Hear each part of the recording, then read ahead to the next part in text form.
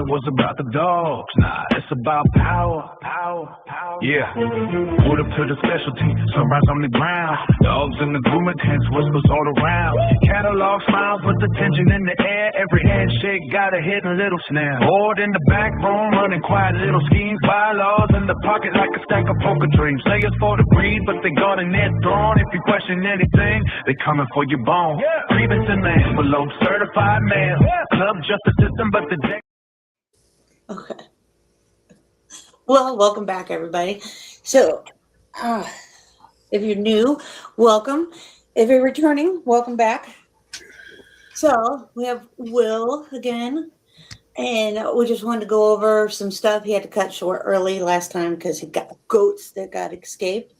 And just wanted to finish up the interview and also just have him on, talk some shit, dog talk, and also go over some comments and stuff like that. So we're just here to chill, another impromptu live. Unscripted. Yeah, unscripted. Just two people talking and all that. So if you have any questions, he's here to talk live and just give you some, answer your questions and just basically talk dogs. Because we don't do that enough ever in this breed or any breed anymore. Nobody's allowed to talk dogs. So that's what we're here to do. But I did want to show that comment because I thought it was really nice. So let me go to my channel. See if I can do that. And go to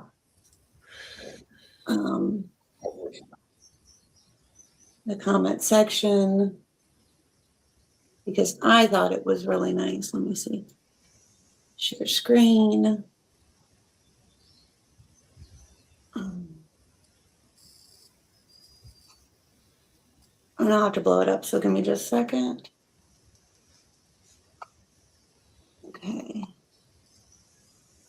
And it was from this guy. Can you read it? Or do I need to blow it up more? If I need a little bit more, please. Oh.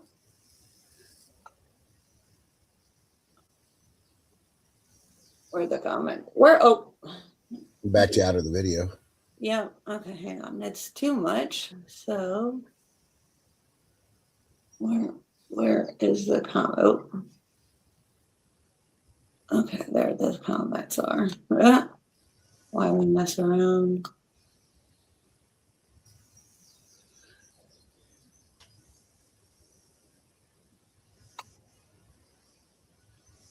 I have to go to your left. Yeah, it won't let me go to my Oh. Once I go too long, too large, it just. I will have to leave it like that. Okay, let's see if I can. All right. So anyway, it's from Nomad IK1. Okay. So so at 31:27, so it's going to take me a minute. I'll have to read all this for you. And which was really good comment. And I loved the comment. I love the interaction. I love the fact that they put this on there. So I don't know who it is, but apparently you do. So they said, an extra payment for breeding rights, I do not agree with. So apparently at 31:27, you said this. It's dishonest from the start for a purchaser and both parties going forward. I think these rights should be earned and not given.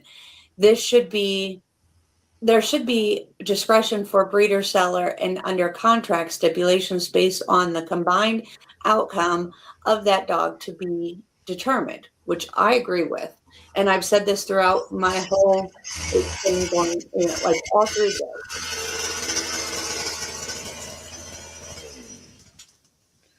Okay. No, that's okay. The AKC Merit program is, in my little opinion, can contribute to registration of dogs that are not of any traditional testament to that specific breed's job or function. I agree with. just because you can pump puppies out and make a few shows a couple times a year and send someone else to do for you for 5 years, then continue to compound on this or issues, that doesn't necessarily mean you should be breeding. I 100% agree. Bronze producing at least 4 dogs to earn AKC titles. Silver produce at least 7 dogs that earn AKC titles. Gold produce at least 10 dogs that earn AKC titles. This does not make a kennel any more prized or better quality. We've all seen what can pass as a CGC or world champion. This appears on any old boys club. If anything, it's probably not helping in the bigger picture and lacking overall discernment. And I agree with all these statements so far. I mean, everything that this person is saying is absolutely the truth. Should breeders' year and experience matter? Absolutely, yes, especially as being mentors or examples. A podium dog is not really a testimony to working ability historically and its function. This is lovely for confirmation, but it's like Willem stated, 33%, and let's not forget they do not require any temperament testing, unlike TCCR. So I'm guessing that's your registry. That's the registry, yeah. Okay. You can register pups with AKC that DNA out at 20%, then anything goes. You've titled 10 dogs in confirmation, and even better, utility over the years, incredible. But those same dogs could be biting handlers behind the scenes. They can bite dogs on the scene. I mean, because this is the thing, your dog can bite a handler, and then you go get 3 judges to agree that the dog's now fine after temperament testing and all that stuff, and the dog can come back to AKC, right? This. So there's a loophole, right? I mean, it gets pulled and all that stuff, and it can actually get disqualified. But as long as you get a CGC and then the 3 judges agree that the dog's fine now, it can come back to showing. So anyway, what did he say? Utility over. She. Oh, is it a she? Okay. Yeah, sorry. that's Candace Albert. Okay. But those same dogs could be biting handlers behind the scenes, completely useless, as in no drive or mentally unstable or nervy, and that carries far longer in genetics. AKC Merit program, right? Not for me. Breeding rights should be earned and decided with your chosen breeder. Set achievements and standards, never because you can buy them. Hide your kennel flaws or influence your way through it. This was so thought out and so well written, you know. It all comes at the cost of the breed. So many scream preservation, and it seems genuine to most, unless you can read the thing. So yeah, I mean, a lot of people hear preservation breeder and right away they think, oh, this person's doing all the right things, but behind the scenes, they're not. There is nothing genuine about CC that doesn't. Corso. Yeah, there is nothing genuine about a CC that doesn't meet or beat its own standard. And so I replied back to this person and I said, I'm with you on all of that, and I will push it even further because this part matters. I do not believe breeders should be charging buyers for extra at all. Extra tail, or ears, tails, dew claws, papers, early training, proper care, show versus pet. These are not luxury upgrades. That is the breeder's responsibility. And the reason I say ears and tails and dew claws is because I think that should be included in your price. It shouldn't be an extra add-on. Okay. So I'm glad that we're reading this so it can be, discerned what I'm actually trying to say here, right? These are the breeder's responsibilities. My puppies don't go home until 12 weeks old. The stitches are out, the ears are cleaned up, the ears are healed, we're posting, all that stuff. This is all included in your price. I don't add on, I don't tack on for these things, right? So, so this breeder's responsibility.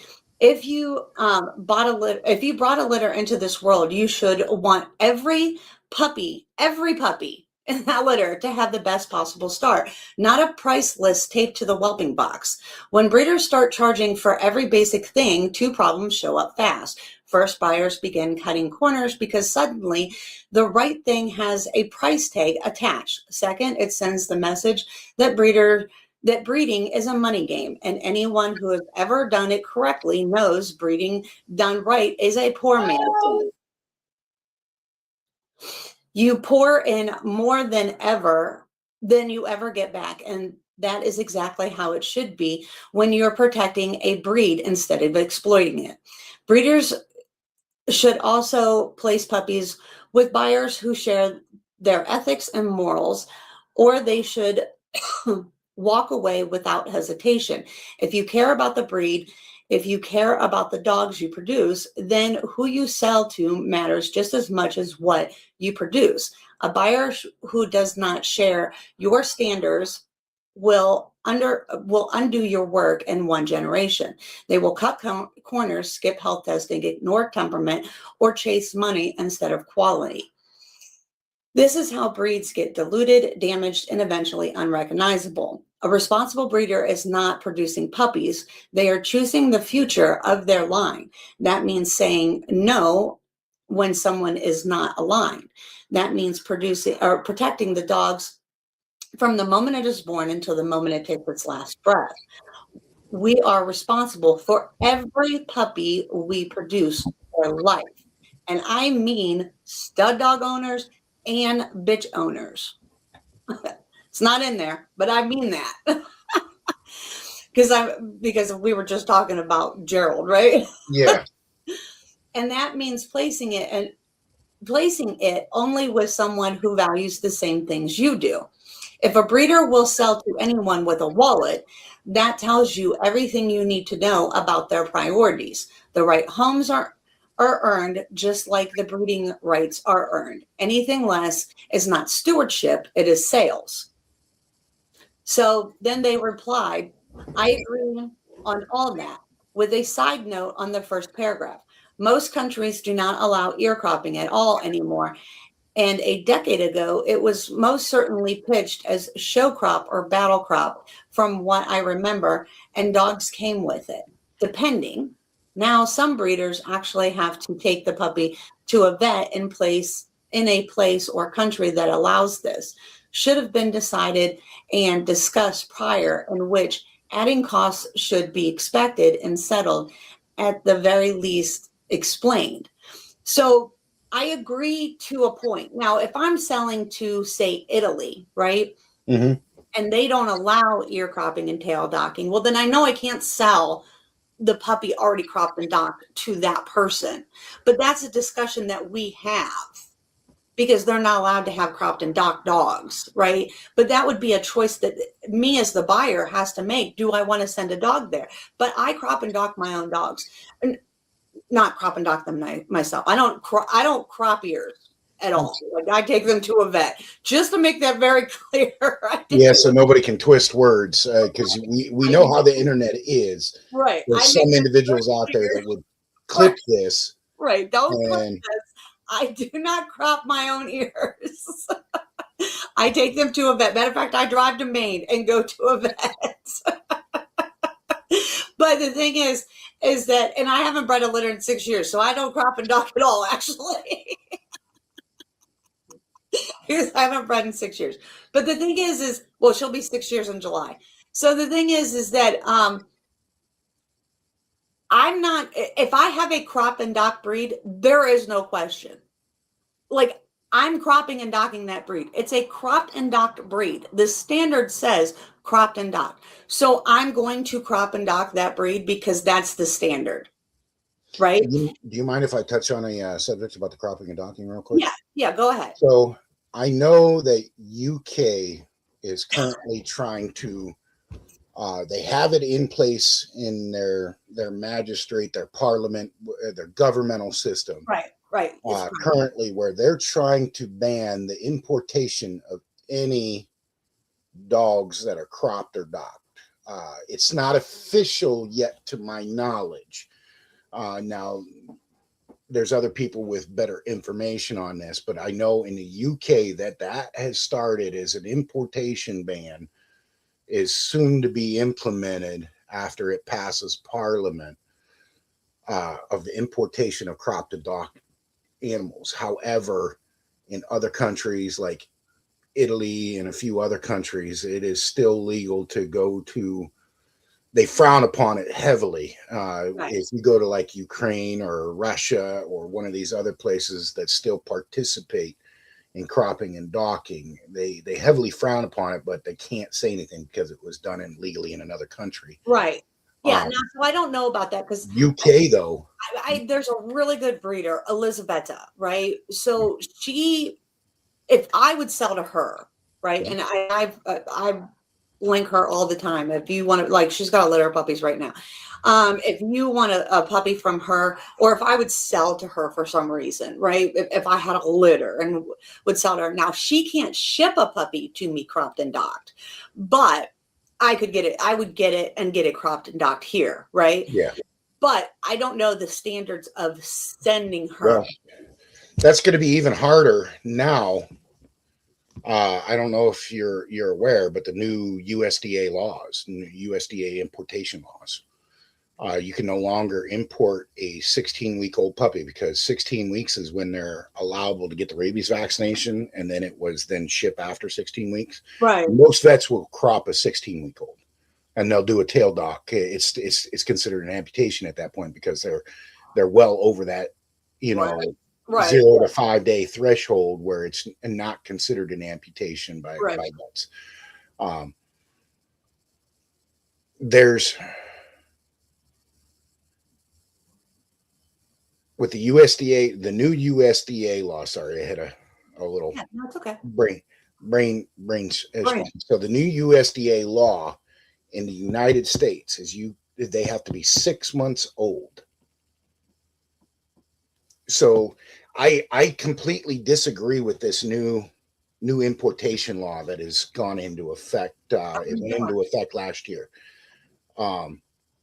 Because first and foremost, you're missing major milestones for training.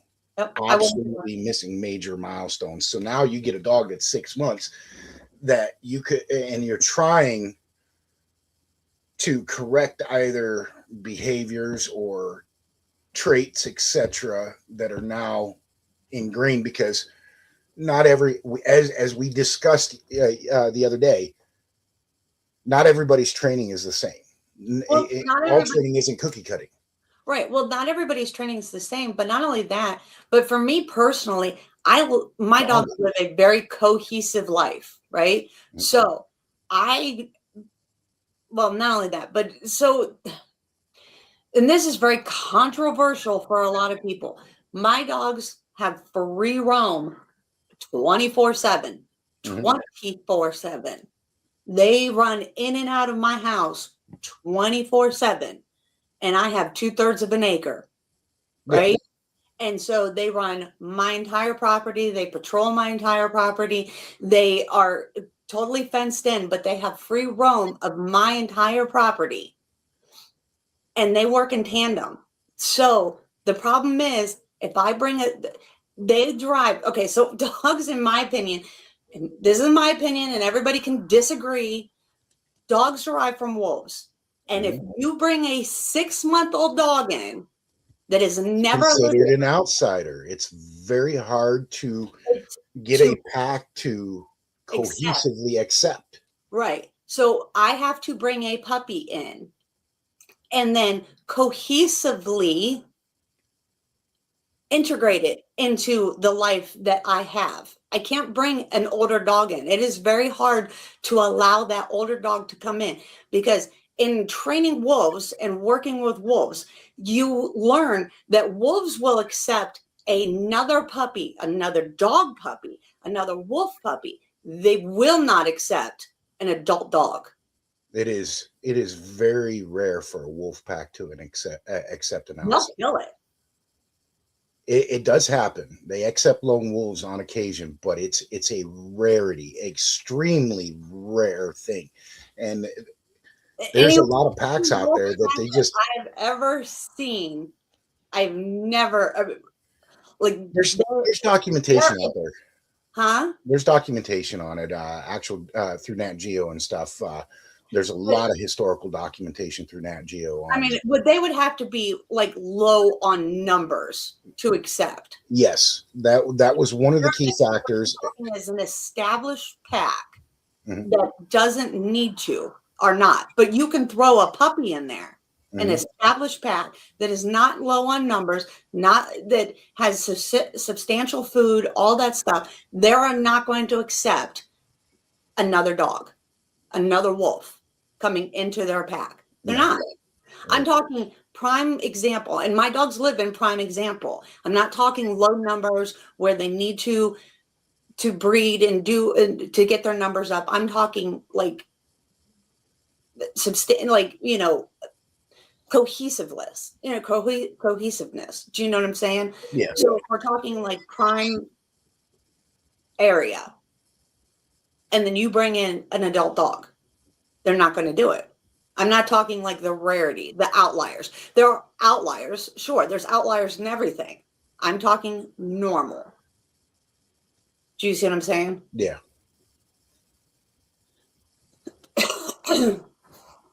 So when you're talking in those numbers, I have to bring a puppy in. And if you can't, and you're talking, then what are you looking for? I mean, it's coming down to the point where there's all these rules and stipulations and government, getting involved in everything that we're not going to be able to own pets. It's going to come a point where I can't even farm. I'm hoping it's not in my lifetime, but it'll probably happen in either my kids or my grandkids' lifetime.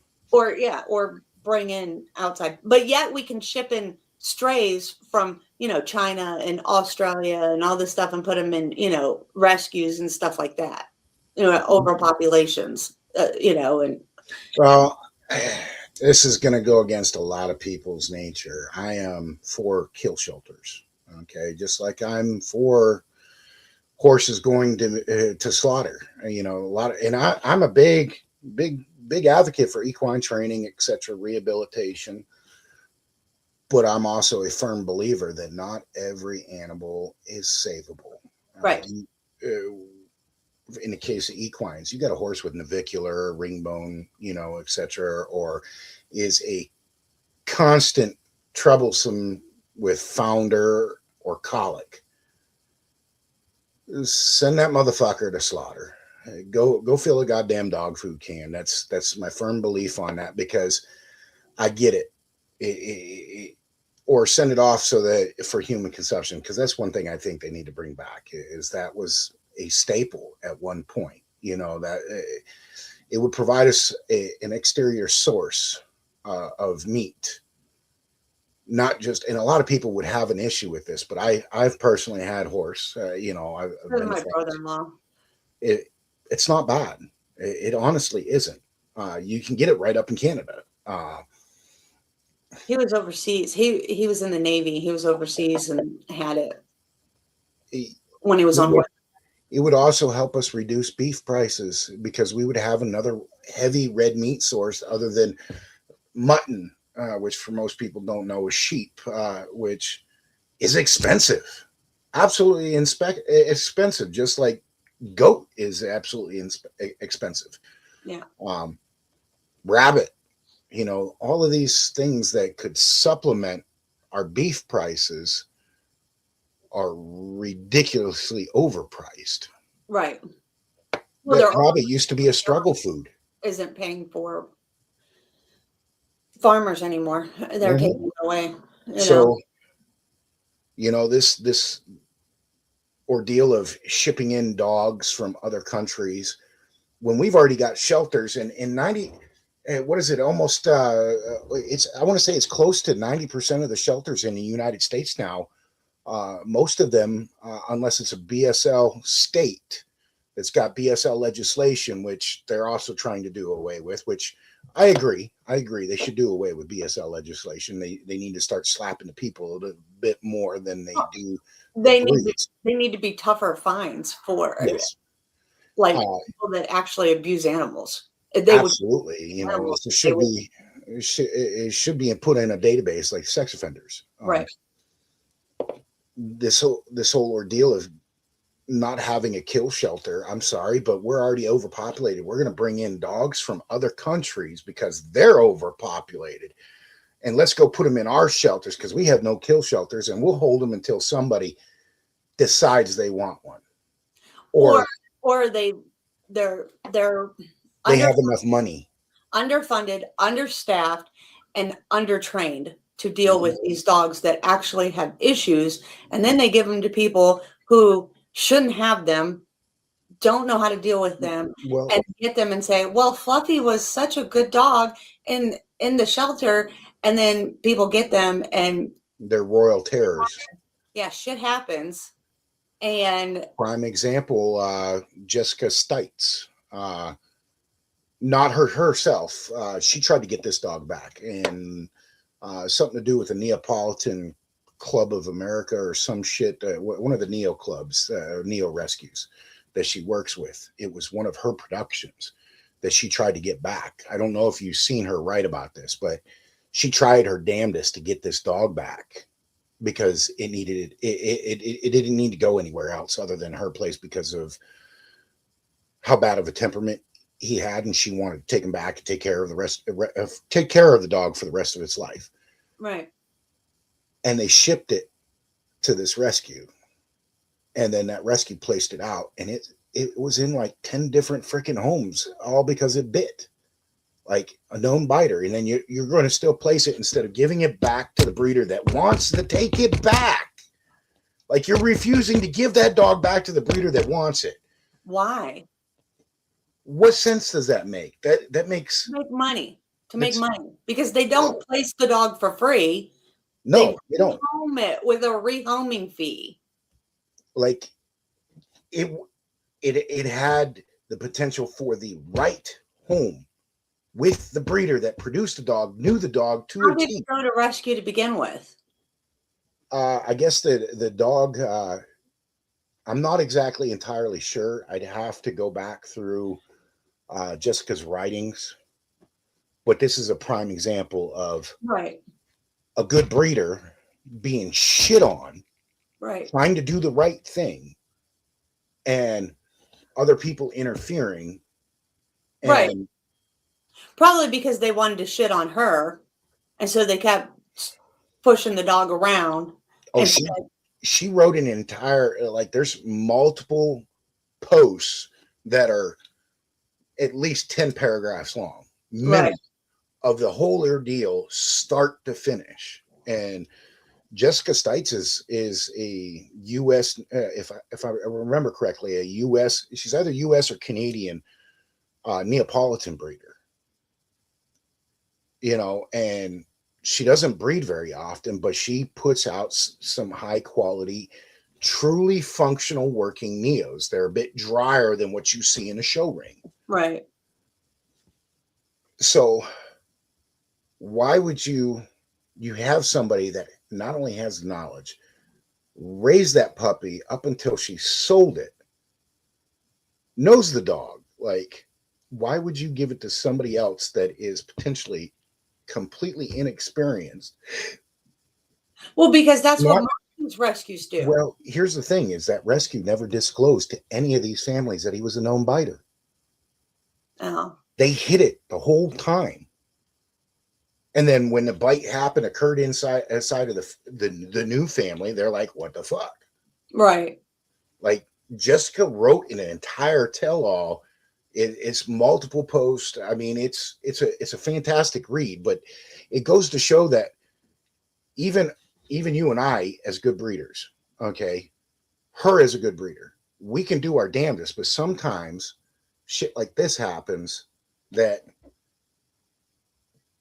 you get slammed for. Hey, look, you didn't take your dog back. No, we tried to take the dog back. This is what happened, ultimately leading to this.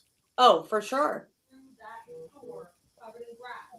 Oh, for sure. Like if you look up, I'm sure if you look up my kennel, it was Savida Dobermans. If you look up my kennel, if you dig far enough back, you'll find I had one problem in all my years. And what I did was, but there's proof in the whole damn thing.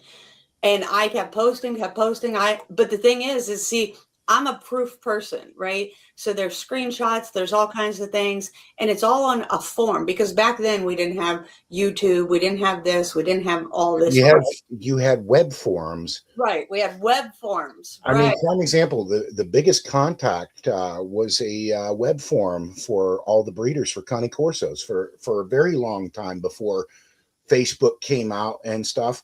That is how not only they advertised, but they communicated with each other, as well as posted events going on with whatever show organization they were going with. Most of the time, it was the Rare Breed Club, one of the Rare Breed clubs. Yeah, the Rarity Club, right?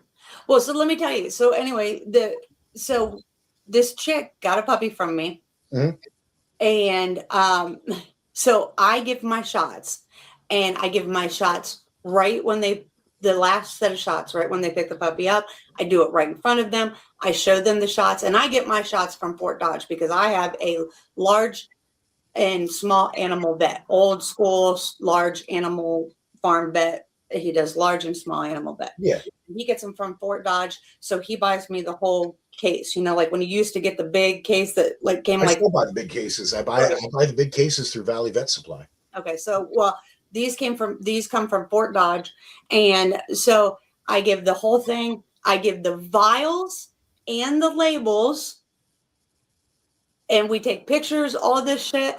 My husband takes pictures of them I do it right in front of the people so they know everything, so they can show the vet, you got your last shots right here. But in their contract, they have to have a vet appointment set up to take the dog to the vet within 72 hours of picking the puppy up. But they also have to notify the vet that the puppy has had its shot, because as a Doberman breeder, you give 5 modified live and 4 modified dead parvo shots, right? In the 7-way, right?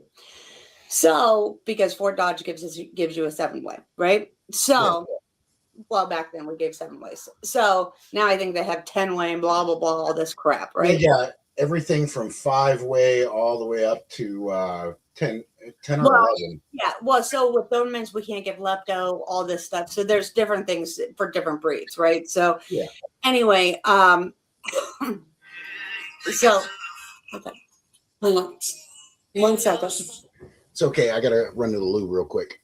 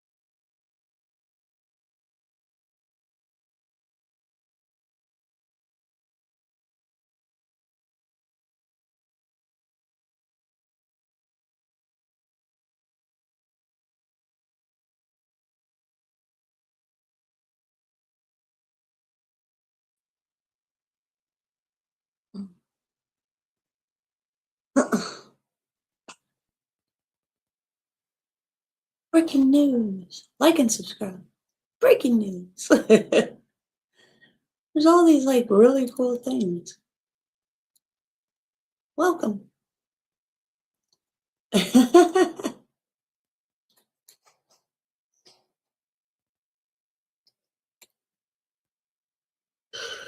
Sorry about that. Okay. Had to go to the bathroom real quick and get a drink. I had to get a drink too. There's like all these cool. Just finished my coffee for the morning. Yeah, I did too. I had to get a drink. There's like all these like little cool things that you can put up. Yeah. This you left off at now some breeders actually have to take the pups to the vet in a place or a country that allows this. Should have decided and discussed prior. Added cost should be expected and settled, at the very least explained. Her next statement: we've always had the expectation of a crop, but it's changed to do not expect it. More of a desire special request than a norm in many places. Which is so weird to me. Like for me, and let me get back to my story in just a second, but because I want to tell you about, like, if you look up my name, what you'll find. I have one instance. If you will dig hard enough, I think you'd have to dig pretty hard. I mean, it was probably 20 years ago now. But anyway, but the thing is like, yeah, like I said, it's a crop and dock breed. Why are you not cropping and docking? You know, now it's like, well, and the whole thing is like when people would call me and say, well, I don't want them cropped. Well, then go get a black and tan coonhound, because that's what you're asking for. It's a Doberman, you know, or if it, you know, if it's a Corso, like even my Corsos, I cropped and docked them. I just cropped and docked them because it's a Corso and it's in the standard to be cropped and docked. Right. So if anybody takes a look at the AKC standard, you cannot show a dog that is cropped and not docked. Well, you can, because Billy Joe Anderson shows hers not really cropped. And she had, well, that's not what I'm saying. What I'm saying is they got their ears done, but they do not have their tail done, and vice versa. Billy Joe Anderson has her own breedings. She doesn't crop and dock half of her dogs. No, that's not what I'm saying. They either have to be fully done, and it's written in the AKC standard. They either have to be fully cropped and docked or completely natural. So natural. Okay, gotcha. Got what you're saying. It can't be half. Okay, is what I'm explaining. It can't be half. So it can't have ears and not tail, or tail and or no tail and natural ears. No, I don't think that's true. It's in the standard. I think AKC. I think it's frowned upon, but I don't think. But see, this is the problem. Mm-hmm. It may say it in the standards, but I don't think fucking judges give a shit anymore, because I don't think judges are even caring anymore. I've only seen either or in a ring. I've either seen completely all natural dogs, because Billy has I think Billy has a male that has ears but no tail, if I'm not mistaken. Well, is that dog a champion though? No, I don't think so. I don't think she potentially has shown that dog, because to my knowledge, if it's AKC registered, let me ask her. Let me ask her a second.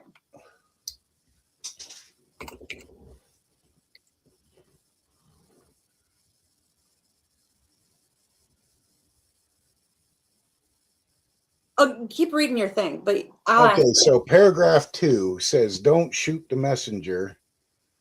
But here comes my other side note. Most people do not have a bloodline. I said what I said. I'm going to stop right there, because that is 100% accurate. There's a lot of people out there that are quote unquote breeders, but yet they don't even have a bloodline started or established. And it takes years to establish your own bloodline. I've been in the breed approximately 16 years, approximately. And I'm just now getting into F3s and potential F4s. I have the potential to produce an F4 litter right now.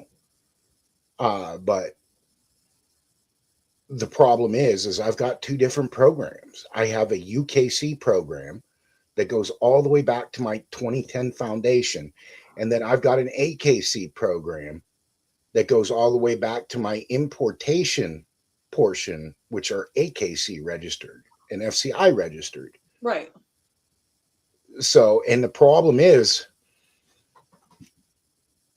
my UKC dogs were originally ICCF registered, and I did not get them into the AKC database before they closed the stud book. So I sort of fucked myself. There's no other way to describe it. I fucked myself by not putting my dogs immediately into the AKC like I should have before they closed the stud books in, I want to say it was July of 2015 or July of 2014. It's one of those 2 years. Right. I'm leaning more towards July of 2014 is when they officially closed the stud books, and they would no longer accept UKC. And then they closed the back door. There used to be a back door where you could cross-register your UKC dog or ICCF dog with FCI, Okay. and then turn around and submit it to AKC and get. Yes, natural ears and no tail. Yes, but is this dog does she have this dog in the show ring? Yes. Daniel shows him. And if I'm not mistaken, he's a champion. They also have this one. I don't know if it's the same one. No, it's a different one. No tail and ears. I think they did it to the whole litter. I don't know. It's not something that I've readily seen. Yeah. She said yes. Are many of them?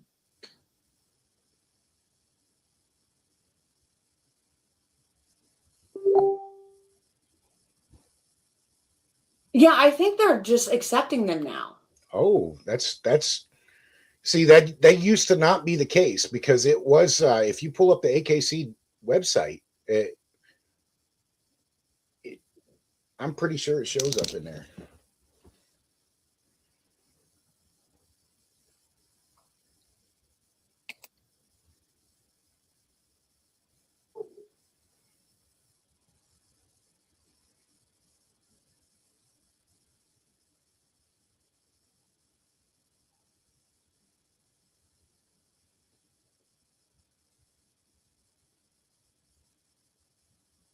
See, this is when he was little. See, he's got natural ears and no tail. This is another one. I'm trying to.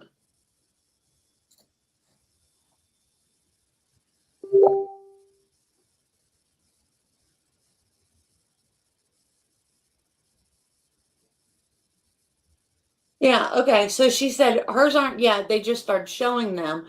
But others with natural ears and docktails that have champion titles.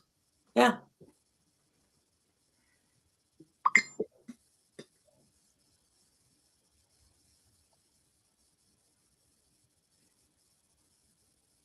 I'm trying to find the actual standard. Yeah. This is her standard bully. Yeah, see, Daniel,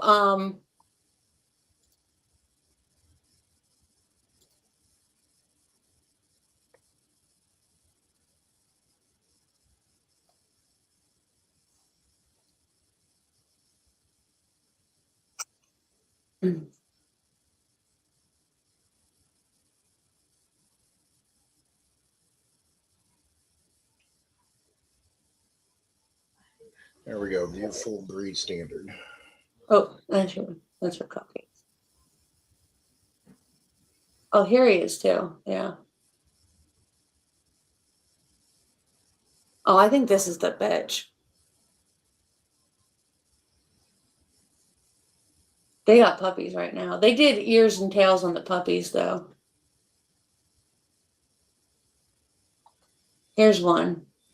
Oh no, this is the male that has he's all natural. Bruiser was young though. This is a year ago.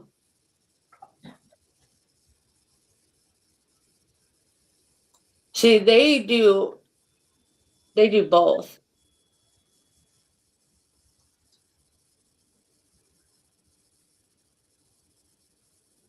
She also has Sphinx cats. I'm so in love with Sphinx cats. I'm absolutely.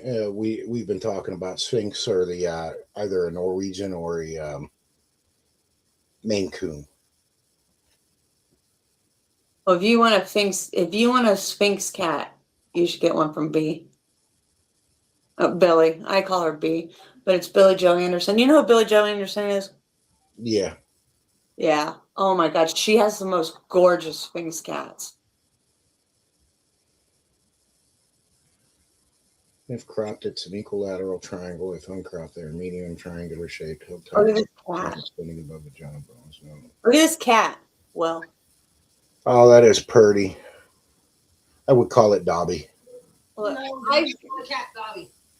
I want to get a cat. I want to get one of those Sphinx cats and call it Scroat. I could have swore it was in the standard. Oh, they probably at one changed point. I seen it there at one point. They have adjusted the standard since then. I know they've had several revisions. I want to get one and call it Scroat. Doesn't it look like a scrotum? Yeah, it does. In the case of natural tails, tip reaches the hock, but not below, carried low, but is neither broken nor kinked, but supple, hanging.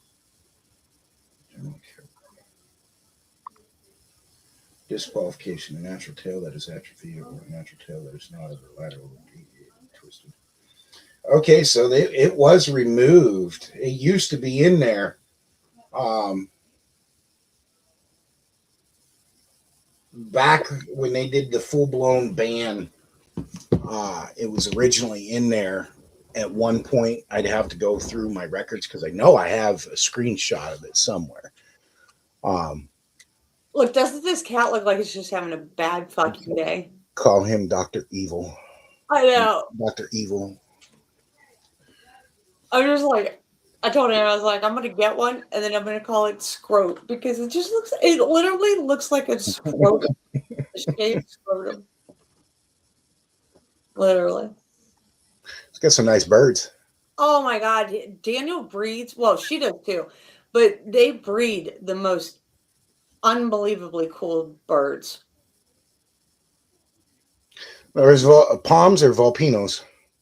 I have no idea what they are. She doesn't say. They just show. No, I'm talking about the palm or... Yeah. No, they're Chihuahuas. She breeds. Chihuahuas. Yeah. Oh, pretty good looking applehead right there. Yeah, she breeds Chihuahuas, Australian Shepherds, Corsos. She used to have a bear dog, literally. But they have peacocks. She just got a and these. Those are the Italian fuck. It's a hound. It's a hound. It's the I want to say it's a Bronchiero. Yes, Bronchiero. Yes.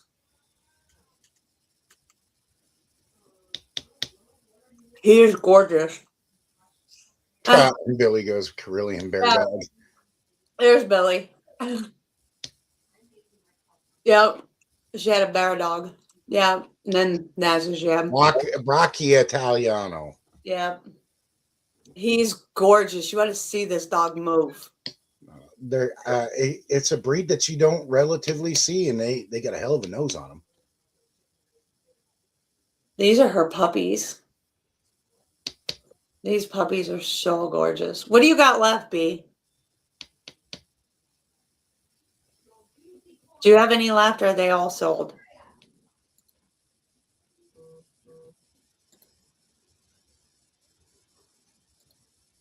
They are little. These are little I puppies. like Yeah. that one's head, the one that just before it had a grilled Oh, piece. yeah, I like Valentino. that one. Is Valentino. Valentino still available? I think. Don't you still have Valentino, or did he already? Or was he already sold? I'll hang on. I'll show you the newer pictures. 3 boys and a girl still available. Okay, hang on. I'll show you the newer pictures. Oh, that is nice. Okay. Is Valentino's?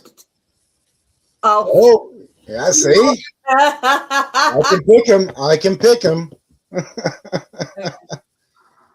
That's him right there. Yeah. Pretty sure that's Valentino right there. He's a good looking pup. It's not a good looking one. I think she's so cute. Oh. It's another good looking pup. They have some nice puppies. I need to learn to stack like that. Valentino, Cupid, and Juliet are staying. Ah, Which one's Juliet? Is Juliet the one you were working with gluten on? No, I don't remember. She had one that she was testing for gluten. That bitch would pick up gluten like that. I'm trying to find a dog that does gluten detection. Santa, Benny, Rico, and Serena are available.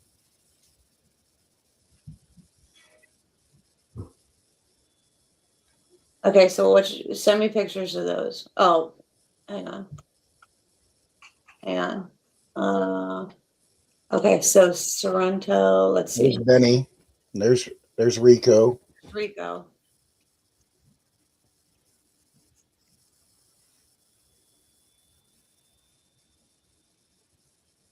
Okay, Stella. She went to Puerto Rico with a handicap owner. That makes sense. Okay, so Sorrento, look at that footage. Okay, let's go back this way. So They're cropped now. they have their ears cropped now too. Yeah. Okay. So there's Benny. So that one's available. That one's not available. That one's not available. That one's not available. Not available. That one's available. That one's available.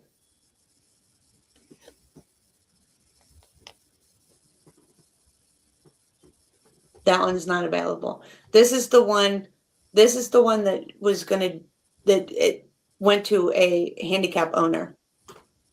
Good looking female.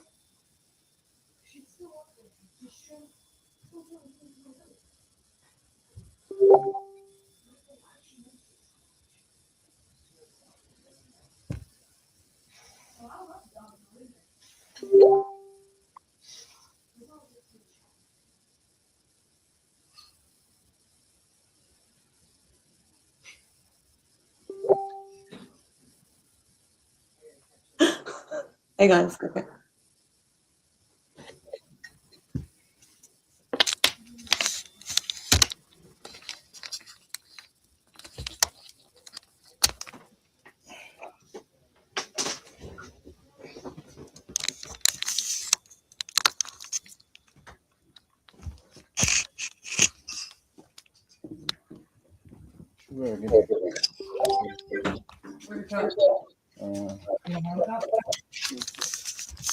No, it's next to the sink. I rinsed it out.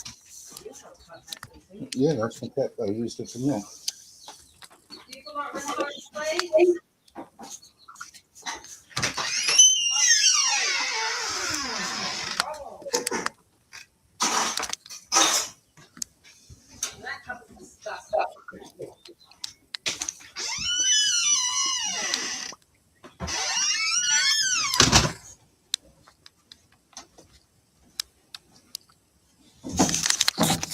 He's okay. What did she say? Okay. I have to tell people quit messaging me. Stop messaging me when I'm on Facebook because it can come up and it shows you. Okay, so he's in a wheelchair. He flew from Puerto Rico, North Carolina. Aw, good. I'm so glad. It's always good when you can get a dog to go in a home like that. Well, what's really good is that she got a good home. She's really sweet, but they're spicy. Spicy. Is this not the cutest thing? I love these pictures. Look at that face. I mean, look at both their faces. So cute. Sorry, B. Showing your kids them. I hope you don't mind showing your kids. Look at these faces, though. The mean mugging. So cute. Okay. Sorry about that. But anyway, if you're interested, so this is, if you're, hang on, go back to her page. If you're interested, this is her profile. Get a hold of her for. She's got four available. Yeah, she's got 4 available puppies. You got Santo, Benny, Rico, Yeah. excuse me, Rico, and Serena. Yeah, get a hold of her. She's got some nice puppies.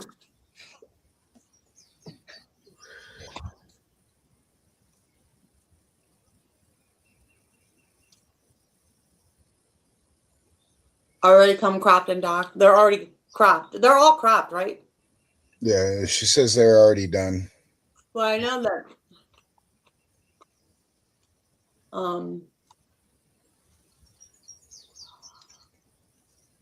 I tried to go to this to look at it and it wouldn't bring it up. I wanted to see that dog. That's a new upcoming breed. It's going to be the next thing since sliced bread. Yeah. I guess that's going to be everybody's new fad is the Chinese red dog, just like that other Chinese dog that looks like a combination of the Shar-Pei / the Zolo. Yeah. Look at the muscle in that chest. Mm-hmm. Yeah. Okay, so they all come cropped and docked. So get a hold of Billy. Her name is Billy. I call her B, but her name's Billy. So get a hold of Billy if you're interested in any one of those puppies. They are cute as shit. And she'll send you what puppies are available. They look nice. Nice puppies. And they're used to kids. She's got 2 kids. Well socialized. Yeah, well socialized. Daniel's a handler, so they're already used to being handled. And she's got a lot of animals, so they're used to being around animals and all that stuff. Look at that. Stacking on the table.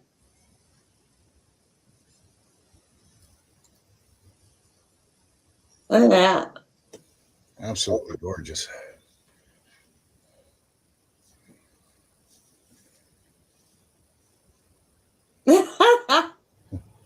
Her face is so cute.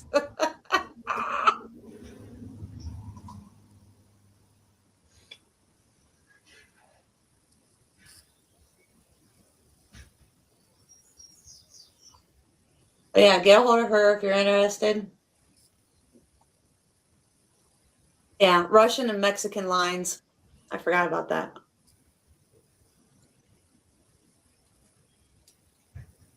I take it Rojas for the Mexican lines. Yeah. But here in the United States, so. Nice looking, well put together dog right there. This is your champion, yeah, B? I'm a big fan of Roy's lines. They add a lot of. If I wanted to add more bone and substance to my program, I would definitely import from Roy. He's got a lot of substance. Even though he got to start from Scandifio, he has developed his own bloodlines. One of the few breeders out there. He's not a champion yet? I thought he was a champion. I don't know. He's got a name that fits him accordingly.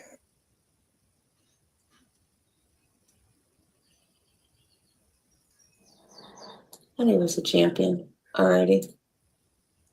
Yeah, Bruce. Yeah, this dog that you like is 100%. 100% El Mezcatal. Yeah, For this dog. anybody that doesn't know, that is Roy Rojas. He is. I have to say, he is he's like us. He has no filter. He tells you where the bear shits in the woods, literally. He don't beat around the bush. He's a no nonsense kind of guy.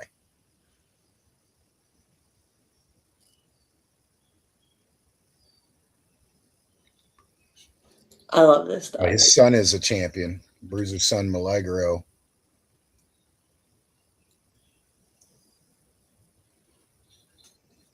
Look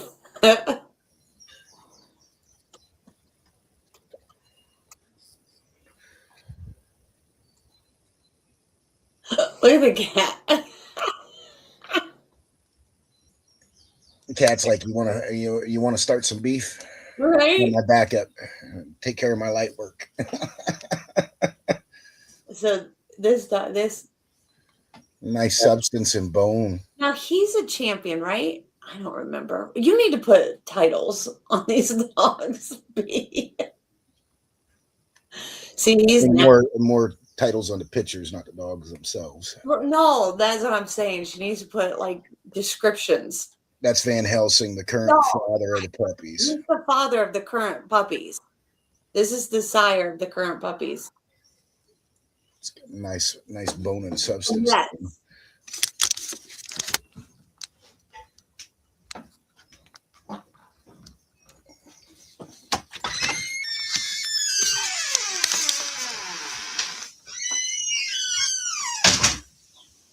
Van Helsing was with the cat. That's Milagro. Okay. Okay, so, and he's a champion. The movement. Okay, the movement picture is Milagro, and he's a champion. See, so dogs that are not cropped and docked can still be champions. Yeah.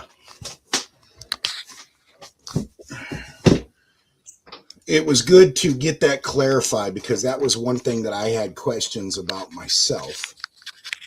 Because for a very long time, I was under the assumption that you could it either had to be fully done or not at all.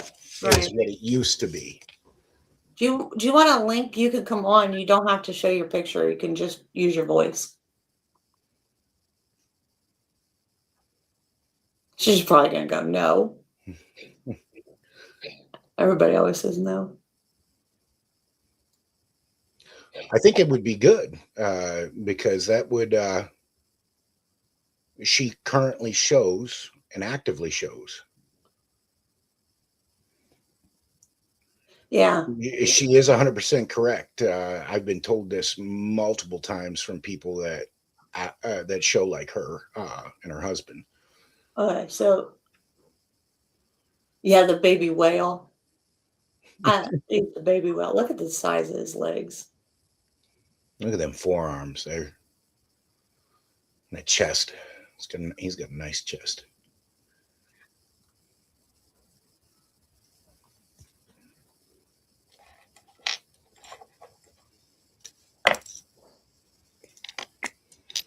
Yeah, he's only 17 months old here.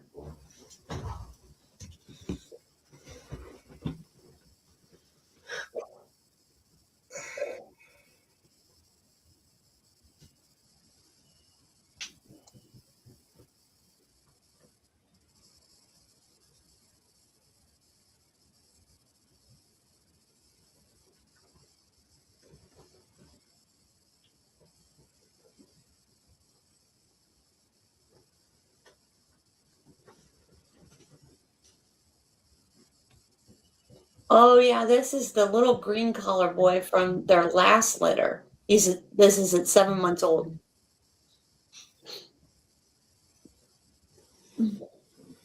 What I love is the nares.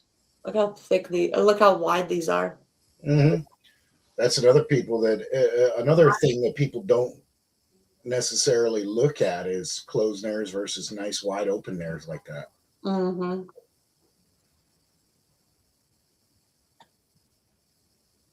Mm-hmm. This is a Neo they're showing.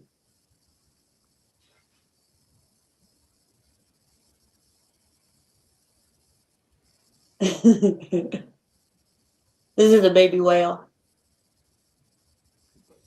This is when he became a champion.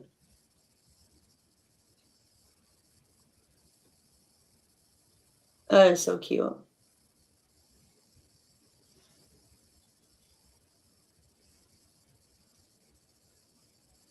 That's a good picture.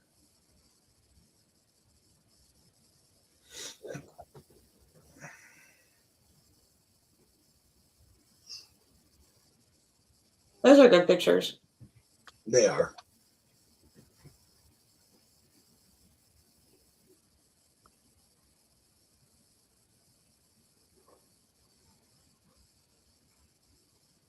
This is that this is the Almascal dog. I'm so bad with names. Mescatal. Oh, Mescatal. Yeah, but this is Brutus, right? Or Bruiser. Bruiser. Ugh. So you can see his movement. Look how pretty. That's Daniel. Yeah.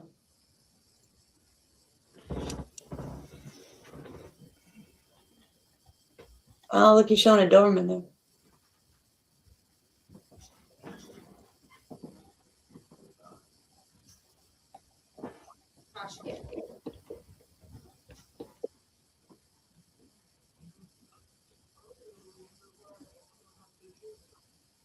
See, they have Aussies too.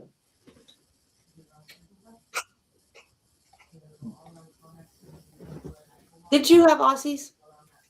I had what were called Texas healers. I've had full Aussies in the past, as well as full Australian cattle dogs. But I also had what is called a Texas healer. For a long time, I ran Texas healers, which are a combination. They're half breed basically. So they're half Australian cattle dog, half Australian Shepherd, and it's classified as a Texas healer because that's where it was bred and developed, is in Texas.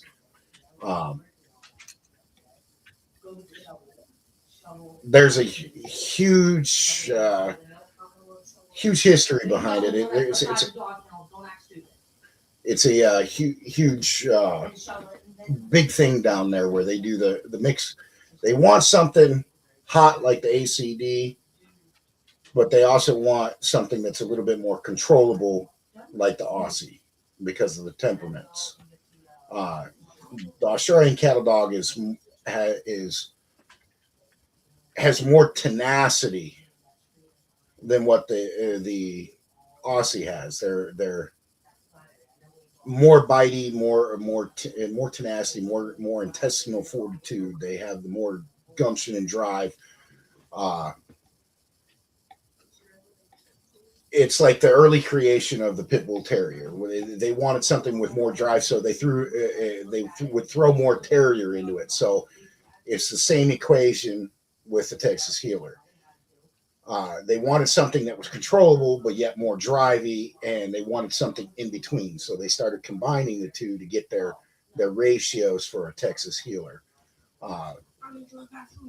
They look at the dogs.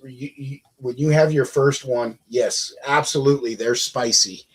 I sent you a link, B. You can come on. You don't have to show your face if you don't want to. All you have to do is just talk. If you come on and you don't want to show your face, you can have a thing and it'll just look like this. So you can still hear you. That way you don't have to type everything.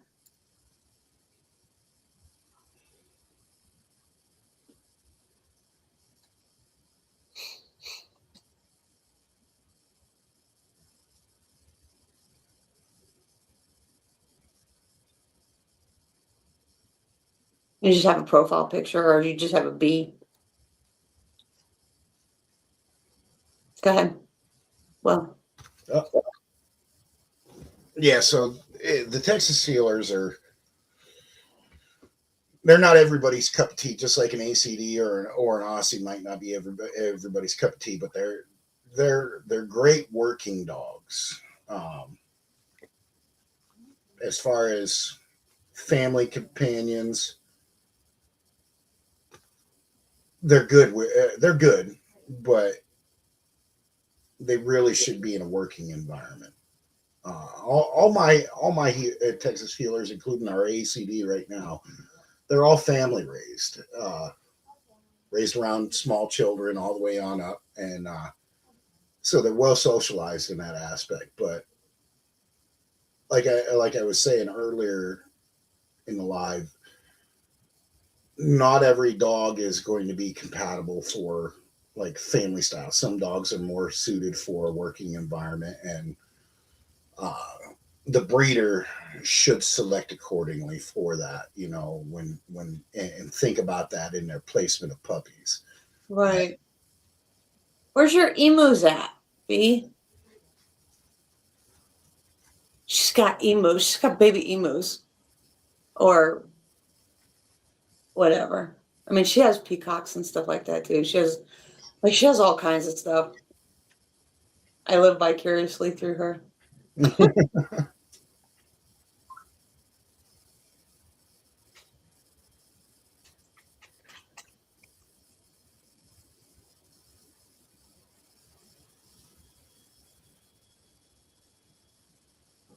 These are all the babies are sleeping, but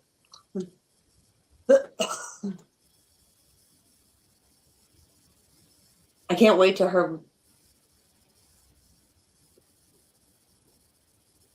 emus start running around. You ever see those things? Mm-hmm. They're chilling. Well, where are your pictures? I can't believe you don't have pictures, like where they were little. Didn't you put pictures up?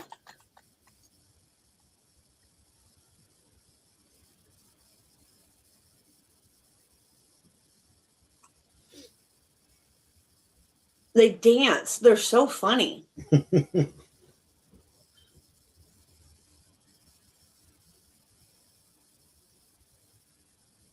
I can't wait to see them. Anyway, go check her out if you want to get any one of the puppies or whatever, but because she's got a couple available. And she's in South Carolina, I think. You're in South Carolina, right, B?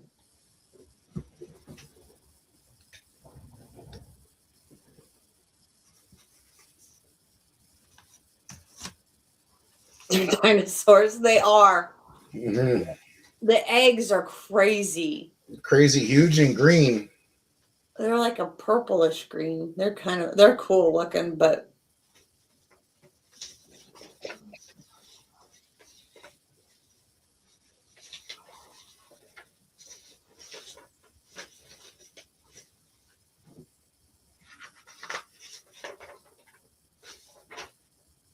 North Carolina. Okay. I knew it was one of the Carolinas. She's in North Carolina. But yeah, get a hold of her. Okay. So, oops. Need to share this. Okay, we'll go back to what this person said too. Romantica 1. Yes. Well, thanks for I don't remember their dinosaurs. Yes, North Carolina. I'm gonna have her on sometime. I'm gonna have B on sometimes because they do a lot of showing. Daniel does showing. He's a professional handler. They offer a lot. They do training and all kinds of stuff. Get your dog ready for shows and offer a lot of really cool things. Daniel, by the way, and everybody should know this, was the one who got Andrew Gene Grecchio started in showing dogs. It should be known to everybody. They'll never give him credit, but he did. But anyway, they offer all kinds of stuff. How, training your dog, getting it ready for the shows, all that stuff. But Daniel's a really good handler. And they're So not too far from me. yeah, they're really good. And they're a good pair to get your dog shown. So if you're near them or want to get your dog, they've taken dogs to, you remember Twister? The Connie Corso Twister? No. Went to Westminster. Daniel's the one that actually showed her. Nice. Yeah. So, that was years ago. But came out of Italica. Okay. So, he's a good handler. We have to specify the legitimate Italica. I didn't know there was another one. Yes, there is one out of Buffalo that was using Italica's name. There is a woman up in Buffalo, New York, who was using Italica's name. Well, isn't that Billy said no, he didn't show Twister, he showed Josie. Josie? Oh, well.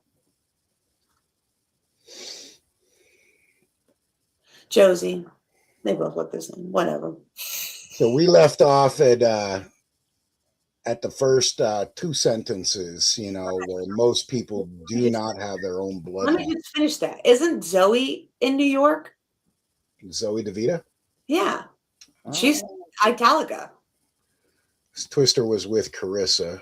Oh, okay. That's right. You're right. Thank you for correcting that. I do believe she is, but don't quote me on that. Yeah. Billy might be able to answer that. Correct. No, She was bred by Joe Havorka. Yeah. You are correct. See, it's been so long ago. The Italica lines, right? And the one up in Buffalo was running on Bella Italica Amore. Oh. At one point, and she was calling her kennel Bella Italica. Oh. Or Italica Amore, one of the two. Okay. But she shortened it up to Italica Kennels and that kind of stuff. And that she changed her. I noticed that she changed her name on Facebook because I came across an old post and I was like, who is that commenting? And then in one of my comments, I wrote Bella Italica Amore because we were having like a huge debate on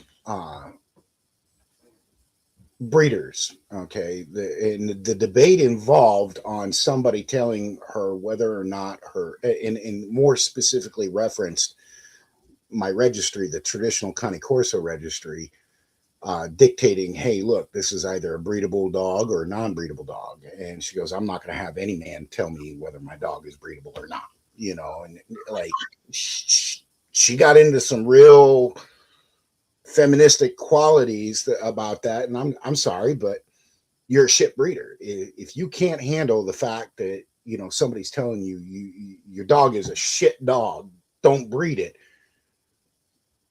Like,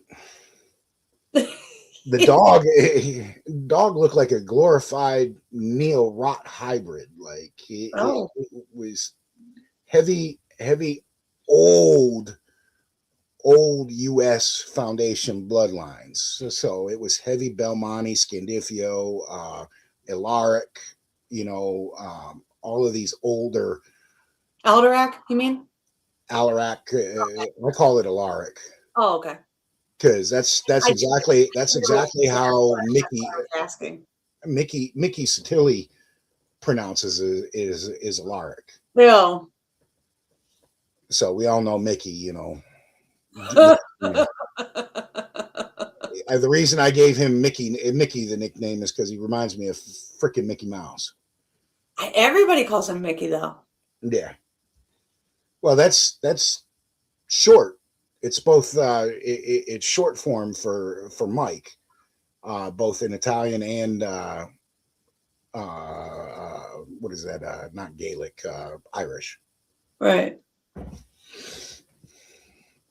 Well, Well, going anyway, into this, yeah. Well, let me just say. But anyway, with Billy, let me just finish that up. If you guys want to get a hold of her, you want to get a hold of Daniel, you can go through Billy and all that stuff, or contact Daniel for any kind of training or anything like that, or to look at one of her puppies and stuff like that. I just wanted to finish that up before we moved on.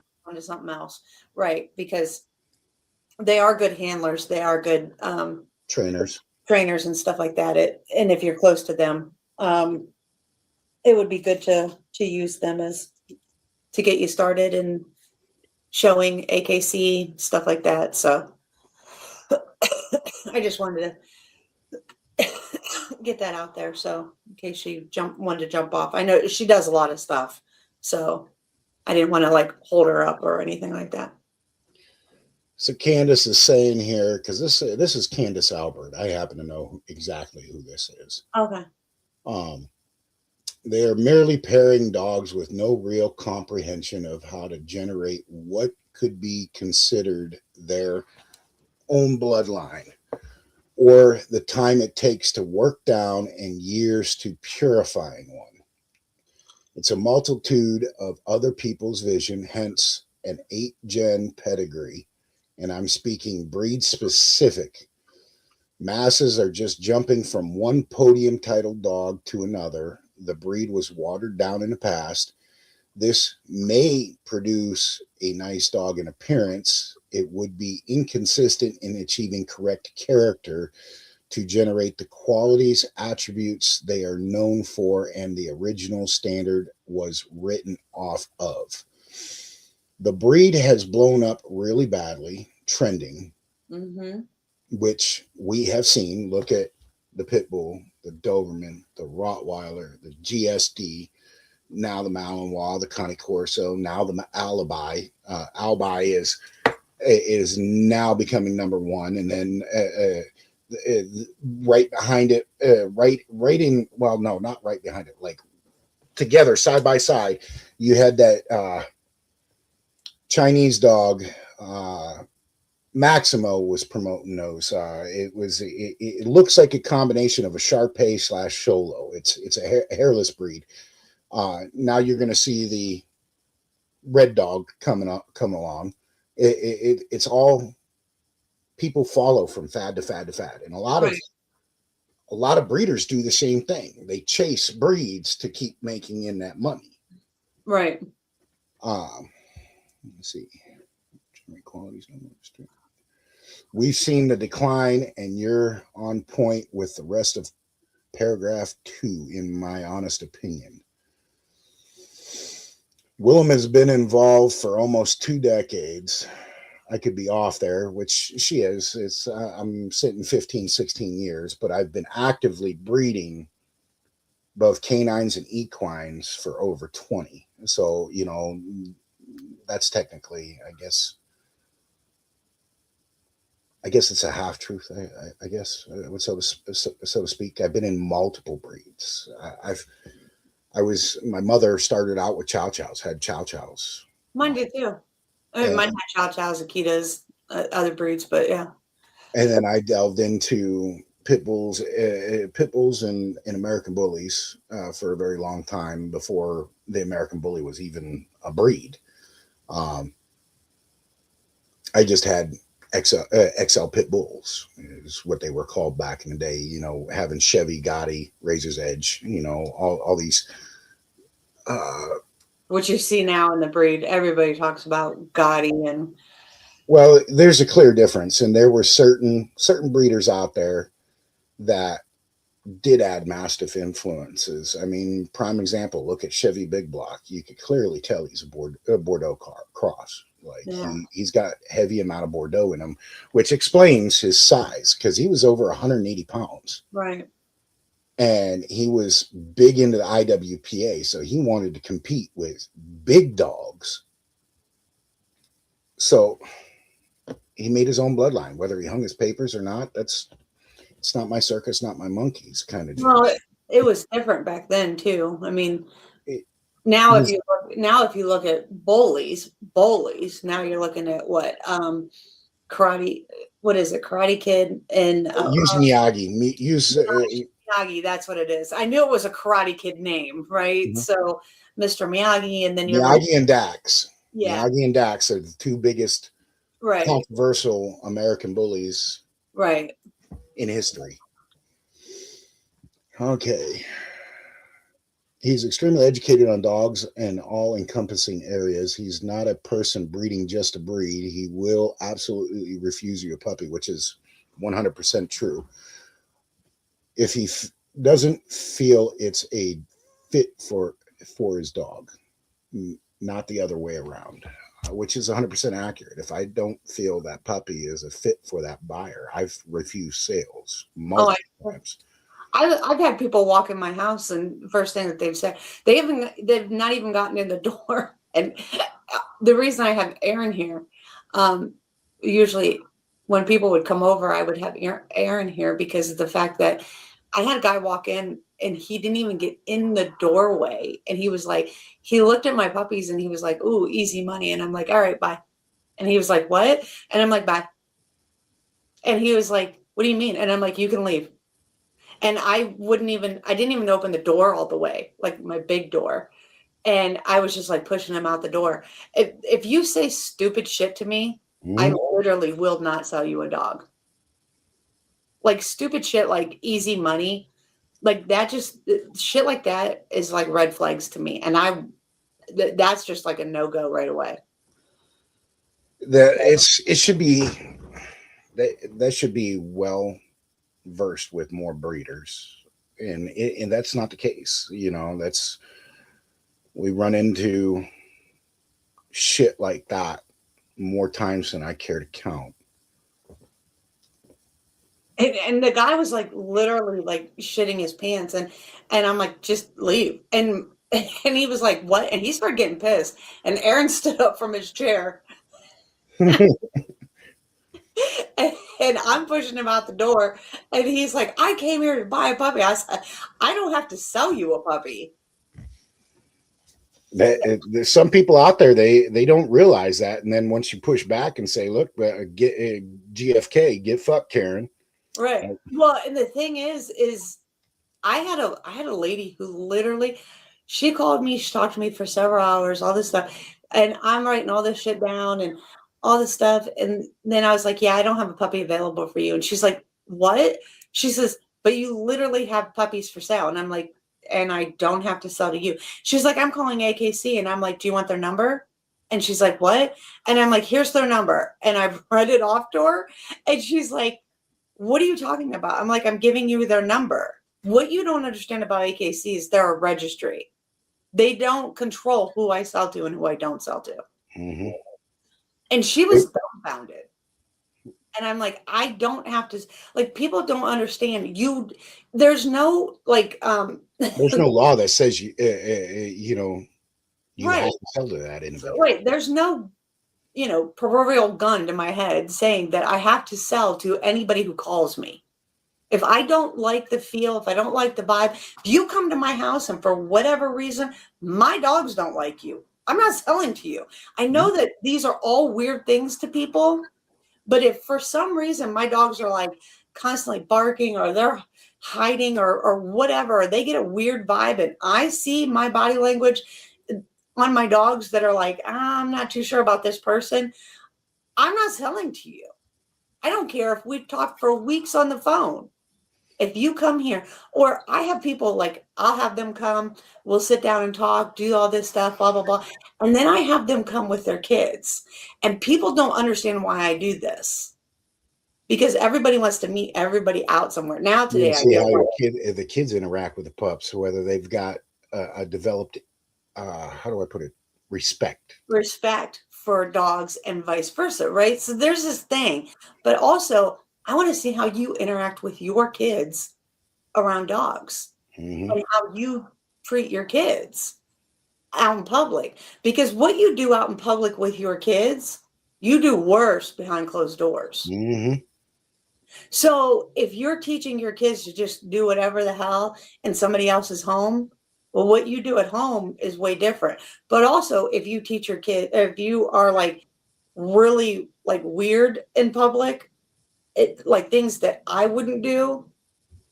I can't imagine what you do at home. Exactly. Do you know what I'm saying? Mhm. So like, and I'm just not going to go into detail about all that Yeah. stuff because I don't think people should know. Like, I think that as buyers, we give clues how to act. So now people know how to act. People know the words to use. People know what not to say. People I'd know. much rather not clue people in on this and prospective Right. buyers, because then that gives them a loophole that Right. they can Well, create a fallacy. Right. Well, because now buyers know how to buy a puppy, right?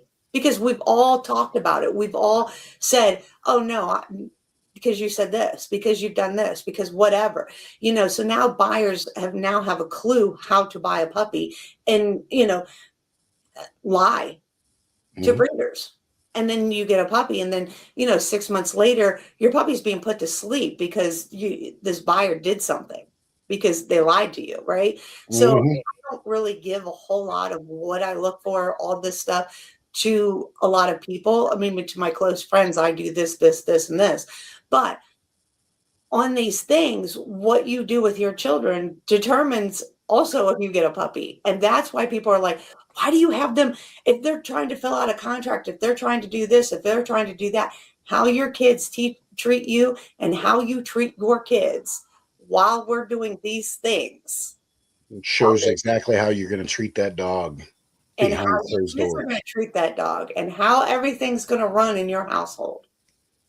If Which you're then, letting your kid run all over the place and be mouthy and disrespectful, or that's a real big turnoff. My wife has turned around and told people, "Get the fuck out of here."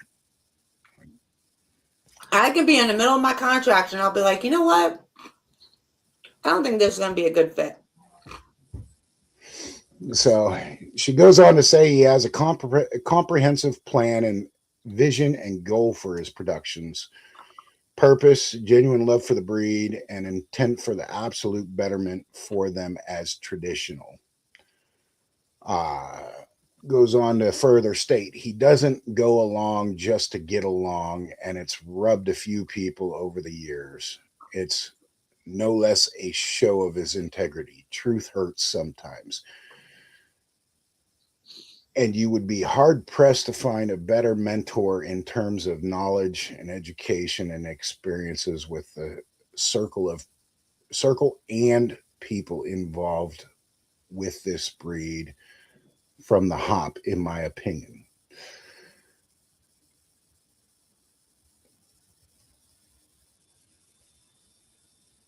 I would have to disagree with this statement. I am 100% positive there are better people than myself to learn from. I don't have all the knowledge. There are much better people suited for that. I just have a bad habit of speaking my mind and sticking to my guns, so to speak, proverbially, so to speak, uh, in that aspect of my beliefs. I have firm beliefs in things. If you have, I'm a big firm believer. Every animal has its purpose. If it does not have a purpose in your situation, there's no need for it.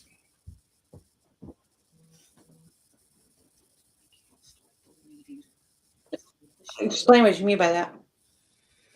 Give me one, just 1 second. I gotta go start a weed eater real quick for my son. Yep.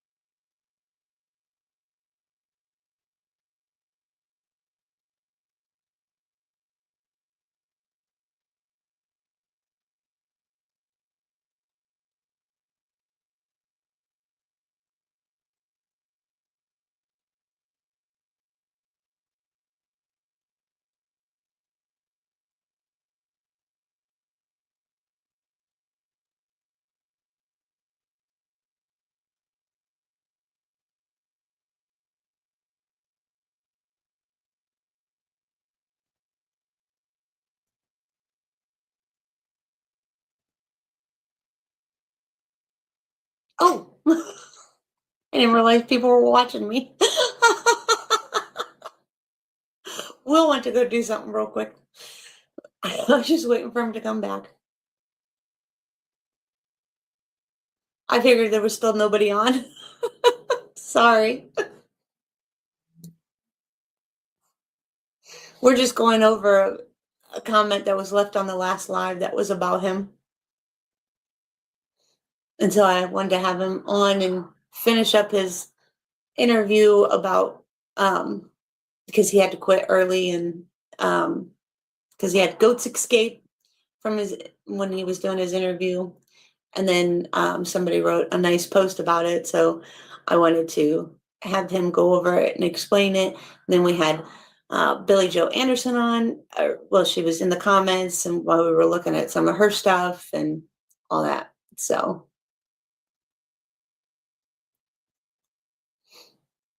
I was just waiting for him to come back. And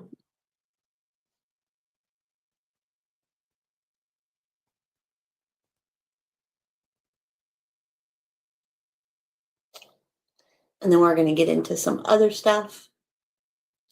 So he's just waiting. And he's back. Sorry about that. The weed eater was giving Okay. issues. It's okay. I was just sitting here typing, thinking still nobody wasn't watching. We've had people jump in and out, and when you left, it showed that nobody was watching. And I'm just sitting here typing messages, and I look up, and there was 2 people sitting here, or 2 people that were watching, and I was like, "Oh!" So I was trying to explain what we were doing. They were probably like, "Why is this person sitting here just typing?" Thank you, sweetheart.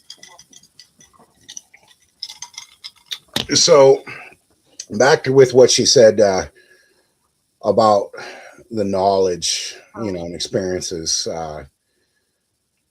Like I was saying, there's far better people for mentorship. I have no problem guiding people, giving people knowledge. I've even had people that have not bought puppies from me contact me, and I've given them, I guess you would call it a mentorship, the do's and the don'ts, what to look for, what not, what are red flags, etc. Or, hey, look, I've got this puppy.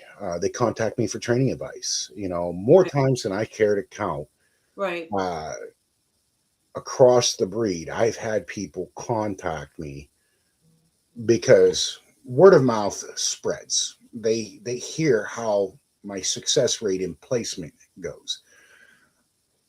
My buyers are not sitting on forums going, hey, I've got this 8 to 15 week old puppy that will not house train. I can't get it to house train because why?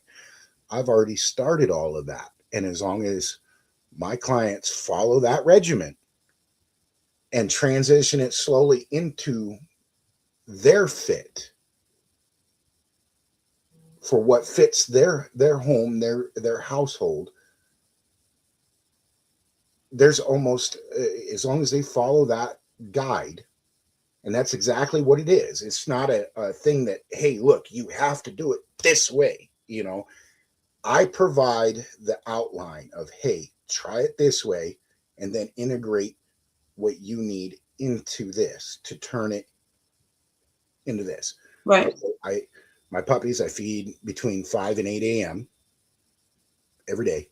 Right. Same with my adult dogs. And then I feed between 4 and 6 p.m. in the evening. I do 2 feeds.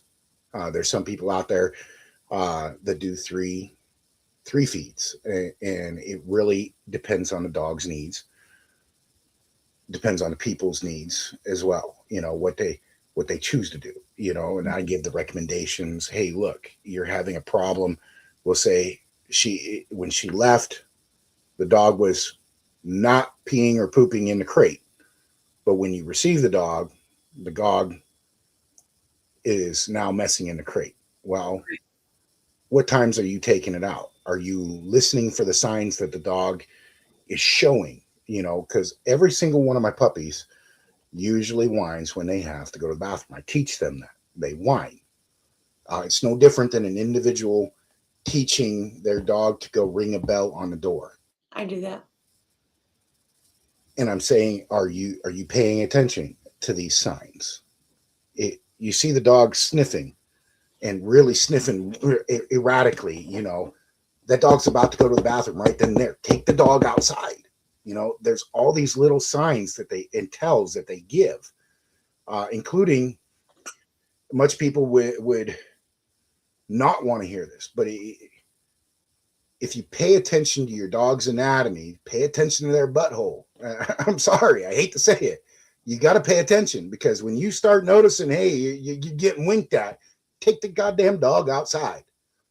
Well, you can also set up on a regimen, you know, if your dog, I mean, if your puppy eats and, you know, it gets up and it starts running around, you know, 15 minutes after it's done eating, just take it outside.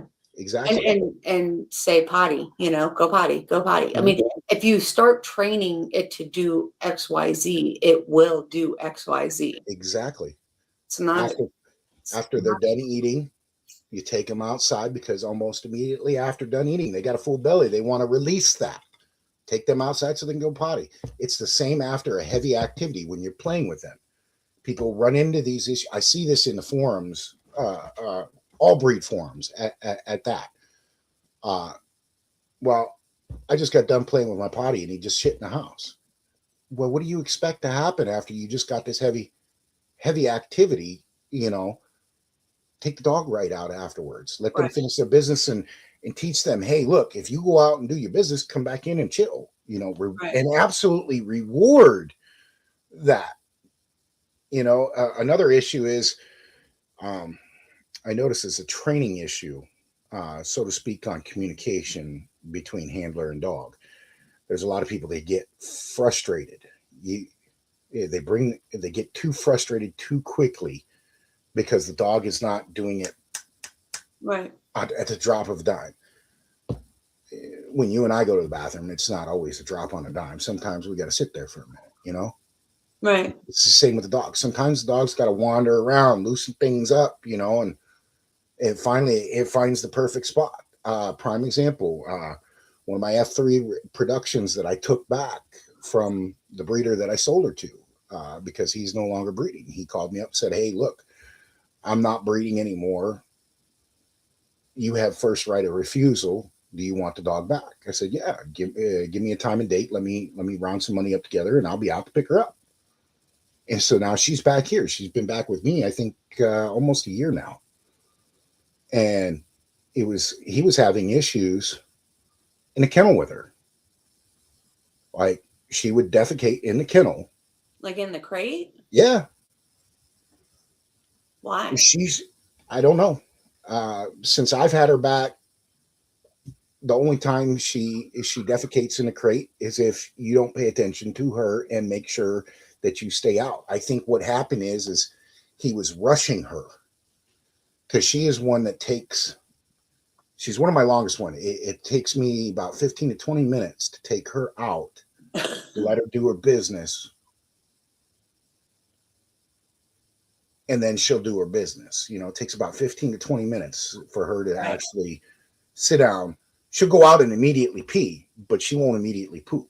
Right. She likes to go out and she'll get her drink, go do her business and pee first, and then she'll come sit at my feet. And I have to, this is a dog you got to ignore and walk away. Right. And eventually it clicks. So the time frame has gone from a 40-minute time span to take her out to make sure she fully relieves herself to fix this situation. And we're down to 15, 20 minutes. Right. You know, she's clicking and everything. And the dog's approximately, she was born 2023. So she just turned 3, this is July 2023. So she's, I had 2 litters that year, July 2023 and then August of 2023. She's part of the July litter. The time frame is reducing. That's all the more I ask. She's 3. She'll be 3 this July. She's not on a schedule. I mean, like she's 3 years old and she doesn't like have like a schedule she likes to go. I'm not sure I understand. I have her on a schedule, yes. I won't, because my dogs, I mean, I can tell you, my dog's at 10:30. Oh. Here's your person. Like the whelping yeah, that's Candace. This breed was already exploited, populated, and set back. You're speaking generally, and I meant breed specific. Yeah, okay. So Candace, I've bred 2 different breeds, which makes it difficult too, because I talk in generalization because I've seen it happen in many different breeds, right? So I used to breed Dobermans before I bred Corsos, and I've only bred 2 litters of Corsos, and then I quit breeding just because this breed is so exploited. This breed in particular is so exploited. And I bred Dobermans for 23 and a half years. So when I talk, I pretty much talk about both breeds. And so it's more generalized than just specific. But yeah, so I get where you're coming from. Absolutely. And I agree. And I think that as a breeder, I talk in general because I think it happens across all breeds. And anymore, when you look at, I haven't bred a litter in 6 years. And the reason that I quit breeding was because in general, I think that people just aren't good breeders or buyers anymore in general. Are there good breeders and buyers? Absolutely. But in general, it seems like TikTok and social media and those things have made exploiting breeds the norm. And everybody wants a puppy, especially since the boom of 2020, right? Everybody wanted a puppy because, well, they were lonely, because we were all locked up. And then everybody became a breeder and everybody became an expert. And that's just how it went. And absolutely. And I guess that's why I only made this channel like 2 months ago, because I had a group, and I still have that group, but nobody wanted to talk. Nobody just wanted to sit down and talk. And I had a really, really good mentor in Dobermans. And this is what I was talking to Will about, is that I had a really, really good mentor in Dobermans. And she passed away in 2020 and suddenly. And it was devastating because we used to just get together and talk. There was a lot of us that would just get together and we would just talk dogs. We would bring our puppies, we'd bring our dogs, we'd sit and have cookouts, we would just whatever, and we would just talk dogs. Nobody wants to just talk dogs anymore. Nobody wants to have a conversation. Everybody's enemy. Nobody can just have a conversation and just pull together and just talk dogs like we're doing now, where you can just sit down and have education. You can't even grade dogs anymore. We used to grade puppies, and we would have handlers and judges and breeders and puppy buyers. I mean, just pet buyers, people that just had dogs, and everybody would stack dogs up, and we'd do all this stuff, and we'd look at dogs, and people didn't get the accolades. And this is what I was talking about before, and I've talked about this to other people, but the people didn't get the accolades for the litters that you had. The dogs got the accolades because they were the ones that were producing these litters. I mean, yeah, we all put them together and we looked and we searched and we did all this stuff to make these litters, but they were for a purpose. There was a reason why we had these litters. We weren't just willy-nilly throwing, like, Joe Blow down the street had a bitch and I had a dog, and we threw them together just to have puppies because we were going to make $1 million. We're going to catch that bag, right? All these stupid terms that everybody's coming up with. And we didn't call ourselves the Godfather or the master of this or the whatever. We didn't give ourselves the accolades for the dogs that we have. The dogs got the accolades. We opened magazines and we were like, oh, do you remember Volt? Because he produced He produced these because he was the dog that actually could reproduce himself.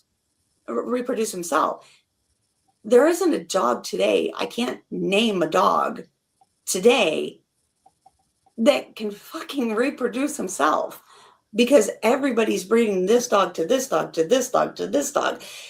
And you're like, but his get doesn't look like him. Like, it's just trash. It's trash after trash after trash. And nobody knows why. Like, you sit down and talk to a breeder today, and I said, but why did you breed that dog to that bitch or that bitch to that dog? And they're like, who the fuck are you and where are your accolades? And it's like, why? I'm trying to see your view, your point. Where are you going with this? What's it doing for your kennel? And nobody can tell me. I mean, they can't even tell me terminology. They don't know what a depth and brisket is. They don't know what a croup is. They don't know why they need a croup for a working breed. They can't tell me what a stifle is. They can't tell me what a top line is. They can't tell me what a layback of shoulder is or a stovepipe. Or I'm so baffled at how the world works today and what is going on with breeding that I just I don't know if the world of breeding has died or if everybody is just out to breed for money and the purpose of breeding has died and nobody really gives a shit about the dogs. But the problem is the dogs are the ones paying the price. And that's what scares me because the dogs that they're breeding, not mentally stable, not healthy.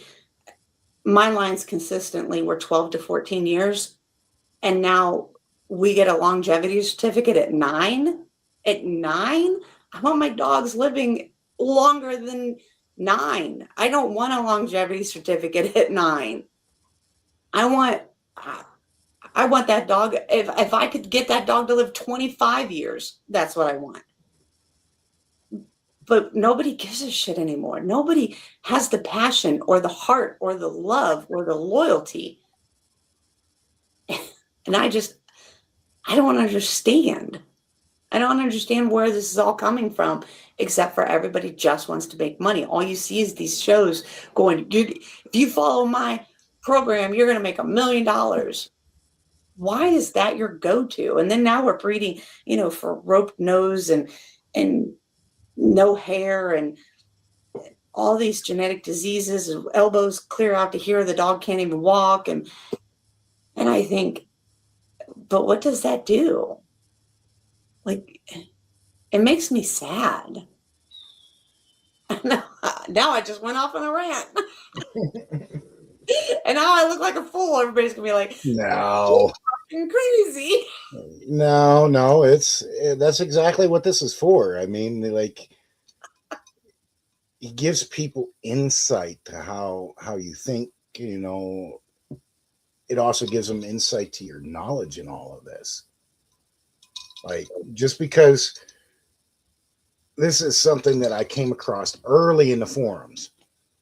Right? I'm going to stop. If you didn't have solely the experience in just one breed, like, people would dog on you. Like, if you are giving an example. Me now.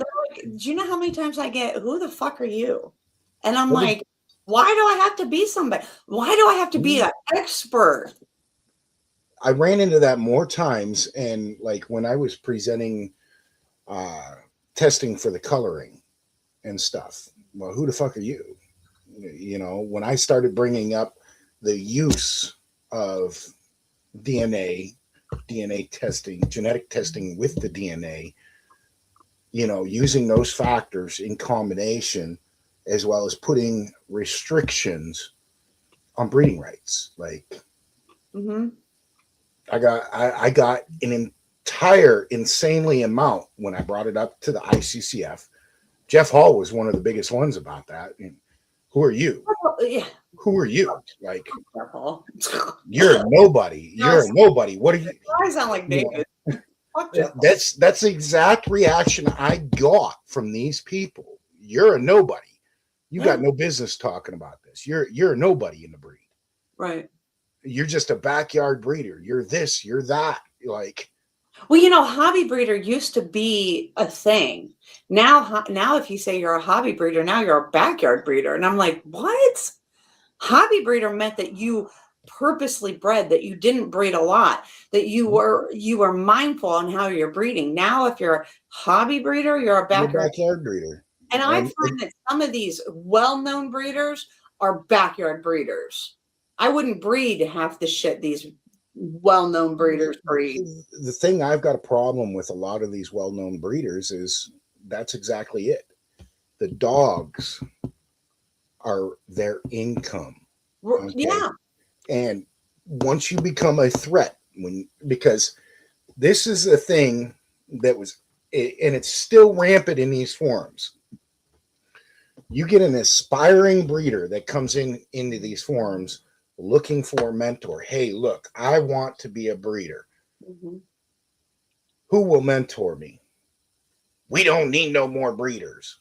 I don't know how many times that was written by these prevalent, well-known breeders. We don't need no more breeders, and we don't need need a mentor. You can read books. You can do this. It's not that hard to breed a dog. Well, then that's why people are breeding shit. That is why we are now rampant with actual genuine backyard breeders. Right. Because a lot of these people were seeking help to do the right thing. They got belittled. They got slandered. They got put down. They got tore up. And now everybody's going, well, we got too many breeders. Mm-hmm. Or you have how many of these people did you turn away on a mentorship? Yeah. Or how many did you educate? Or you have breeders just setting up mini kennels everywhere. That too. You got your ones that because they're already producing over the limit through AKC. They hire in a sub-affiliate to whelp their litters so they can stay within those guidelines while still making in the money and registering more dogs. There's several breeders out there we know like that, especially within the Corso breed that do that. The Corso is horrible. I mean, I'm in Ohio, which is horrible. I can't throw a rock and not hit a Corso breeder. And now you got Amish breeders supposedly producing Corsos. I'm sorry, but I got to throw Old World under the bus. Old World, David Wenrich. He is one of the worst backyard breeders, and I would say it to his goddamn face. I'd invite him to come to my place in West Virginia too. I'd say it to your face. Come look at my stock compared to your stock. Your stock is shit. You bought from an Amish. You bought shit stock, nonetheless, and then expect to be on top. And I've got these old world bloodlines when your dog has less than 5% Corso DNA, and you admit it live on camera. You don't have a Corso. It may be registered with the ICCF, but it's horseshit. Well, this is the thing. So you just happen to come across an Amish person that just happened to have old Satelli lines that nobody could find. I call bullshit. Because those same lines that he has are rampant in Buffalo. Everybody's got those, and they're all ICCF registered. You go to Buffalo. That's all you got to do. Go to Buffalo. Go to Syracuse. Go to Pittsburgh. All these major cities have ICCF dogs, and they're on Craigslist. They're on Facebook Marketplace. They're everywhere. Are you in Australia or Canada? She's in BC. British Columbia? Yeah. Okay. We do the same thing in Australia. To Australia. I agree. I have to agree. There are much better methods about that. U.S. needs to reopen the slaughterhouses. They need to reopen the slaughter pipeline regardless and stop sending them to Canada because She's correct. It's horrific. A lot of, because our horse rescues are so overrun, including the BLM. BLM is sending wild Mustangs to Canada. I know, dude. That roundup, I can't watch it. I can't watch it. I've watched. Their methods are extremely cruel. I get they need to use helicopters, dirt bikes, etc. No, they don't need to do But anything. they don't. They need to do it the natural way. They go get on a fucking horse, go round them up, and push them the right way. I can't even talk about it because honestly, I get so mad. They leave baby foals out there. They do all kinds of. It's stupid. It's stupid. It's cruel. It's cruel. And the thing is we're selling land to China. We're doing all this stuff, and like they don't need to be rounded up. It's like literally let nature take its course, do all this crazy shit, but we don't need to go round them up. If they claim they're damaging the lands and stuff, but they've been around for how many generations? Exactly. How many years? Over 200 years. Yeah, because you've seen some of the horses they round up. They're beautiful. They're beautiful. They're fat. They're healthy. They're not malnourished. They're not malnourished. Exactly. And the things that they do, no, trust me. I've seen it. I've seen it. Me too. Me too. I get so mad. Those roundups are the number one reason why the Kiger Mustang is damn near fully extinct. There's a lot of horses. TJ and Jess have a horse that in the wild is, I think, either extinct or almost extinct. And then they've got ones that the only reason they have lines is because they have them. Mm-hmm. Because of this bullshit. It's more government. That's the whole problem, is that we don't need more government. Government has reached too far into everybody's lives. Well, and people antiquate that same kind of reach is how they antiquated it when I brought up the issue where these registries, ICCF, AKC, UKC, FCI, they really need to step in and intervene, because you got people out there that are genuinely selling inferior quality dogs and with papers, like full rights, and they just don't give a fuck. Oh, and the whole I think every dog should go on limited registration until you decide that. I mean, my puppies. You get the dog assessed. Yeah, dogs should be assessed at 24 months. I looked it up the other day.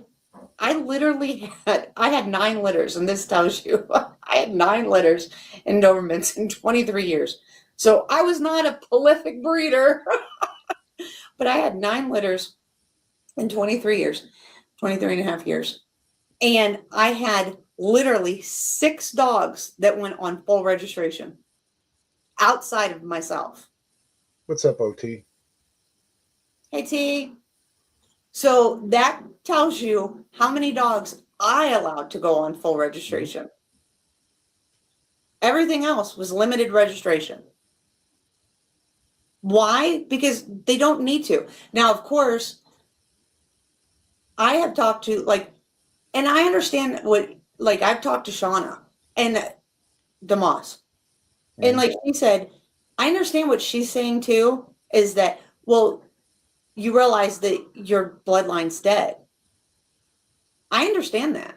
My bloodline is dead.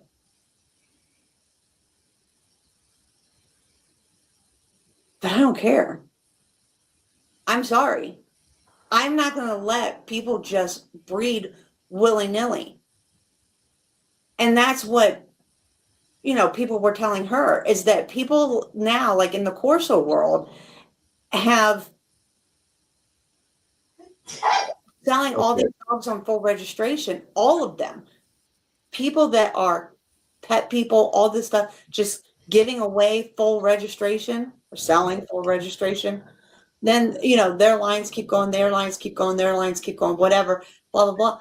Like people like me, our lines are dead.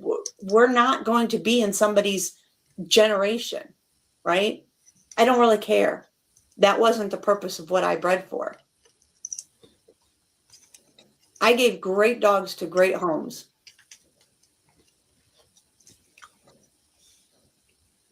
And I produced some really beautiful dogs and really great dogs and really healthy dogs. My purpose wasn't to, sell to every Tom, Dick, and Harry that was going to breed them dogs until their feet fell off, till their uterus fell out, till their balls fell off. I think my biggest drive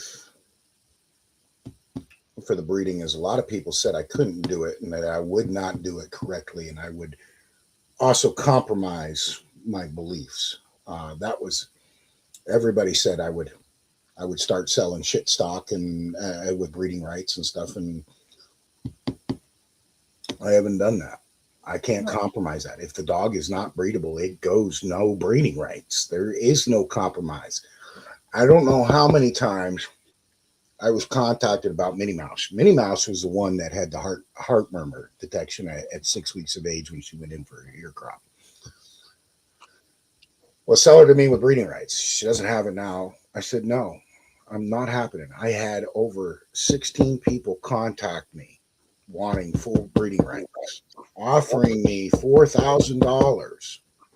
Stop pounding on your table. That's $4,000 for this dog. And I don't know what I couldn't compromise with it. I ended up selling her for like $1,800 right to Miss Perkins. And it started out a conversation just because I happen to know her mother. Her mother is real big into American quarter horses. Right. I've done training for her in the past. Mickey got a hold of me and said, hey, look, my daughter is looking for another Corso. What do you have? What do you recommend? Do you have anything that would fit her style? I said, well, have her call me. And I said, I'll do a little interview with her and see what her style, her lifestyle is, and see if maybe I have a dog that'll fit that. I said, because I've got several pups available right now. I said, and I sent her pictures and I said, this is what I have available. And do you know what she's talking about? So much kind of drama. Refused to send. Yes, I know what she's talking about with Atlas. Atlas was her Connie Corso. I'm not going to speak on his bloodlines because we both know who this breeder is. Oh. Starts with an A. Starts with a what? A. Is the bloodlines. A. Alderac? No. There's one other long-time breeder. He was just Americana? No. I don't know. Alcor. Oh, Alcor. No. I wouldn't return it either. What is it? Hydrochondroplasia, not hydrocephaly. Hydrocephaly is that bulge where they call it from water. Yeah. He had hydrochondroplasia, like veterinarian diagnosed hydrochondroplasia. Oh. And I don't think you can post pictures in the chat, but I'll have to send you pictures of that. I was going to say, if you send it to me, I'll post it. I don't care. Candace, if you're watching, can you send? She is watching. She's talking. Send her a photo of Atlas, Yeah, a good frontal and side photo. That's standard. She won't be able to send it to me. She has to send it to you. And then you can send it to me. That's the standard.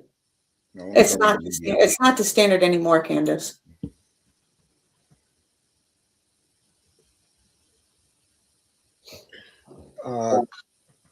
Candace, do you mind if I show a photo of Atlas?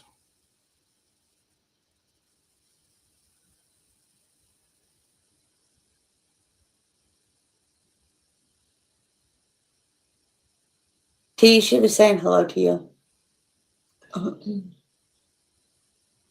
Go ahead and keep talking. When she responds, I'll let you know. Yeah, I'm looking for this photo. Okay. And then if she says yes at all, then I'll just have you. I'll have you show the dog.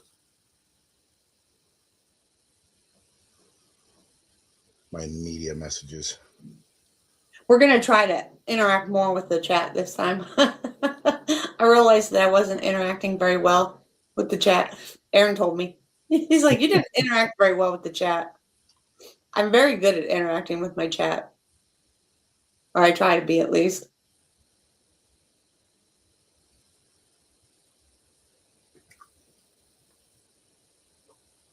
We have so much multimedia messages that we've gone through. Here, you can post this one though. This one is my dog.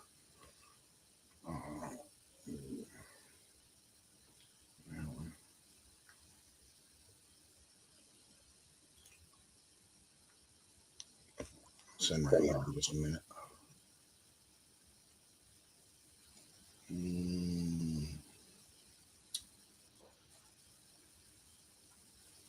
There's too much media.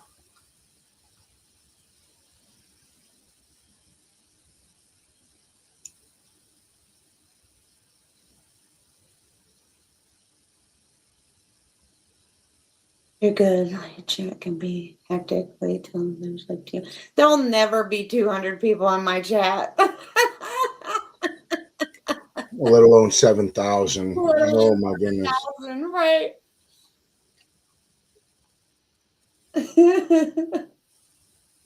I'm too controversial, T.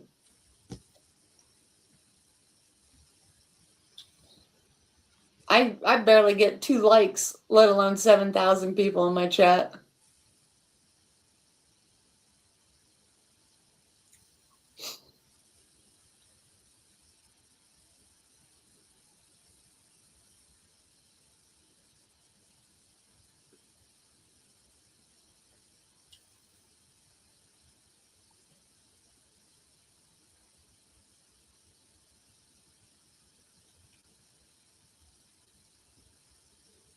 I'm almost there. It's okay.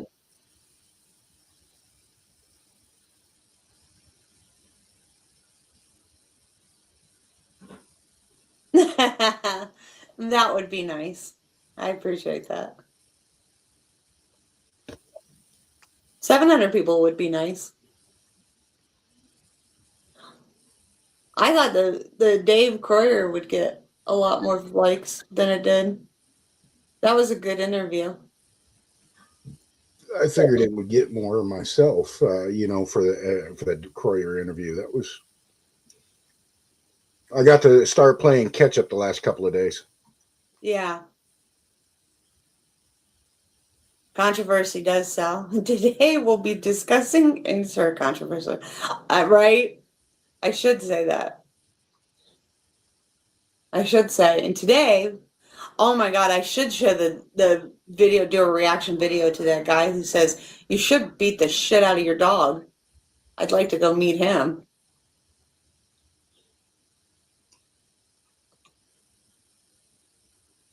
I feel like people just don't give a shit about animals anymore.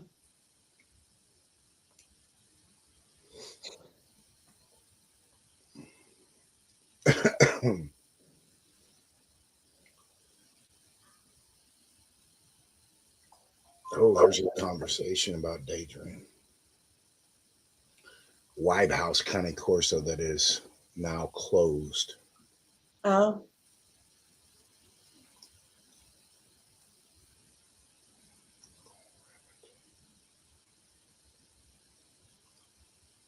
I don't know who he is.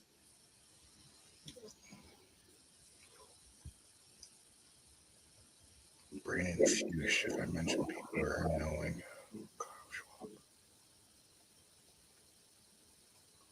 Do you people? I've never heard of either Yeah, one. me either. I should look them up and see if they'll come on the channel. I'm willing to sit down and talk to anyone.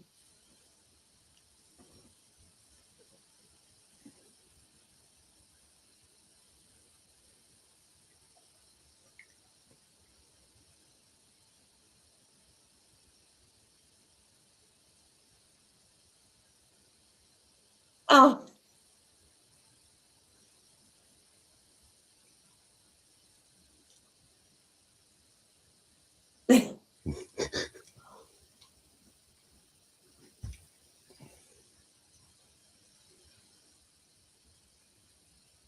No, I like that you made a comment. It was nice. I wanted him to see the comment and be able to read it and talk about it. It wasn't a point to make it the entire pod. No, this entire pod's not in there, but you got to understand that you made some really good Good points points. Right. that we really should discuss. Like they're Right. absolutely imperative that we discuss Right. that, because this is dog talk. This is not just breed specific Cane Corso dog talk. Right. This can help other people in general. Last year, I had a neighbor try to give me a Pressa 6 months old, but the dog learned to sort out his own issues. Huh.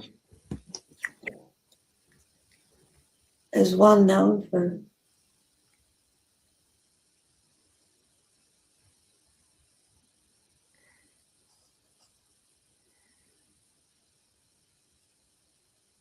Oh, really? I'll have to look him up. Okay. That one you can post. Okay. Or you can show the. This was one of my goals in Yeah. actively breeding. Okay, hang on. That's cool. I'll look him up and see. This Kyle Schwab for the Pressa Out in the oil fields, everyone moves. with the word. Right. I imagine. I want to take a look at him, because if he's better than Randy Green, or there's another guy out of Michigan, I want to say. They're the two top U.S. breeders for presses. One is Michigan. Yeah, Michigan. I want to say Detroit. And then the other is Randy Green in South Carolina. I have no idea. I have no concept of presses either. I've got a small concept of them. Ivan Stevanovic is, I want to say Russia or Ukraine, maybe, but he's pretty damn good. I did not take this photo. I do not own this photo, but I do own. I did own this particular dog. This was my keeper for my 2023 breeding. That is 3/4 direct Italian bloodline. And this was one of my goals, was to get one of my dogs into the AKC ring. Yeah. She took multiple bobs. For those that don't understand what a bob is, it's best of breed. At 6 months. Does that make her a breed quality dog? Not necessarily. But as she matured, I felt I would use her in my program. And she was issued full rights. This is one of the few dogs that I have sold with full rights. And Right. I knew at some point I would want a specimen back off of this particular dog. I still kick myself in the ass for selling this dog, but I am very, very much happy with whom I sold her to, because they have ethics. Mathis Lake Cane Corso has 100% ethics about their program.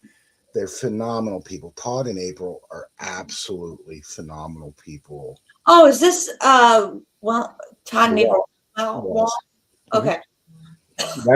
That's Todd and April in the photo with Whisper, aka Medusa. Everybody remembers her when she was with me as Medusa. Okay. We'll explain what a Pressa is. Just another breed.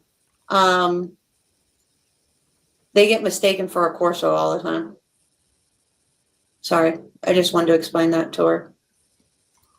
Hey, K9, how you doing?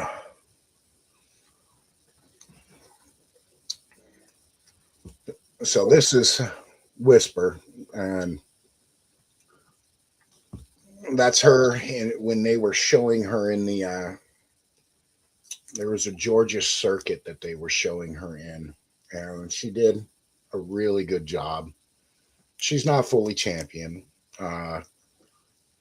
which is okay with me. How old was she here? Puppy classes? So She was approximately 6 months in this photo.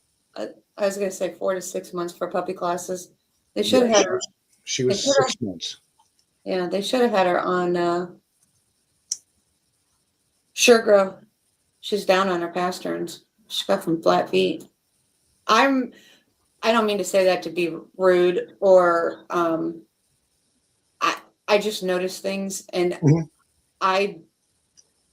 I grade puppies all the time for people. But you ever have Sure Grow? Do you ever feed Sure Grow to your dogs, especially right after ear cropping? Yeah. It helps with cartilage and everything. Yeah.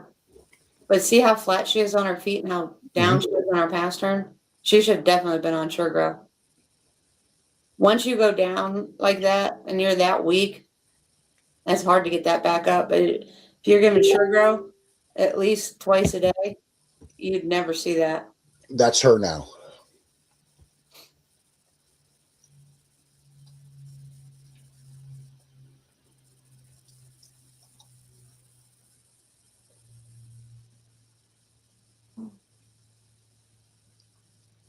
Yeah, I'd still like to see what the side profile. Do you have a side profile of her? I may. She got a thin muzzle. Sorry, I'm so bad. This is why people hate me. I'm great. Thanks for asking. What part of? Oh yeah, we have all these Canada people. What the fuck? All of it.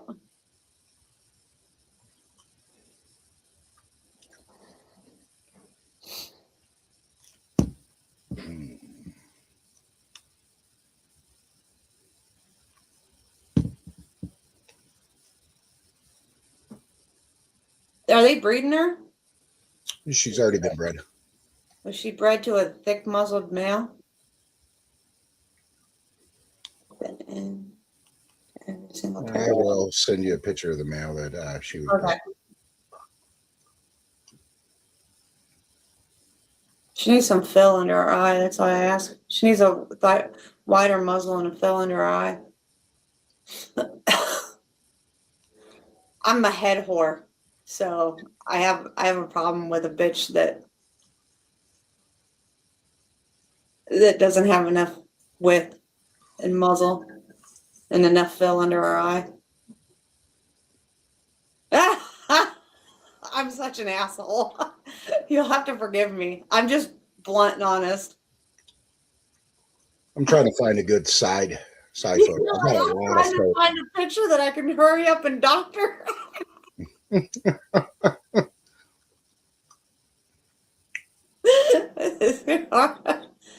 It's cold here. Poor thing. Oh, this cat. I was like, what's wrong with your car? It's okay. We all look illiterate in the chat. Especially Canine. Canine looks extremely illiterate. Okay, that's the best I could do for a side photo, but I did send a video so you could actually see her movement. Okay. Yeah. Well, that's not as bad. She still needs width the muzzle. She's almost conical a little bit, but she needs fill under her eye. Give her a little bit more cheek. Do you see what I'm saying? Mm-hmm. Okay. I'm not saying that to be mean. I'm just honest.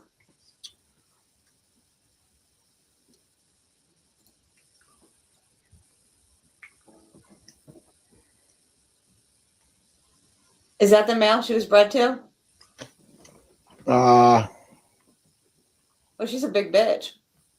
Yeah, that one in the back. Here's a good close-up of him. But yeah, that's the male she was bred to. Is that her right there? Is this her right here? Yeah. Well, that's her. That's Whisper. Okay. And this male that picked up the tire is who she was bred to? Yes. That one, that Formentino Brindle. Oh. She have ACL issues? Not to my knowledge. She had Pano growing up, but no ACL issues. How old is she? 3. Which should be, she was 2023. July of 2023. All right. Um, She run a lot? oh, yeah. Heavy amount of running. She is a squirrel chaser like no frickin' tomorrow. Do you have an adult picture of her side stacked? No, I do not. I'm looking. That's what I was looking for, was a adult side picture. She's your breeding, though? Mm-hmm. That's all my breeding. So you don't mind me critiquing her? Why would I mind? Okay. She needs stifle. You need to break the stifle into your... You need to breed stifle into your lines. I wouldn't have bred to that male. You're lacking stifle. I'm just saying. Don't be mad at me. I'm just saying. You're lacking stifle. He don't have enough spill. This is the male she was bred to? Mm-hmm. Okay. I'm going to show you something. You see this dip right here in the eye? Yep. That's not enough fill. That needs to protrude out right here. This is the particular. Is this Scandifio dog? Hmm? This is Scandifio dog? That's a Scandifio dog, yes. Well.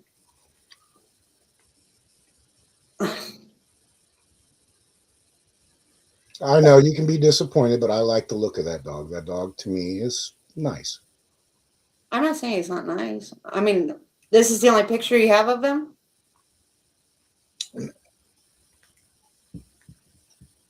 I've got close-ups of facial shots of Whisper. Will, we're live.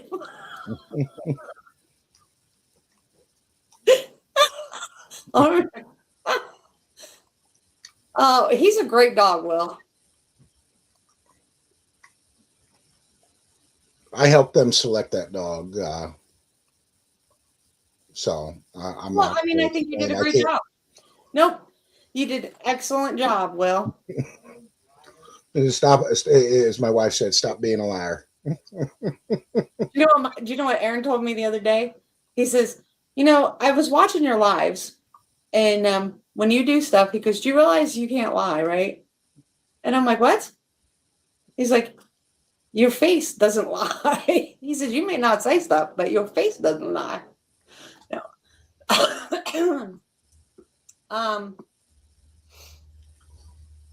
Yeah, so, well, it's cool.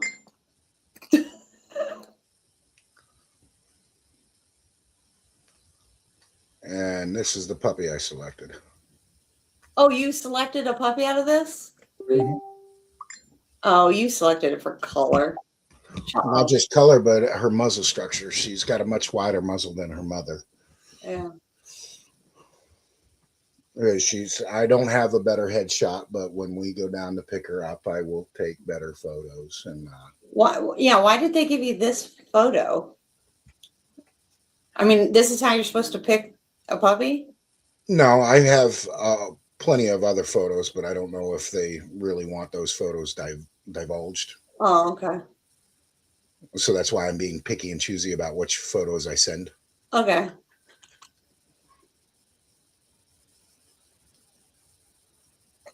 And as far as actual adult side shots of Whisper, most of they're not photos, they're videos. So gotcha. So I have a lot of videos. So there's no like actual still shots of her. I like her movement. She's a little high in the rear end.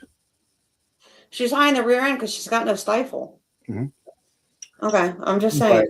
But, I mean, there's certain aspects in my program that I need to improve upon, and these critiques like that, like my dogs need more stifle, or they need more bone, they need more this.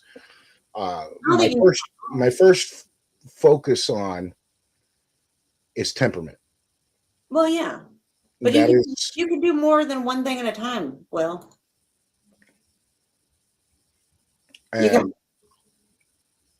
she didn't do bad in show ring.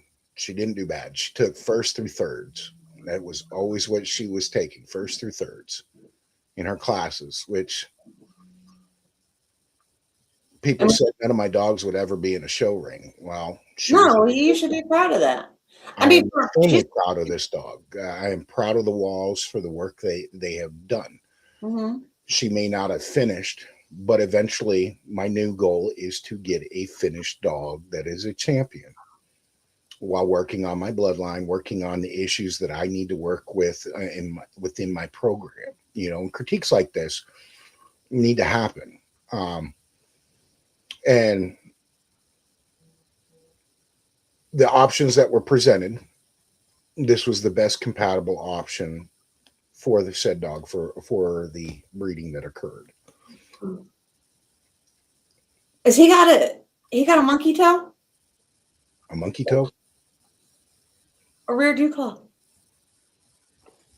He's got frontal dew claws. Look in the rear.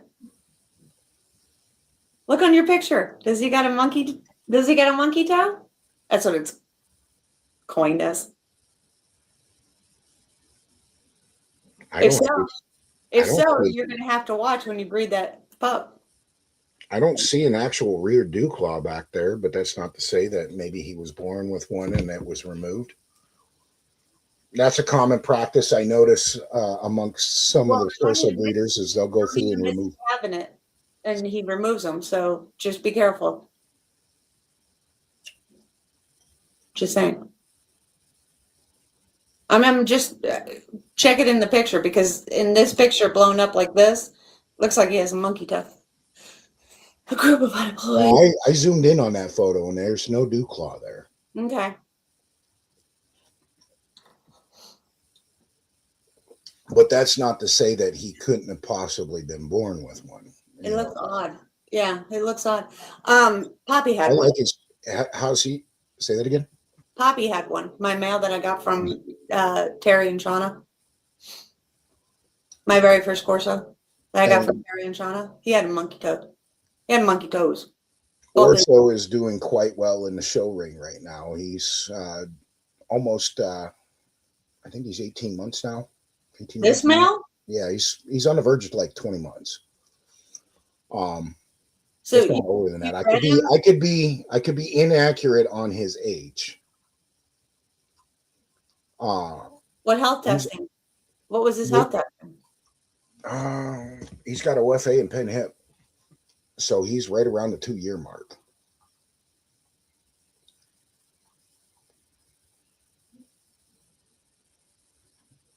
All the dogs were pen hipped and OFA'd.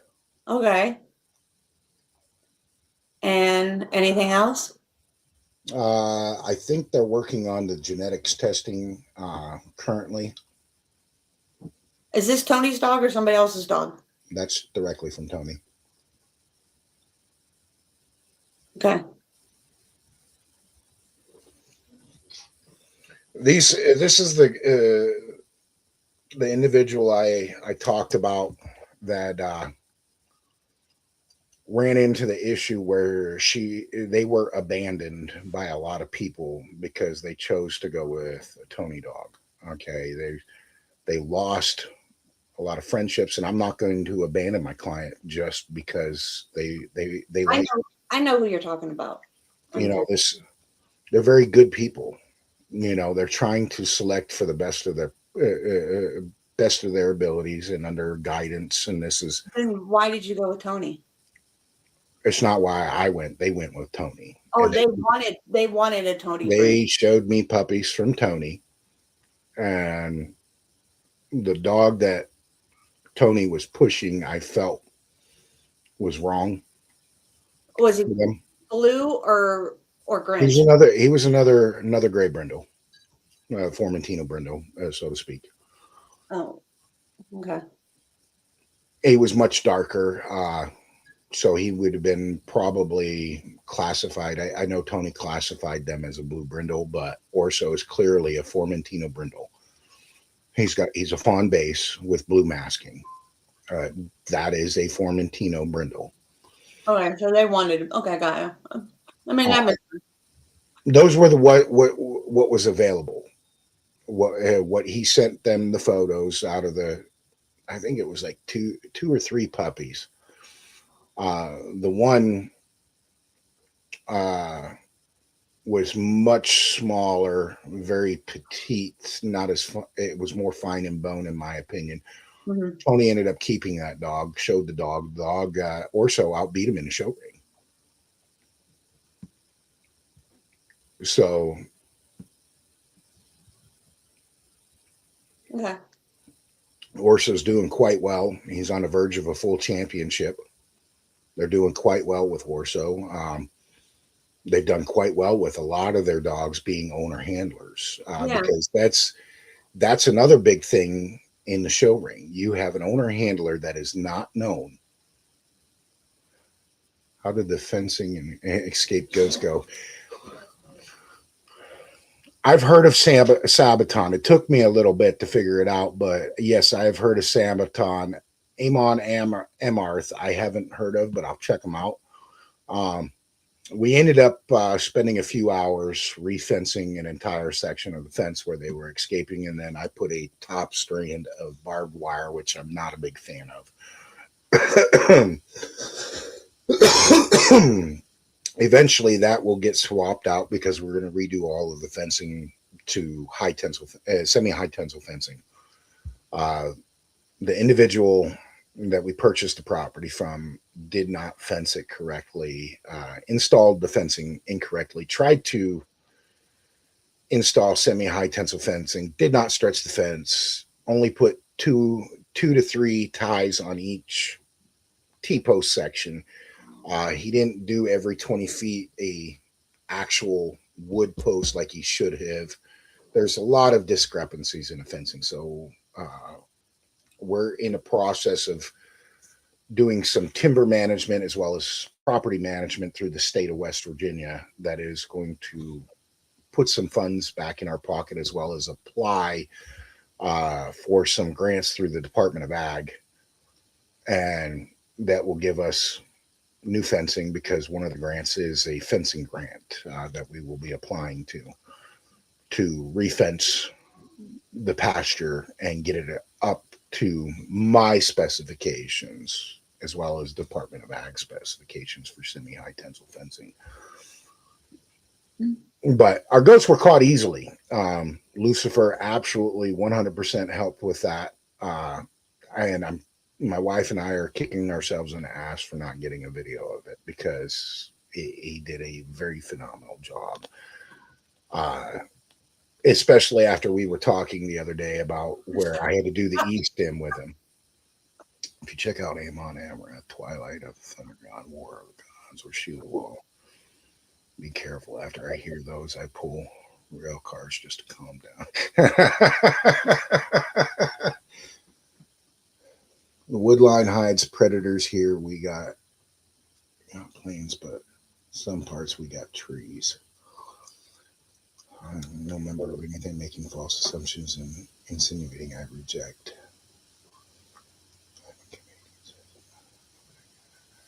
And conservative, hell, my name's been mentioned in Parliament for contributions I've done for the Providence, and live in the largest city in our country, and I don't know a single person even talking about separating. Oh, they got a whole side conversation going. They have a very controversial side comment, which, well, I let everybody talk. Like I said, everybody's got to talk sometimes, you know. No, I let everybody. I don't care who you are. I let everybody have their own conversation. People shut everybody down. I don't like that. You know, you want to have a side conversation, have a side conversation. We can see how interactive we can get this. Let me see how far I can get with my computer.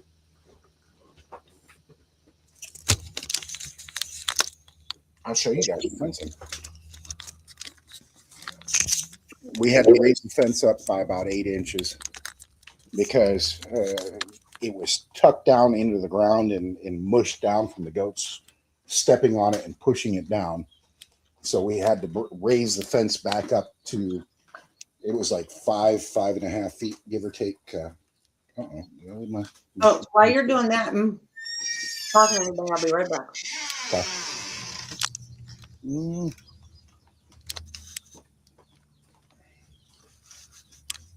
I'm steal my wife's flip flops, even though they're too small.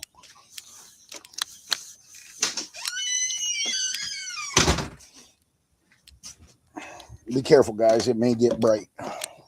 We'll see if I retain reception all the way out here past the garage. But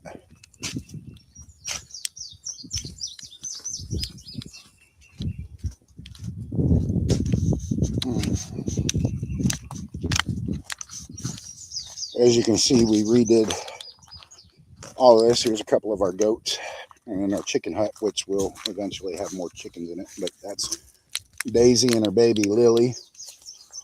But as you see, we had to redo all of this, and then I put a temporary top strand of barbed wire across. Yes, I know it's not even, but neither are the T-posts. These were preset T-posts, and they're all uneven. They should all be at 6 foot mark. You should have used 6 foot. As I reset a bunch of those and strung a strand over there to prevent any more escapes. And you see back there, they're way back there. But they're all chilling out in the shade.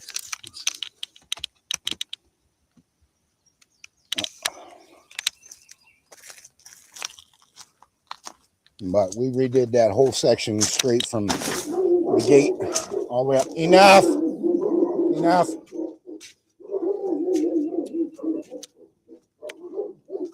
As you guys hear my dogs go off. Hey, I said enough. Enough. It's not time yet. It is not time. But I do not like my current setup. We will eventually have an indoor-outdoor setup, but this is our temporary setup right now. Unfortunately, until we get a better thing, we run a rotational system where the dogs all come in for a couple of nights and get fully out of their kennel, get to stretch their legs. As I stated before, this is a temporary. Hey, enough. As I stated before, this is a temporary thing until I can get my indoor-outdoor set up. We're still going to be running the rotational system, bringing dogs in. I used to do a pack-style environment years ago until I developed dogs that just had an absolute hatred of one another.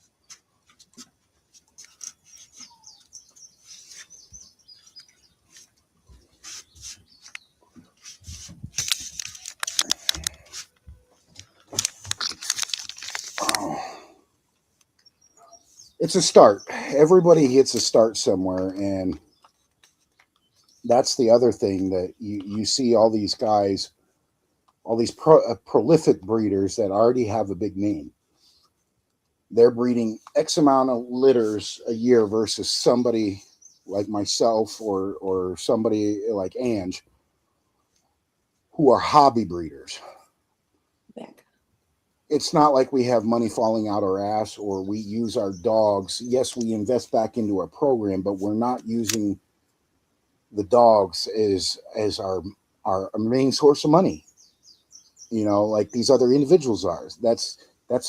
They're bringing in $30,000, $40,000, $60,000 or more a year off of their litter productions.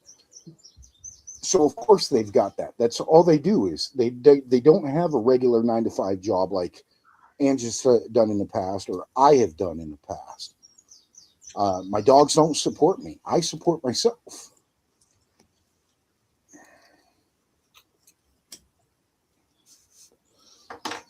You know, everybody's got to start somewhere. And granted, my situation is not ideal because the first thing we're focusing on once we get an extra source of money flow is our indoor-outdoor setup. And matter of fact, since I have everybody outside, You know, I bought this property. It's 101 acres. I've got lots of property, but I bought these added in to the property. So I paid extra, not only for the property, but for certain items to go with the property. And that includes that big blue Connex box and those two little red Connex boxes. The two red ones are what is going to be in the future, we're going to have our own processing station and freezer cooler so that I can age my meat as I need to and do all my processing in there versus in the house. So it can all be sanitized. It's all commercial grade.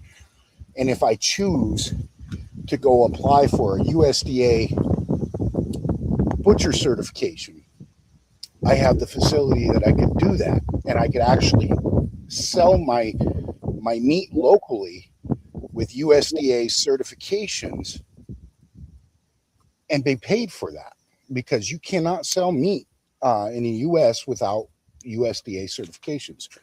But that big blue Connex is what's going to be our indoor-outdoor kennel. We're going to convert that into an indoor-outdoor kennel with runs, 20 to 30 foot runs on either side. We're also going to put an attachment on there so that we have a whelping area as well as a wash bay. Like, we've already got the plans written up. It's just monetary funds, which we're working on at the moment. And contract that the blue Connex is in use until January of this upcoming year by the old homeowner. So unfortunately, it's a hurry up and wait process, just like it is with the timber management company that I met with and wildlife management company. They do forestry management, wildlife management, all that. We met with yesterday, and it's going to take us a couple of weeks, but we're going to have a timber company come in, do a partial harvest. It's what is called a select harvest. So they'll have 3 to 5 years to come in, take their wood. If they don't meet that timeline, all the wood that we're paid for reverts back, and we're no longer liable to repay them, because they would then have violated the contract if they didn't come in that time period to take set amount of wood. As well as there's a couple of NRCA programs that we will be, and it's a cost sharing program where we'll pay X amount in. They'll come in, they'll do invasive species removal, undesirable tree removal, and replant with desirable species or species from this area. I've seen people make kennels out of those boxes. I always wondered how they don't get hot, though. Well, they'll be insulated. So they use a lot of insulation, a spray foam insulation, etc. And then we'll also have a heating and cooling unit in there. So they will have their own AC unit. Right. They'll also have their own heater unit in there, so they're not getting chilled in the middle of winter. We do experience winters down here. It's just not as severe as Pennsylvania. Pallets? Yeah, I've seen people use pallets to build their kennels.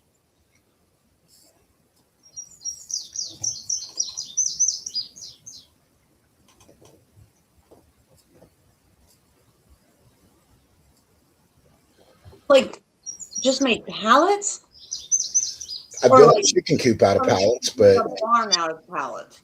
I've watched people build chicken coops. I've personally built one out of pallets, but I don't recommend it because they don't last as long as an actual build.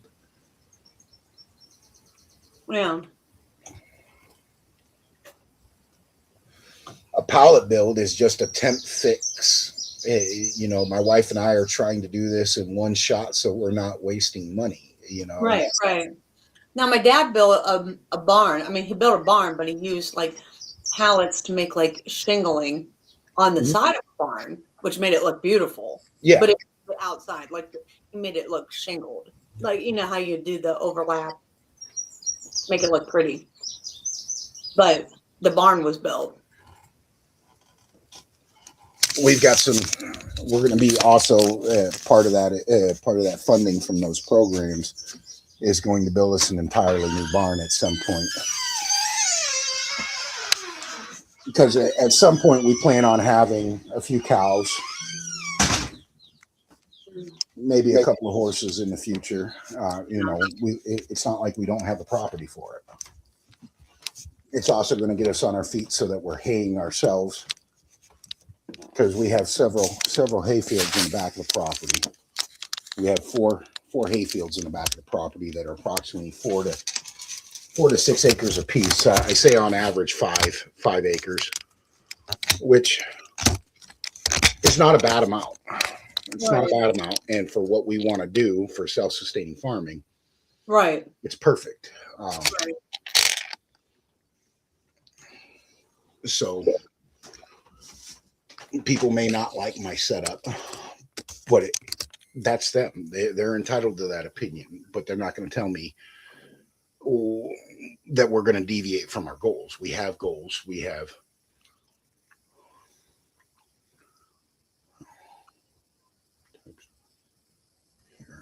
where the livestock was outside. I did have a Corso that did perform LGD work. He ran with the goats and was outside with the goats. Unfortunately, he passed away of bloat last May. And difference is I brought him in every night, especially during inclement weather. I'm real big on bringing my dogs in because of the area that I lived in. My neighbors were prone to trying to harm my dogs and livestock. So I would lock my livestock up at night and we would bring the dogs in at night.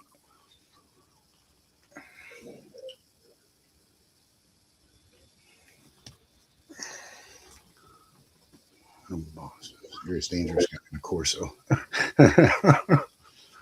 Boston's. I've been a big fancifier of Boston's.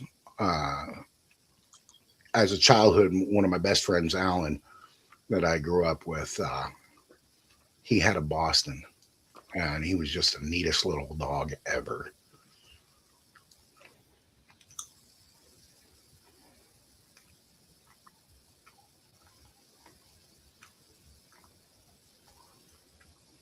Little guys, I always had that Napoleon complex. That's typical of most small breeds. They generally have a Neapolitan complex.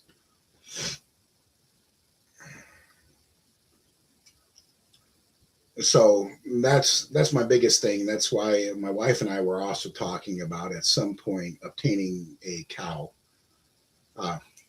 COA. I think that's correct, right? Or is it CAO? Caucasian Albino Chakra. Okay. I think it's CAO. But it's pronounced cow. Some people call it cow. Why don't you just get a Caucasian Shepherd? The Caucasian, the Central Asian, the actual Shepherd, it's too much hair. Central Asian Shepherd, yeah. Central Asian Shepherd, it's just too much hair. We wanted something with a little bit less hair, a little less maintenance on that, because those Central Asian Shepherds have the same length hair Chow Chows have, and I'm not a big fan of the length of hair. I wanted to try. Both my wife and I would like to try and remain with a relatively. Wait a minute, I'm lost. Hang on a second. I have to.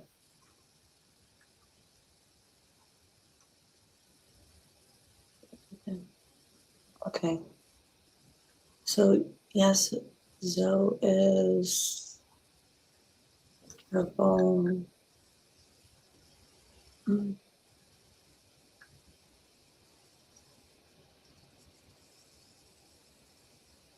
Mm.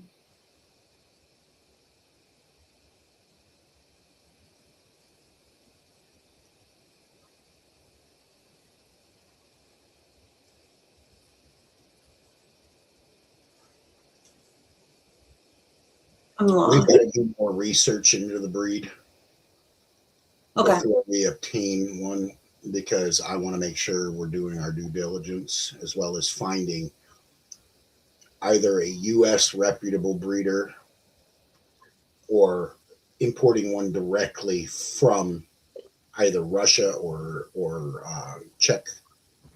Oh, okay.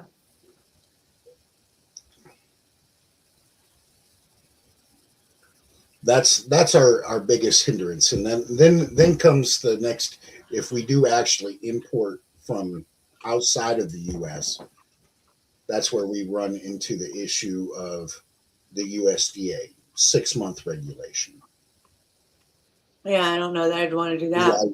do I really want to run the risk of missing all those crucial milestones from? It's CAO. Yeah. Sorry. I'm trying to follow along. I was trying not to post anything that they were saying about Canada. And so now I'm trying to catch up with what everybody's saying now. And I got lost. Sorry. Well, they were having Yeah, I know they were having a side conversation, which I have no problem with at all. And I have my own opinions and who I agree with. But yeah, there are Alibi breeders here in the U.S., but the matter of the question is, are they reputable? Is their stock reputable? you know, Joe Joe breeds them. Yeah, he has alibis. In the house, Boston's great. Are watered down dogs? Are they? I don't know anything about the Central Asian dogs. I do know that the ones here versus the ones overseas are more, because we don't do a lot of that stuff here. So there's a chick in Michigan, a Russian chick in Michigan. She has some really nice dogs. But she imports them from overseas, you know. Oh, alibis are. Well, are they though?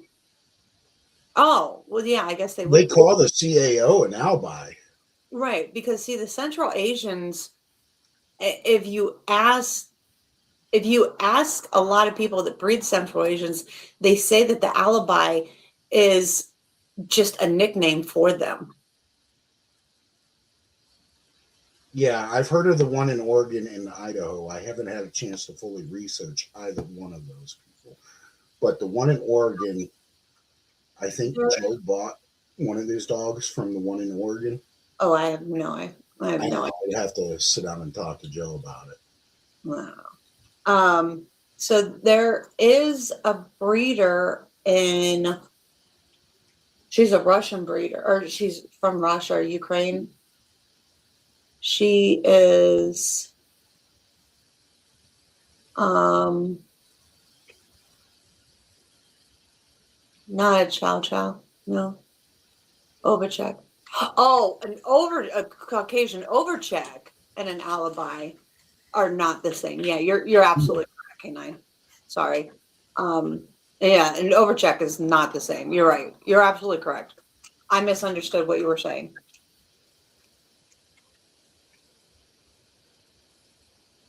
The breeder.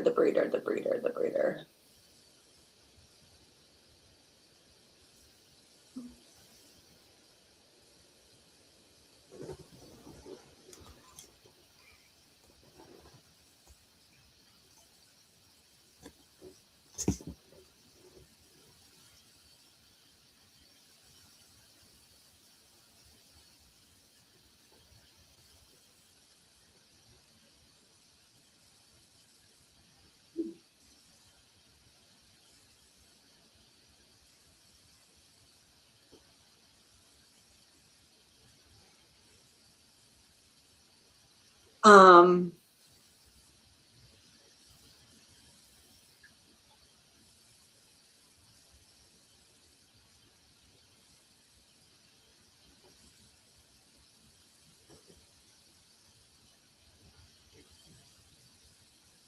with this chick right here.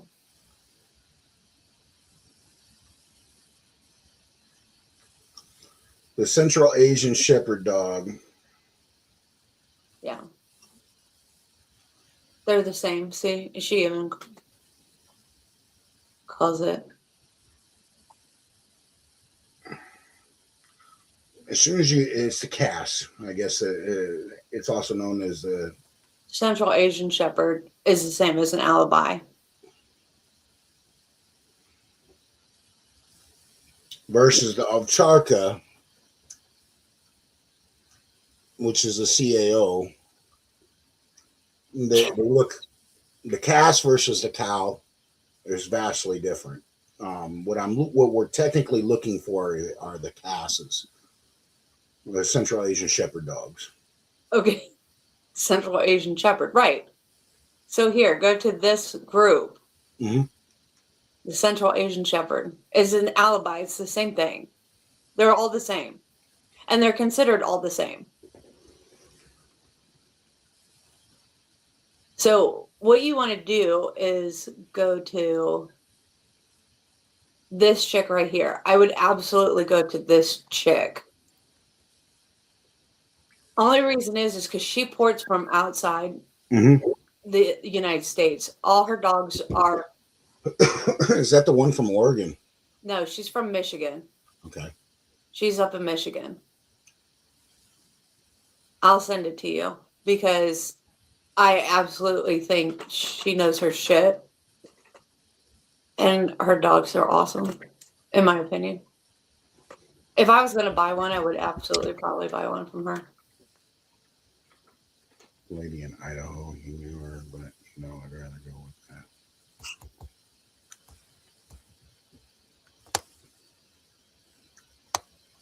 that. And I might be a little biased though because she's Russian.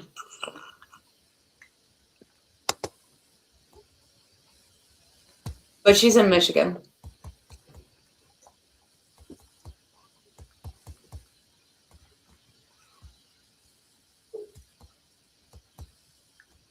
Or I mean, you can also go to Joe. I've seen a couple of his dogs on his channel. I've not seen them. I'm not saying that he's not a good breeder or anything. You know, we have thought about that. There was one female that we were, or actually a couple of the two different females that we were looking at, and at that point in time period, we just didn't have the funds to pull the trigger. Yeah. And I know he's trying to get established with having his productions put into farm work, and we would be a potential good showcase for that.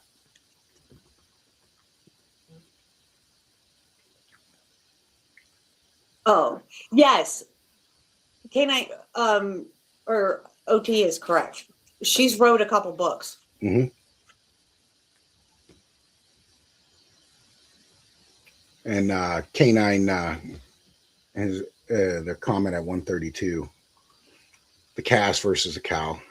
Yeah. The cow is the Ovcharka. Yeah. The Cass is the Central Asian Shepherd dog. So yeah. It's the Overshark. It's Overshark.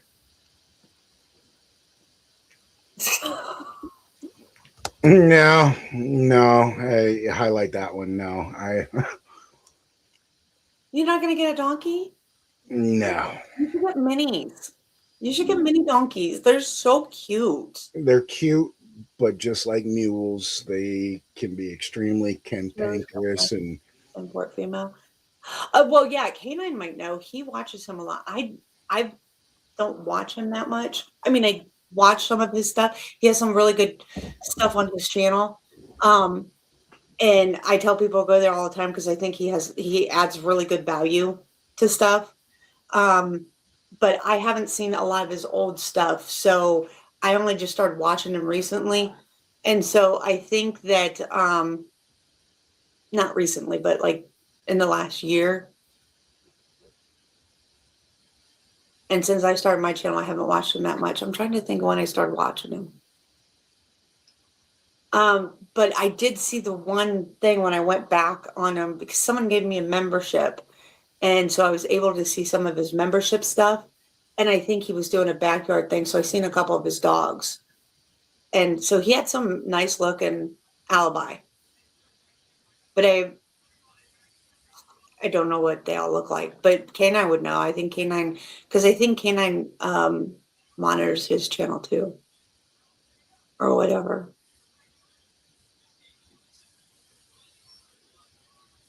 No.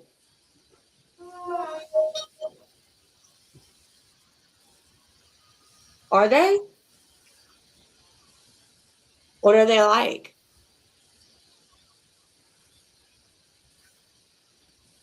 Have you ever worked with I've worked with mules. Caso Fila de Sale? I don't know. I'm trying to remember my Spanish correctly. Sale? Caso Fila de Sale?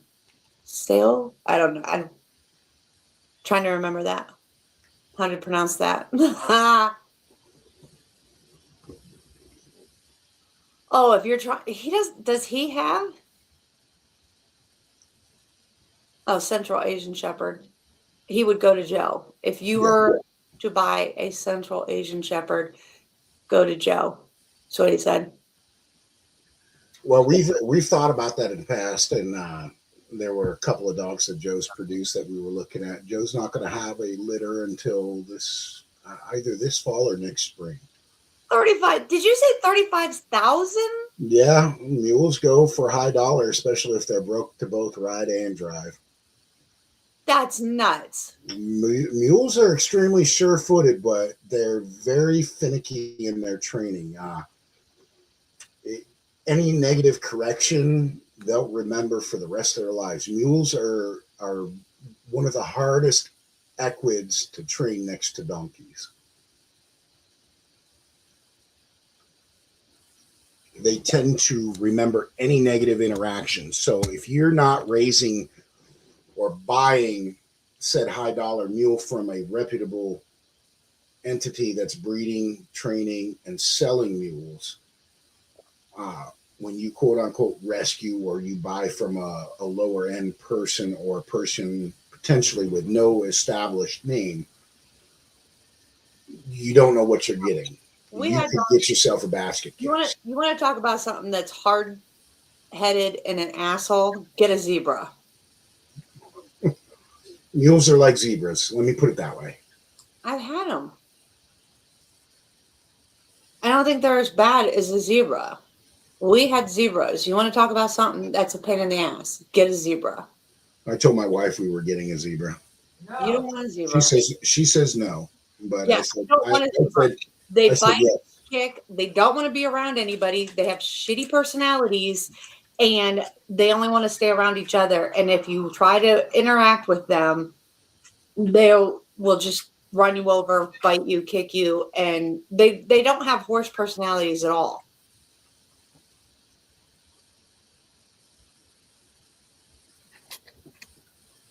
And they're temperamental.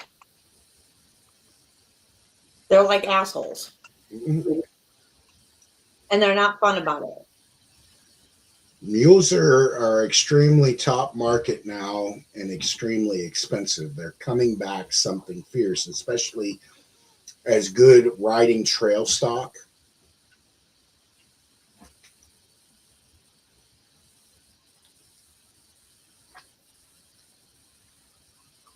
Could have been that comment by OT. When a zebra bites or runs you over, are the bruises black and white or are they normal? I swear this motherfucker. So. He tried to tell me that pugs were literally used to fight lions. Maybe the stuffed lions. No,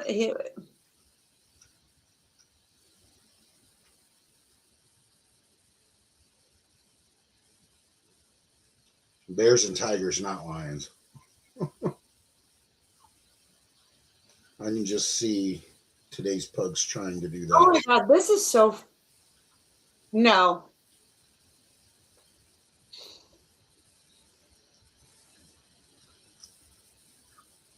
A well-bred mule goes for 25, 30K. I've watched people Can do you all that. see this? Because I can't blow it up anymore right now.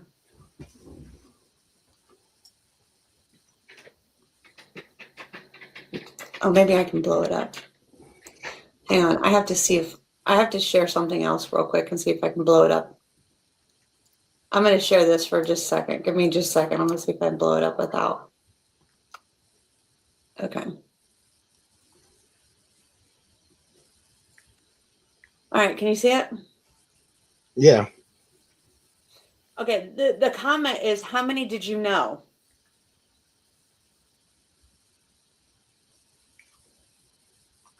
How many did you know? How many? The comment is, how many do I know? Not you personally. There's the comment. This is so fucking retarded. You would figure anybody that's doing the research would know most of these. Well, this isn't back. This isn't back. This is top line. Mm-hmm. Croup, tail. And croup is farther down. Right. The croup is right here. It's not here. I don't know.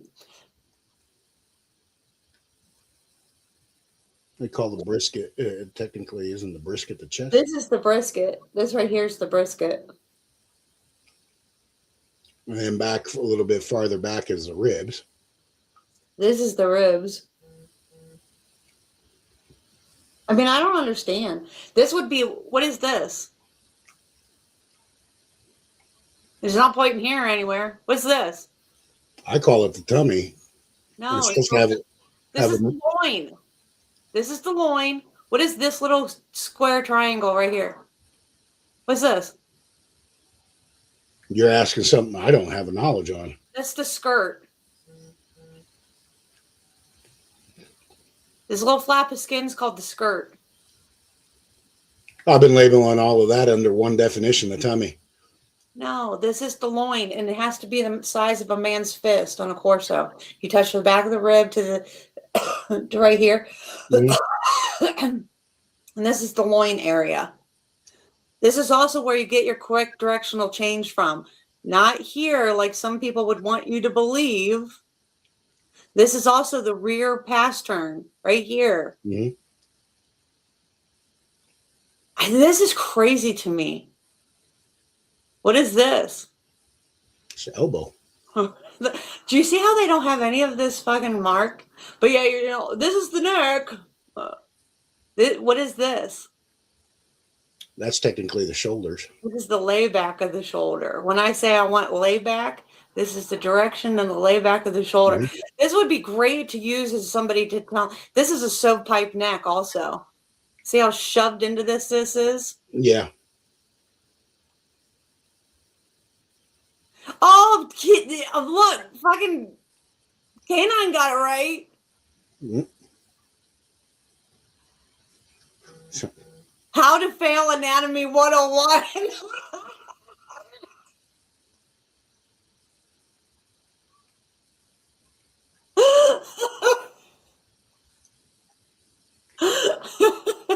What is this right here? I would love for people to be like, oh, I don't know. Because see, we're pointing to this instead of coming off of this to say that this is the shoulder, right? Yeah. So this would be the upper arm. This would be the lower arm into the elbow that makes these.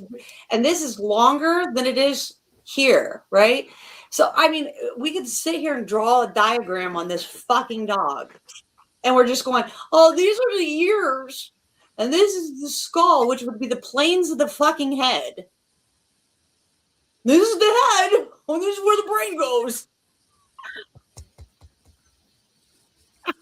And this skull here, the planes of the head have to converge properly to get. I. And the eyes. Are we pointing to the eyes, or are we pointing to the stop?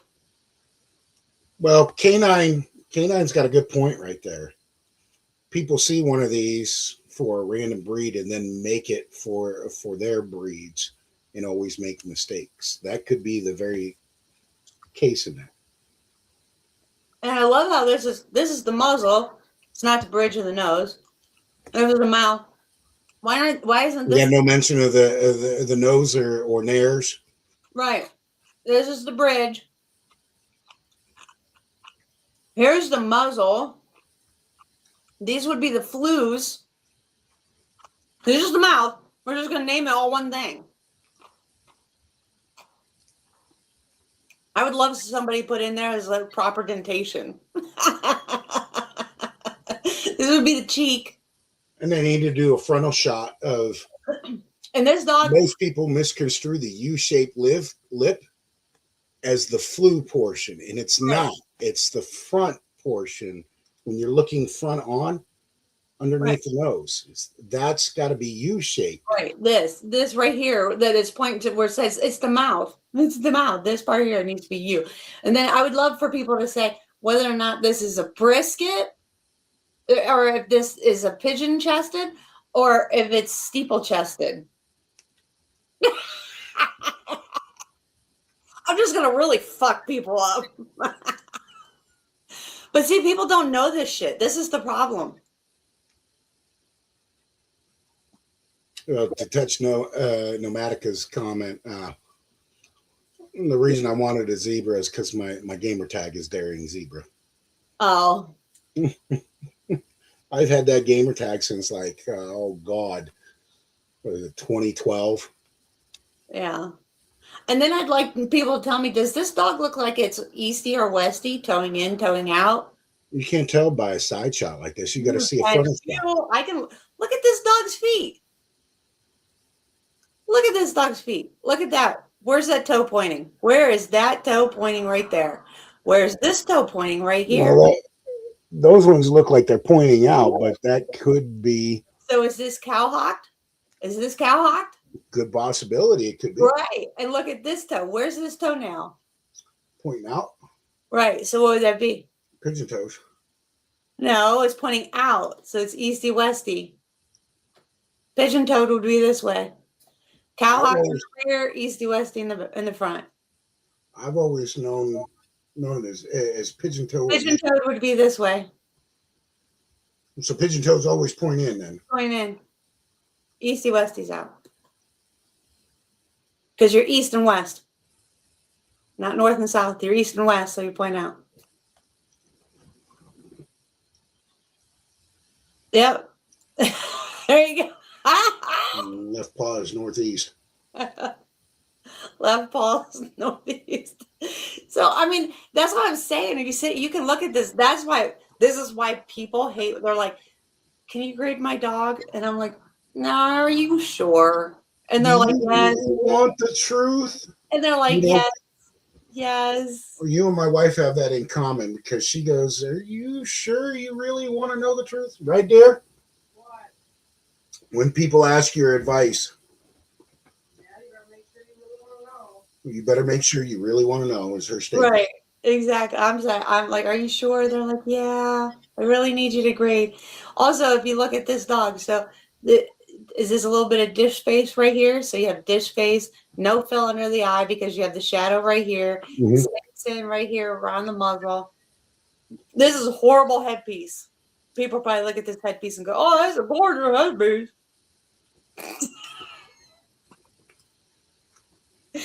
And just think this is just a picture. Imagine what I would do if it was your real dog sitting here.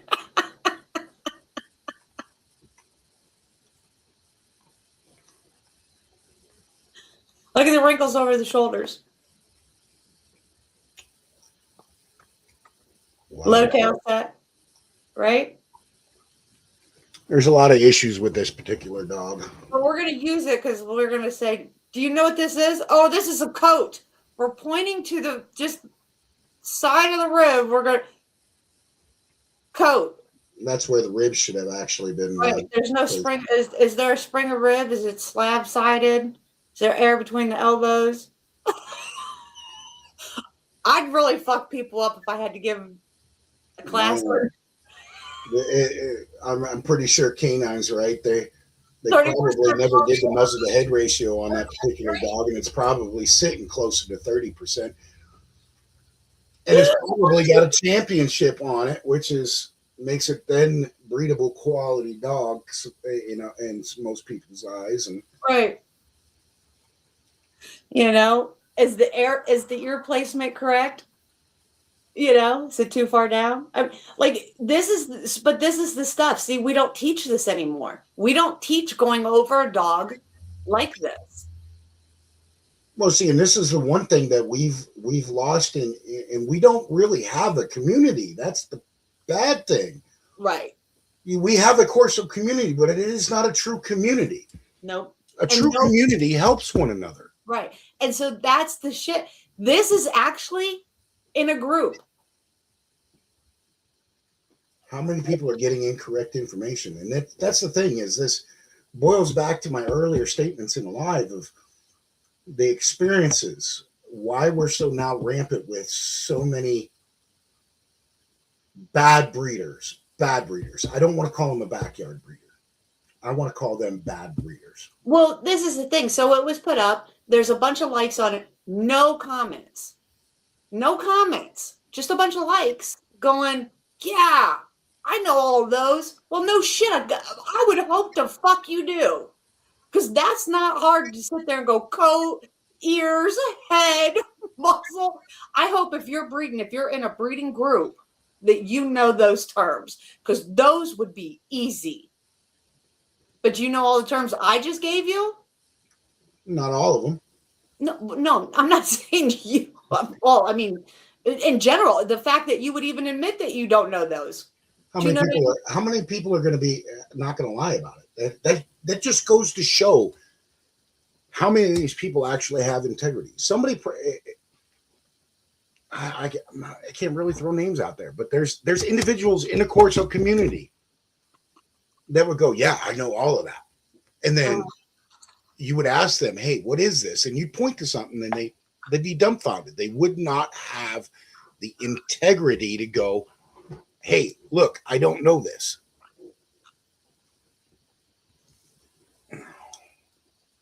Is it 2x2? Oh, it's on my screen. My screen's big. Is it 2x2 inches? That's all the bigger it is? Well, when you're looking at the small photo, that's not a very big screen.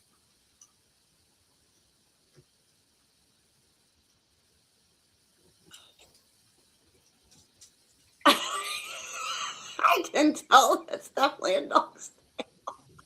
What? Are you sure? Do it.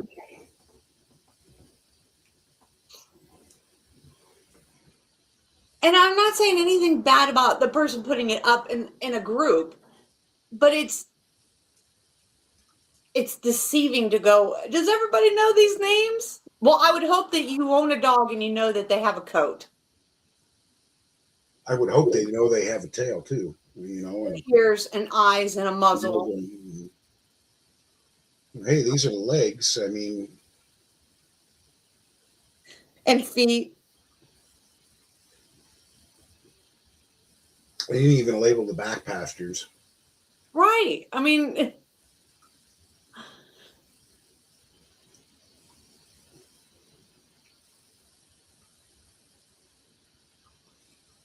K9 is 100% correct. That was also a backhanded. That's also another reason why you got a lot of these people that have a lot of sales is because they talk a good game.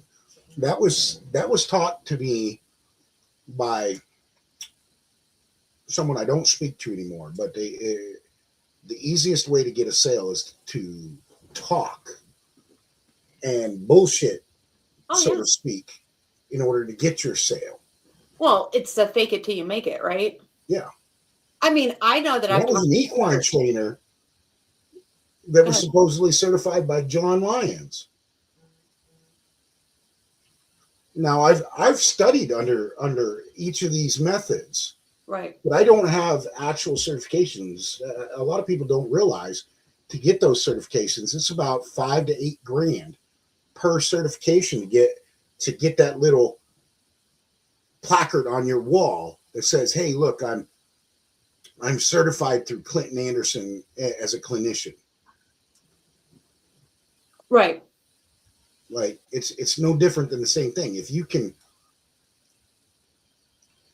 so to speak, fake it till you make it, they'd much rather do that versus learn all the steps in between.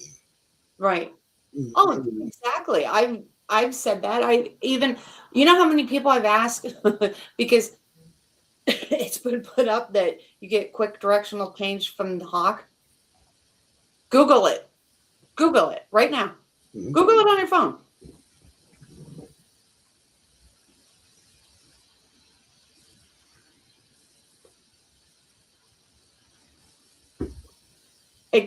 Do you get quick directional change from the loin in an animal?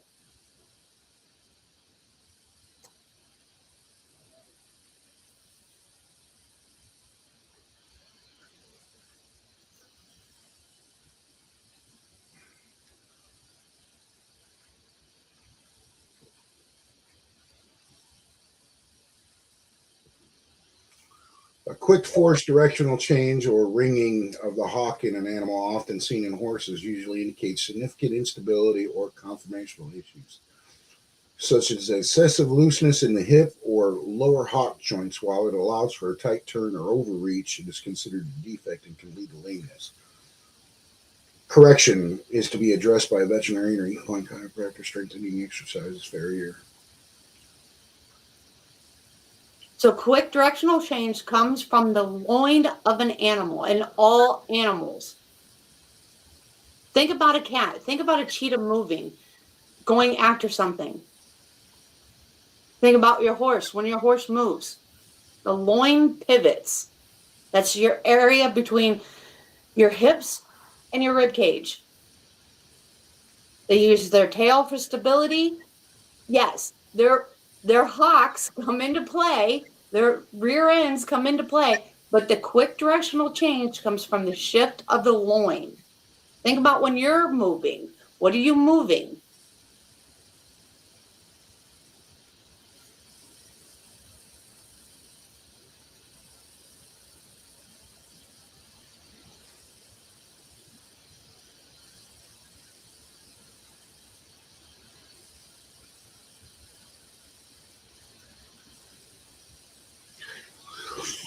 Oh.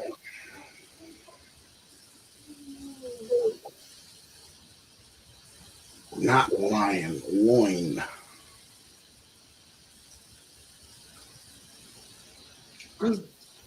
Is this your kid? My dad right there?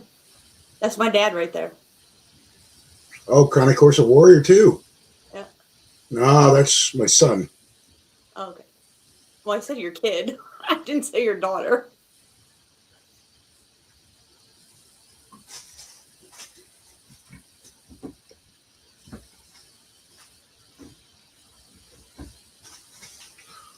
Well, I don't know how accurate this Google is, but it states here directional change in an animal, specifically quadrupeds like horses or big cats, comes from the hock.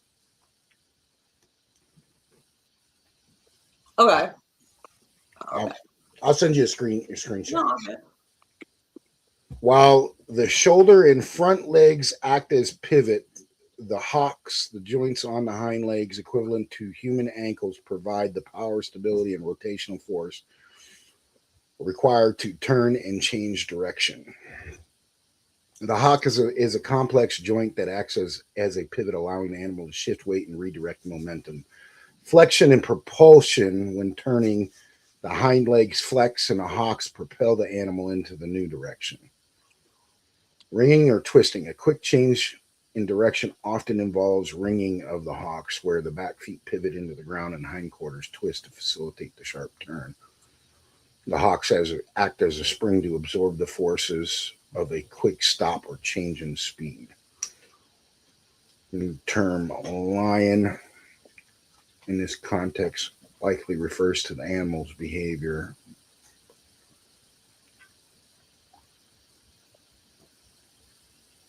When did that change? I literally wrote an article about it.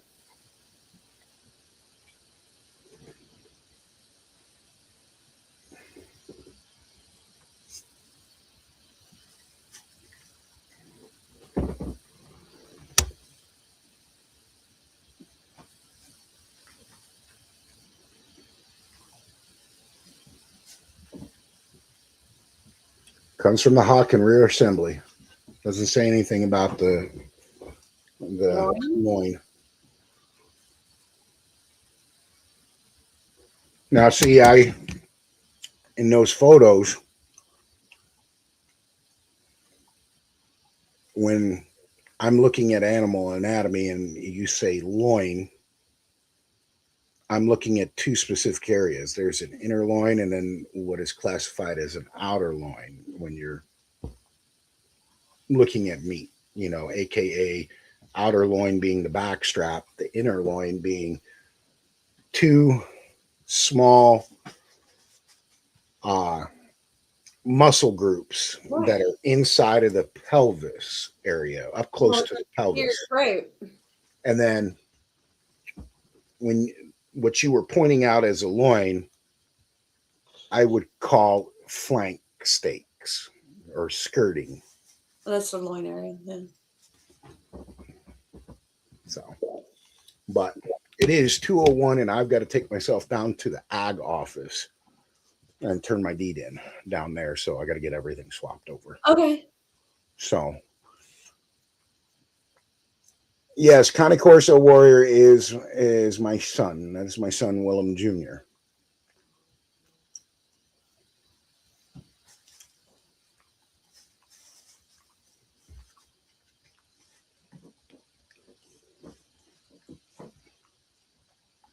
I have a feeling he's probably going to eventually take over my program.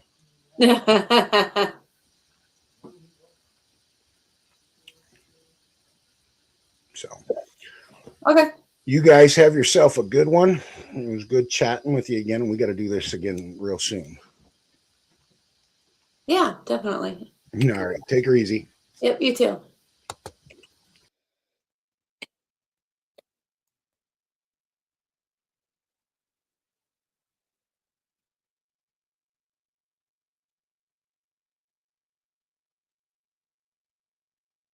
Oh, why is it not structural change?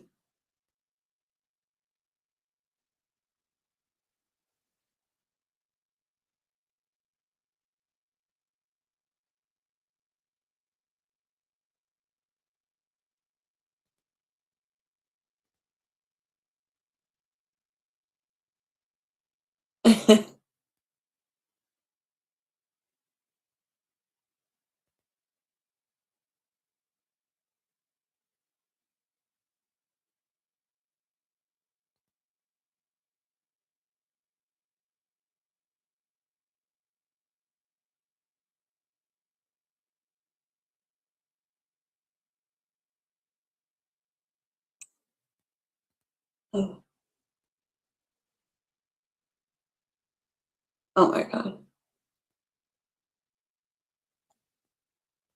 Whatever. I'll look it up later. But yeah, I did an article about this like a while ago. And everything I studied told me it was the loin. I even looked it up in medical book or in vet books. And vet books told me it was the loin. Now all of a sudden it's the hock. Well, when did that change? It's crazy. Anyway. So let's see what we can get into now. All right.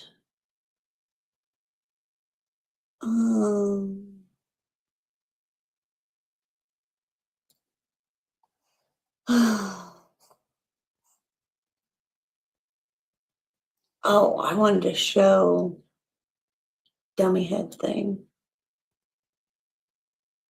Mm-mm-mm.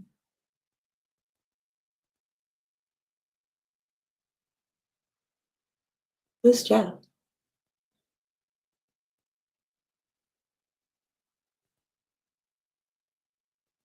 I don't know who Jeff is.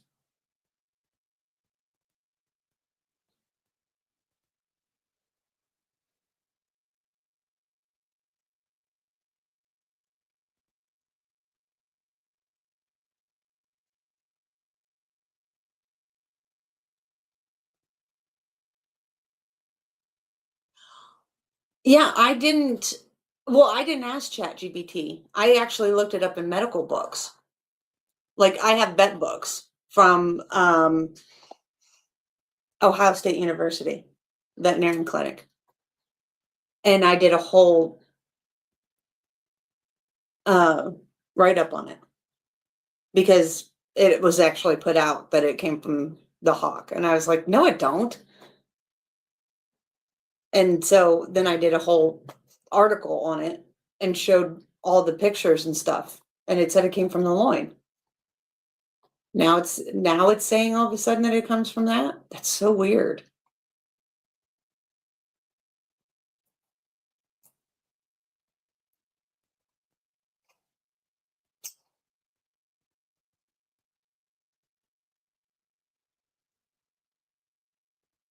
Okay, I wanted to show this. I don't know. I'll look it up and do research again just to bring it up to because I'm not sure that that's correct.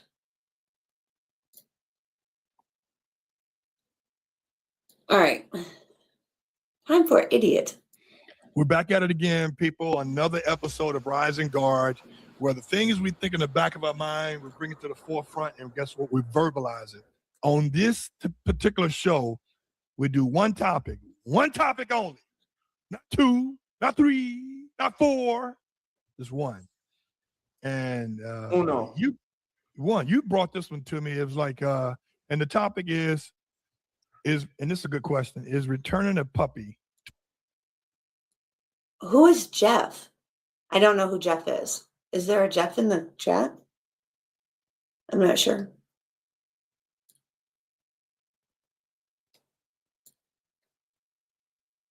When do dogs' feet turn left or right before the rest of the... Well, that's what I'm saying. I'm not like... Think about how a cheetah runs and catches things, right? And I even used video of that to prove, I mean, yes, their tail stabilizes them to move right or left, right? But think of them chasing a gazelle.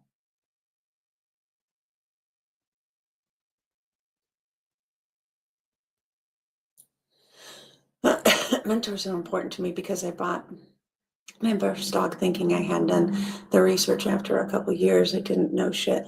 I appreciate them more than I can say. Oh, I agree. Yeah, I agree. I had one of the best mentors I could ever ask for. To a breeder, responsible.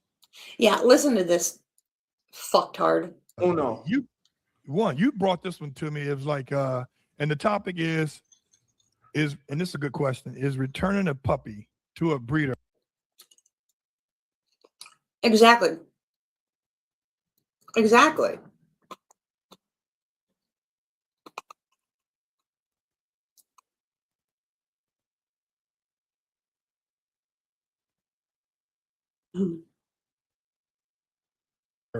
Responsible, or were the new owners not prepared? You actually said a little bit more than that, but I kind of summed it up.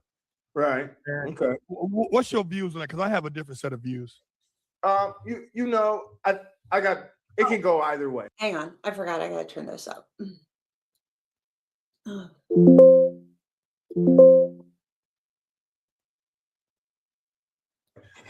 Sometimes I think the new owner didn't do its homework fully, and they bit off a little more than they can chew. Depending on the breed, especially if they get working line Dobie, and they're not prepared for that. They're not set up for that.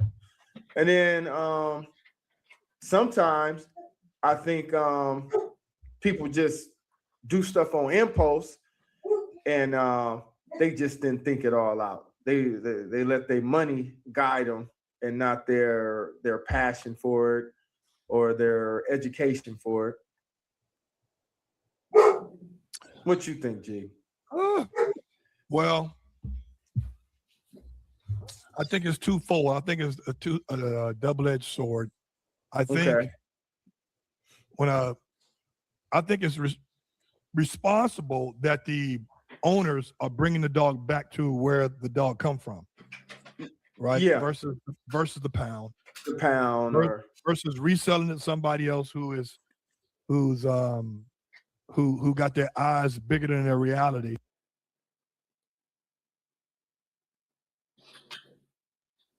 This one?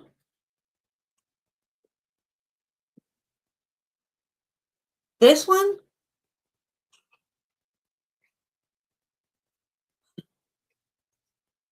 Thank you, K9.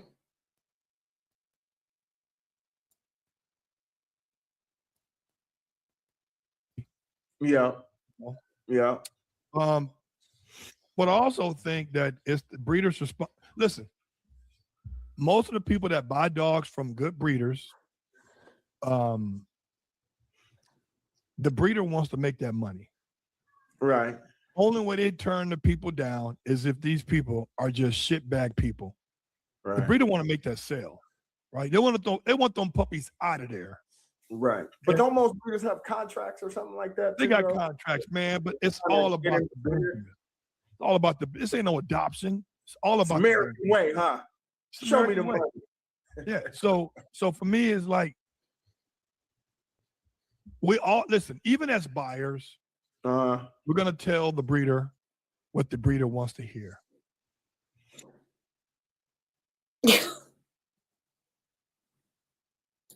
I'm saying, oh no, I'm gonna love him and right. I'm gonna love him and hug.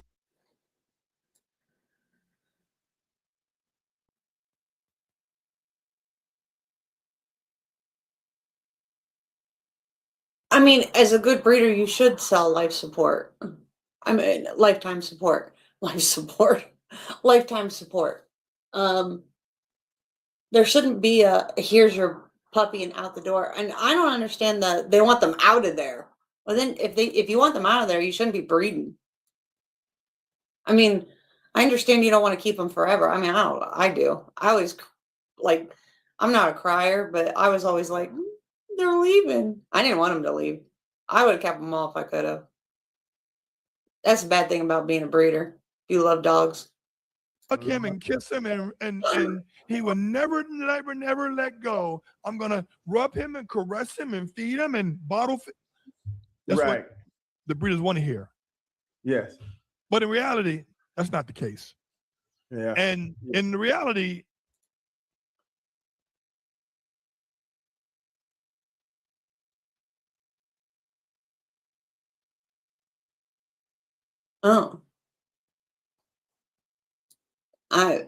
see, you're not. If you're selling to a head of an organization, you shouldn't be selling to it. And as a buyer, you should know your lines. And hopefully your breeder was honest with you. The new owners are not going to tell the breeder that they actually want to be a breeder. This part I don't understand either. The buyer didn't tell the breeder that they actually want to be a breeder.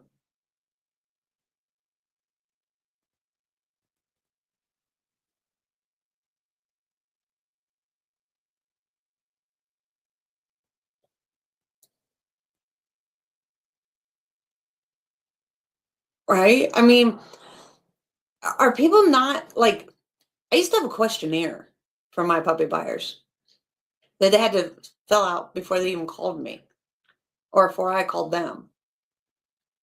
Right? If they called me and they were like, hey, I'm interested in one of your puppies. Okay, here's my questionnaire. Fill it out and then we can talk. If your questions on your questionnaire weren't even good, I didn't even bother calling you back. I mean, it's that simple.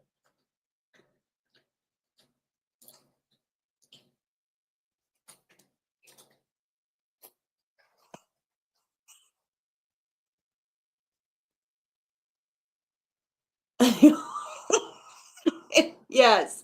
See that, like at the beginning, like, yeah, see, I went on a rant earlier. I went on a rant earlier because that's how I feel anymore. The more that I watch, the more I'm just like, I don't even know what is going on anymore.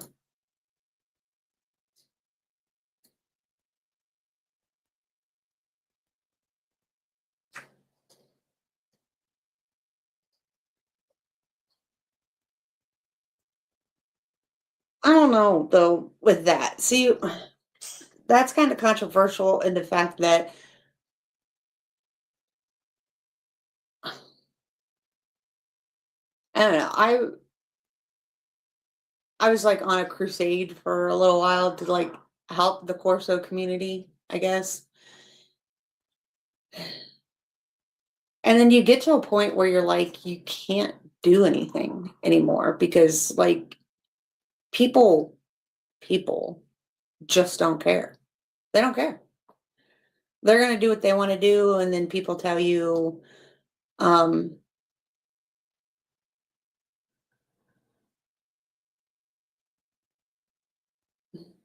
stop doing that. And then they send police to your house and then they try to file fake felony charges against you and they try to do all kinds of crazy shit because you're trying to do something for the breed. And that's truth. That really happened to me and Aaron both. And I mean, Aaron had nothing to do with my group or anything. And they literally, I mean, the breed club, 8 of board members of the CCAA tried to file fake felony charges against Aaron and I for trying to help the breed. And breed members or board or club members. And it gets to the point where you're just like, why? I mean, why try to help this breed? There are people out there that just do not give a shit and they want what they want. And the more you try to push back, the more that they will do things to come try to stop you. And Aaron works for the government. They were literally trying to do cyberbullying and threats against their life and all this kind of shit. And he would have been fired just for those allegations alone. But they literally want to put you in prison for trying to give people the truth and the facts, like true facts. It was their words, their actual words coming out of their mouth or being typed. I didn't twist it. I didn't do anything. All I did was show people the truth.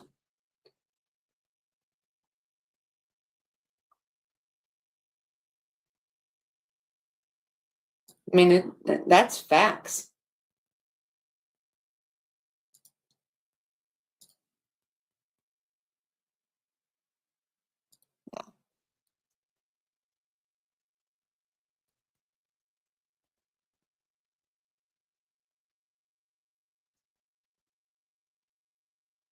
You don't.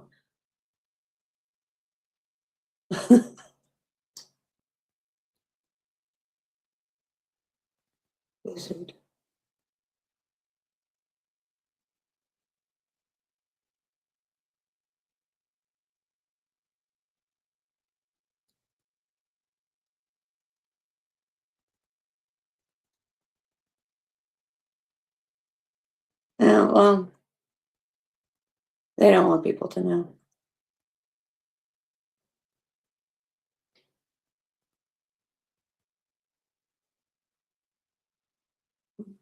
As you see. Oh, I've become, people cringe at this, just my word, or just my name alone, trust me.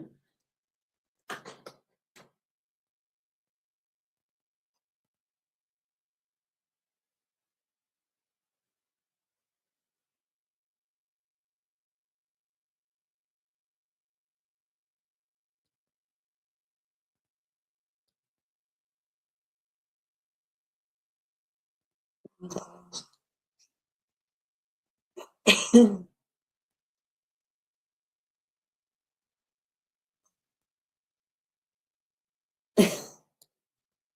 guys are writing so fast. Purchase after Sunday. It's not the standard to bring your new puppy to the vet after you purchase it. Is it? Yeah, it's in my contract too. No.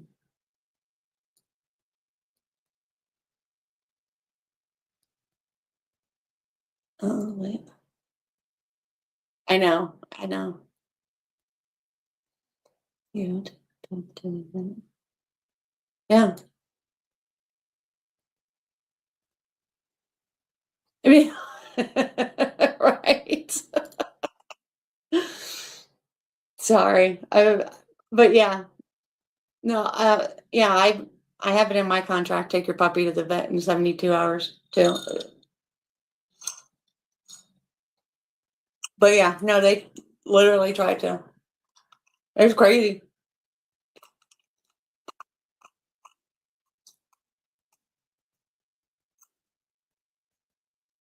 Oh, is there? I didn't know that.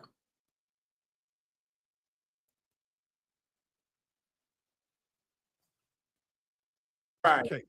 Right. So for me, do I think is return a puppy breeder being responsible? Not really, because the breeder went off of what the owner said, and all the breeder going to do is flip that dog, resell it again. Yeah. It's a vicious cycle. Yeah. Now, if it's a preservation breeder, whatever the fuck that means, preserving it. Okay, if we're talking about Dobies or Malinois, right, and the preservation breeders should be only selling these puppies to people who have specific intent with the dog. Right. So that means the Doberman pitcher got to go find a bunch of tax collectors. The German Shepherd got to go find sheep herders, right? Well, I mean, if you want to go by what the actual dogs were bred for, the Dobie is the only dog in America that is AKC recognized, but that was specifically created hundreds of years ago to be a personal protection dog. Yeah. The only dog that was bred to be a personal protection dog. It wasn't bred to be a herder or to be a compound guardian. They were bred and created by Louis Frederick Doberman to protect his ass when he was knocking on doors, asking for that tax. Yes. That's just it. And you know one thing, G, that I see that they have not bred away from, that every single Doberman I got, he wants to be with the guy. He wants to hang out. He wants to be right there. They did an excellent job with that. That's a genetic trait that ain't going nowhere. They're called, that's why they call Velcro dogs. Man, right away. They call Velcro dogs. Yeah. Because that's all they do. They want to be up under you. They're going to the bathroom with you. They're getting the pool with you if they could. And they have separation anxiety. They're whiners. Yeah. So in saying that, then, G, what if a new owner comes back to the breeder and says those list of things? You know what? It whines too much. It's just too much. It's just all there. It just Right. Is that irresponsible because they didn't do their homework? Everybody should know that, right? No, Or no? it's not irresponsible. It's a lack of patience. Yeah. I mean, I got 3.5 kids. Who knows, right? He always talks about sex. It's so weird. Oh, that's from your dog is from Alcor, right? From Derek Matson.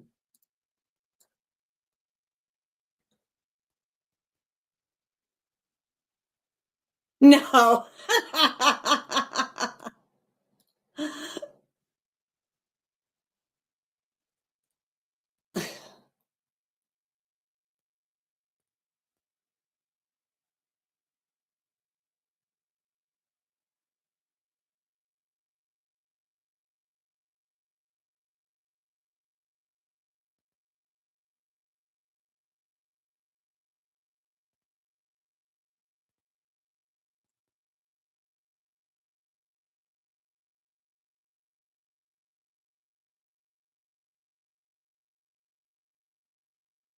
Okay, well then don't comment. I mean, that's what you're talking about, right?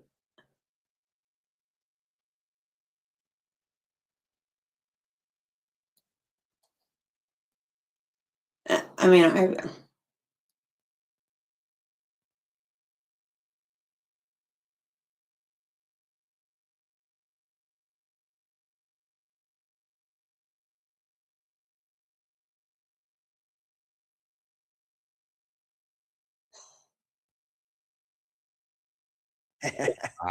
On paper, 3 kids, right? Right. So when I was changing my boys, my youngest one, he's 12 now. When he shitted in his diapers and he was letting me know that he's soiled and he's crying. Right. I'm gonna go back to the hospital and say, hey man, take this muff. Right. What you gonna do? It don't work that way. Right. Because in 30 years, he's gonna be changing my diapers. Yeah. Right. What did they say? Once a man, twice a child. Twice a child. Yeah. Yeah. So I think it's the impatience of an owner. Yeah. It's not the lack of education, lack of knowledge of the dog, because puppies, that's what they do, bro. That's what they do. That's what they do. That's what they do. I always tell clients, I say, think about it. We are at 8 weeks, or 10 weeks. This puppy has only been in the world for 10 weeks, and it ain't seen none of the stuff that you about to expose it to. You gotta be patient. You gotta put that in the right perspective, you know? Like Dogman says, sometimes you gotta wait on it. Sometimes you gotta wait on it. Isn't he the one that says I get rid of them in 6 months if they don't show me something? And sometimes I got a buddy, he always say, commit or quit. That's it, man. Commit or quit. For real. Yeah.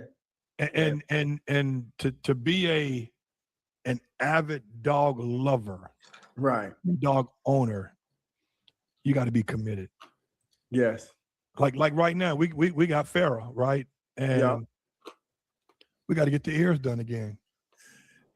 Yes. Right off the top. But we it's because he doesn't tape them. He's not committed to taping them. But what we know when it's done, oh my God. Yeah. The same. Listen, once these other boys grow up, Ron, I'm changing the subject. Once these boys grow up, I like that though. Nobody is gonna be fucking with us on no male. Ain't no one person gonna have one dog that can compete against all 5 of our dogs. One dog against all 5. Does that even make logical sense? Yeah. You better be a dog that is. We got a good lineup. The future looks, the future looking good. Nobody's. Yeah. All of our dogs have their specific strength that takes up for. They have their specific strength. The other one that's lacking in that. Right. So, like right now we have what was that? So I'm not gonna say what breeder it is because I'm not throwing shade. I'm just stating facts. Yeah. The cropping on this dog currently. Crappy cropping. So no, you didn't miss anything. This is just ridiculous. They started out by saying returning a dog to a breeder, is it ethical or unethical, to now, showing bravado that one dog wouldn't be able to fight all 5 of their dogs or go up against all 5 of their dogs.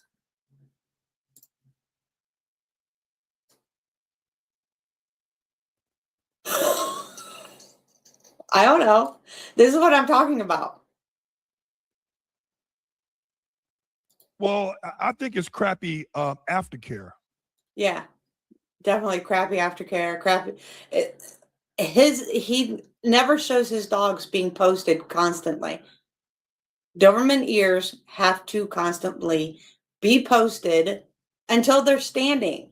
Every time I see his Doberman puppies, their ears are down. I made a comment on one of his damn things about at the break, that ear stays that way. And he always wants to get them recropped. Why do you need to keep recropping the damn ears? Okay. Now they're going back to the breeder complaining about the ear cropping when these people are getting these dogs like 3 days after. What do you mean a cosmetic fan?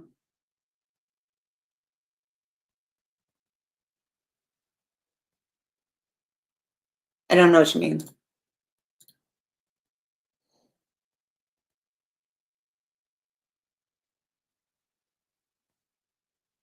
Right.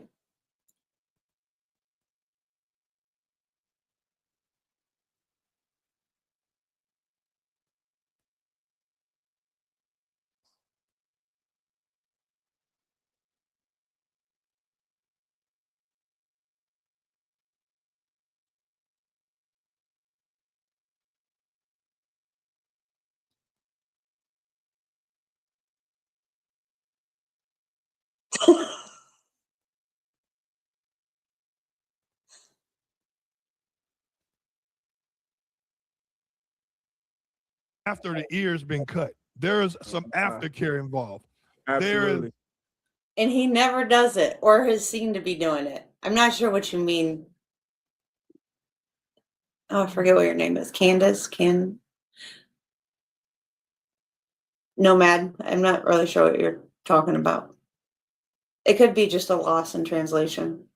The first thing that our guys give us is antibiotics for the dog to take. Listen to this. I'm loading when I had Gaston ears redone.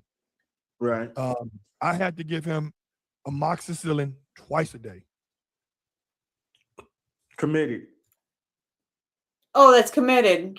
God forbid you got to commit to give your dog medicine. Twice a day. Yeah. Committed. Yeah. So, and I got The ears also have to stay up on a cup until they're healed and the stitches are out on a cup.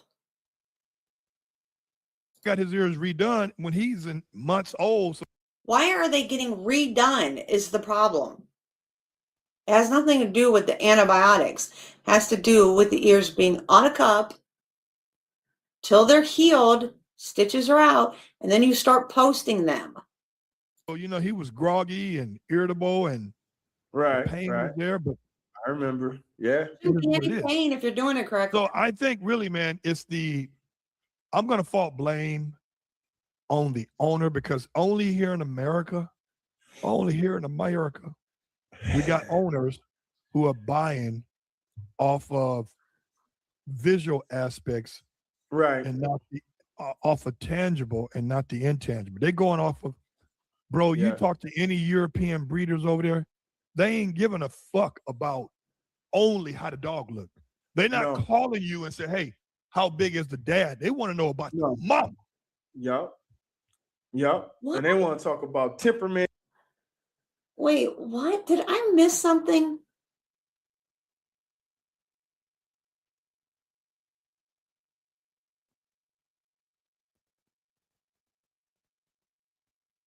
How does ear crop have to do with the mother? I'm so lost. I'm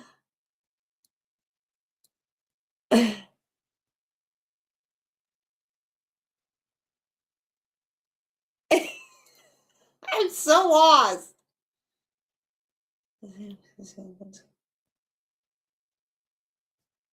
American women, basically the ones who are in business with prisoners. The prisoners obviously got dogs predisposed to.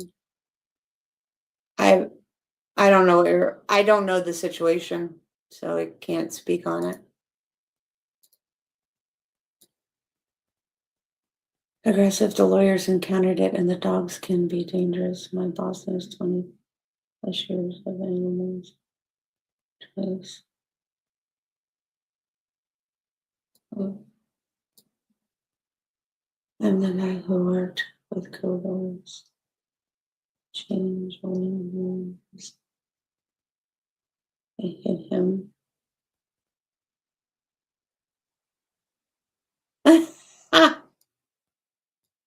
Hey, Bakari.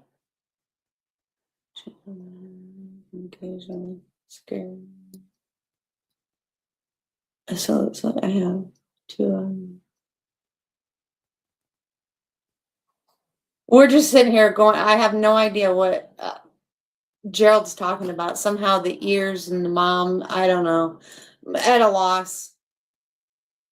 And where the van dogs sold by kennels here. So he's pretty. Okay. Just kind of. And all We're okay, I guess. We're going over. Will was on for a little while to finish up his interview, and we talked about that. We talked about dogs. We talked about he showed them around his property. Now we're like listening to this rhetoric. I don't know. I'm going to show what the CCA did. Oh, I should show that right now. So I'm going to show this real quick. We were talking about dogs, and OT said about the dogs and about oh shit, I didn't want to do that. Share screen. And how people just don't care. And we were talking about that, and I said, yeah, this is what they tried to do to me for literally the CCAA. So this is the CCAA. This is what they tried to do to me for having a Facebook group.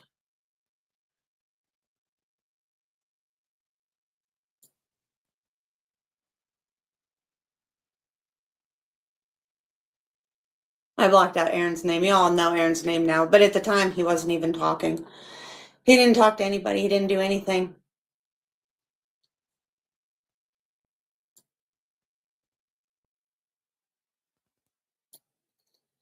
But I had a Facebook group, and I was talking about the CCAA, which is the Connie Corso Club of America.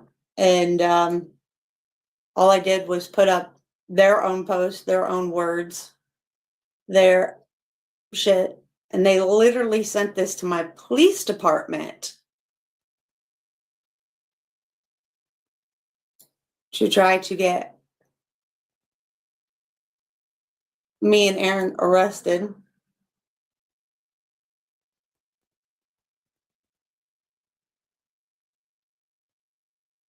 For felony charges.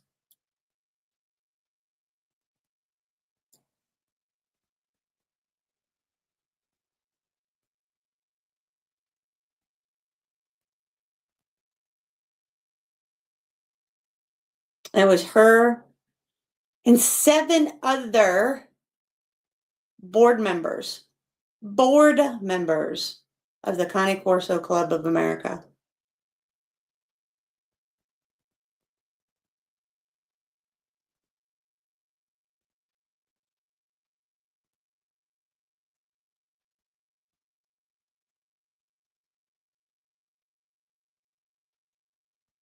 Of course, they sent this to me.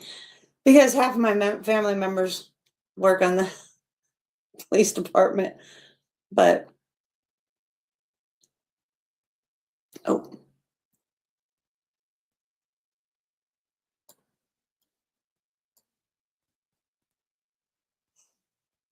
So they thought it would be great. And Aaron works for the government. So any of these claims, even an insinuation of this claim, could get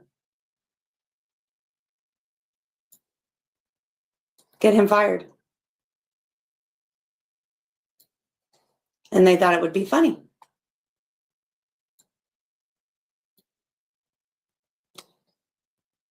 Well, the felony charges in the state of Ohio, she thought would be the cyberbullying and in fear of their life, because I was putting up their words, their own words. That's why they feared for their safety. But using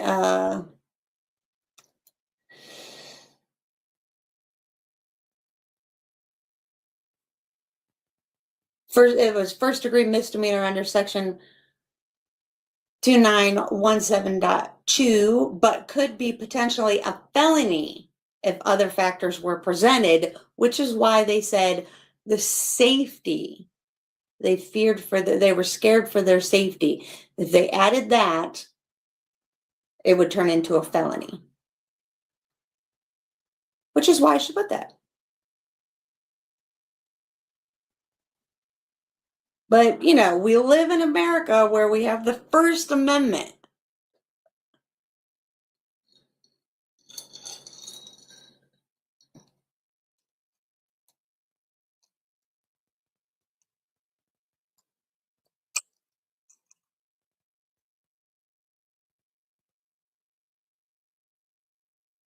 They also sent 121 screenshots of my group, which is a private group, by the way.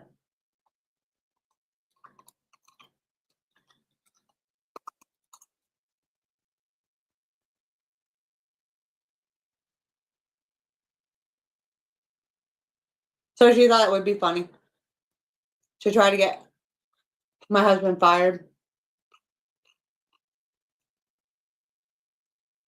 And this was just telling the truth about what the club does and was doing. And because I had a whistleblower in the CCAA on the board that was feeding me information, which was their messages, only their messages. I didn't say anything about it. I just posted their own messages and what they were actually saying. And so they told her, there ain't nothing that we can do. She's posting what you're actually saying. It's not like she's making up lies. It's not like she's following you around. You're all over the United States. It's not like she's stalking you or calling you on the phone or emailing you, harassing you, doing anything. She's posting what you're actually saying.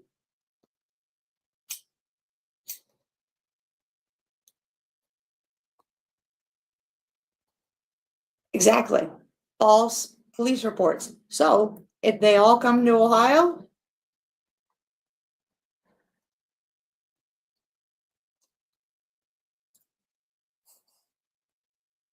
then you have this.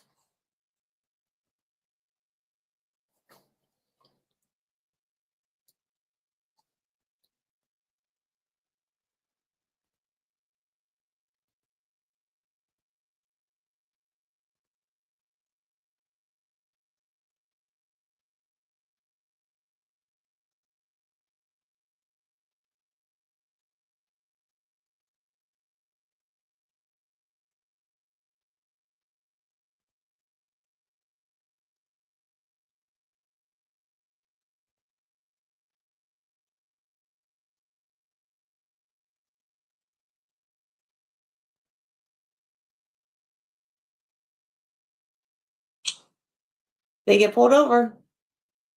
There's nothing I can do. You know, for dog shows and stuff.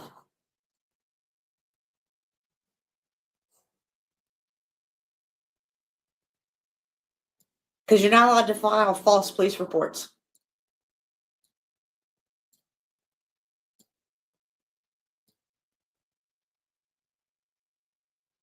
Right.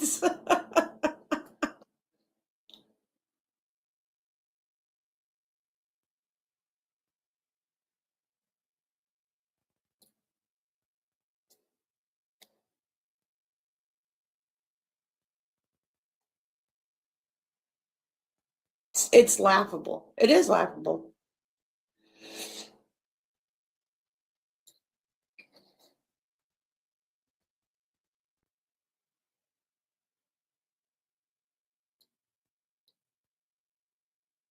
So, you know, people travel for dog shows. Just don't speed while you're doing it.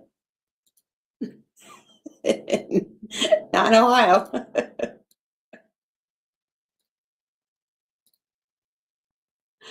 Because that's a two-way street. Except I have proof that it's a false police report.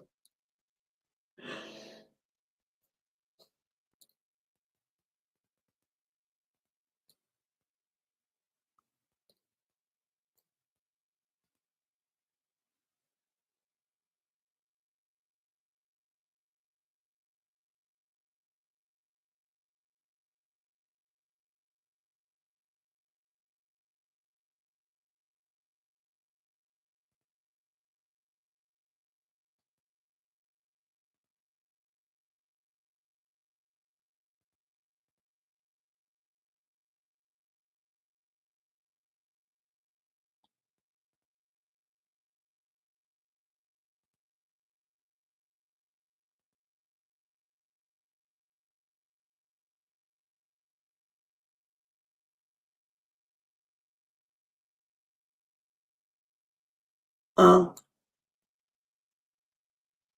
of the stuff first. Angulation, hips, head, eyes. Yeah. Out here, bro, most of these people are 80%. Well, I think I told you this before. Most of the people who buy dogs from us, they want a Corvette, but they want to drive it like it's a Toyota Camry. Yep. Right. Yep. Right. So they want a loaded gun, but they never want to take it to the range. Right. Right. It's pointless.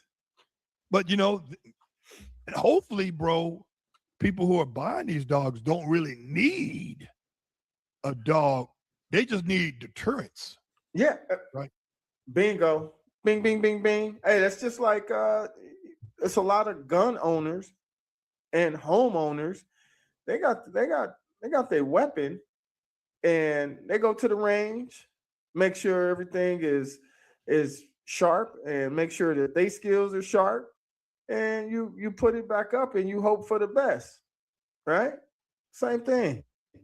For me, Don't just let my dogs are the first line. First line of defense. Deterrent. Right. They're gonna Number let me one. know. Yep.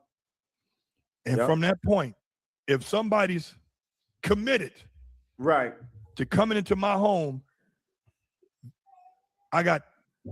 all I need is a couple of seconds in the dark. Right. Right. Tell them to close the door. Close the door, Bubba. There you go. Bring them on. Bring them on. Let them say hi to the camera. He went in. So all I need for me, if somebody's really committed to come into my spot, Right.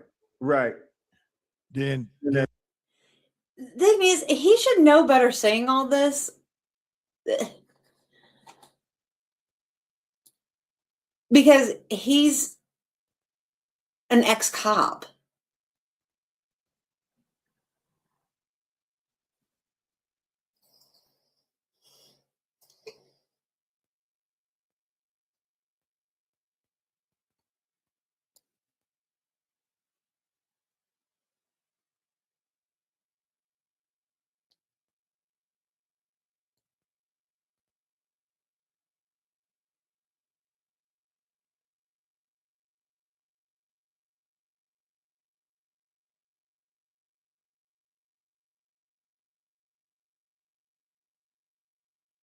That means. That's it. I must got something they want, Right. and Right. we're gonna play with it. And that's what we train for that. We train for those. Yeah. Train for those, right? I don't. Did he say we pray for those?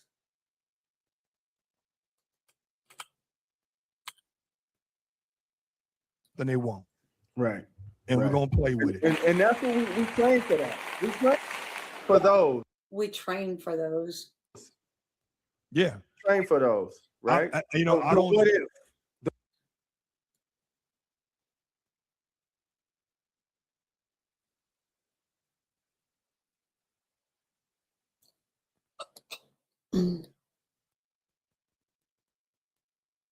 Situations. Like him being on there talking like this and doing all this, like he shows his dogs and says all that stuff. And it's like the people who go out and do. Right. Like he showed like his dogs in the back cage and, barking at him and him having to do the down before his dog even gets there and can't even walk to the car and do all this stuff and blah, blah, blah. And all that crazy shit, right? So if I really wanted to, wouldn't take much planning for somebody who really wanted to. Right. Right.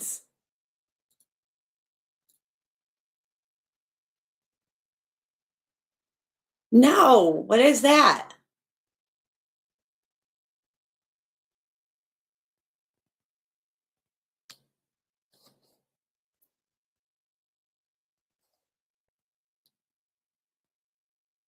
Where's it at? Is it on YouTube or?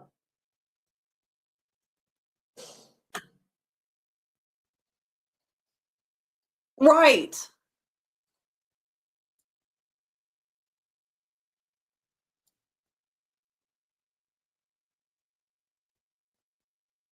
Vakari, is it on YouTube or Instagram?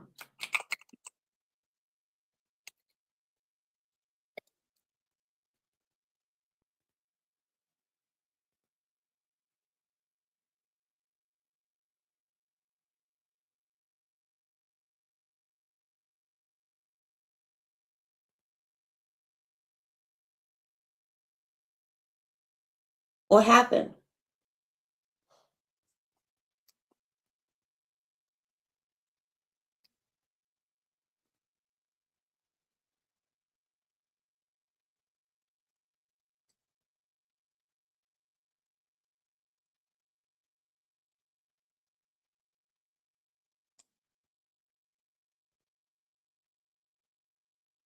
Oh, I'll have to look it up. I'll be right back.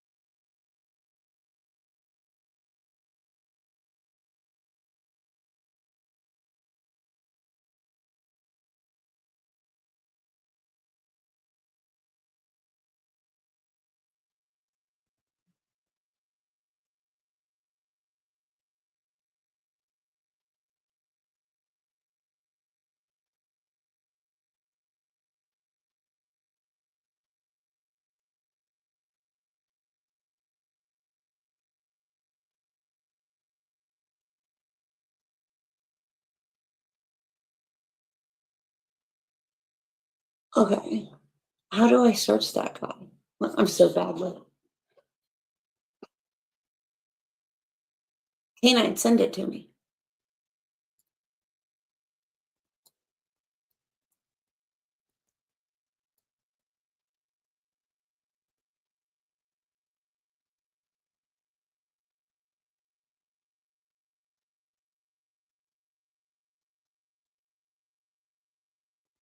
Oh, maybe I can do it like this.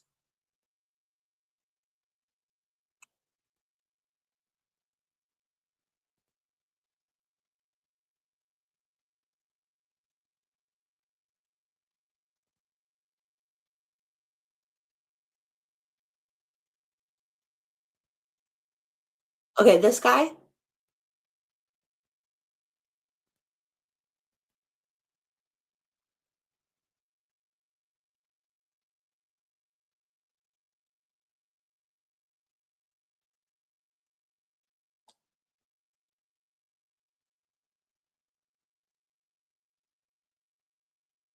Okay.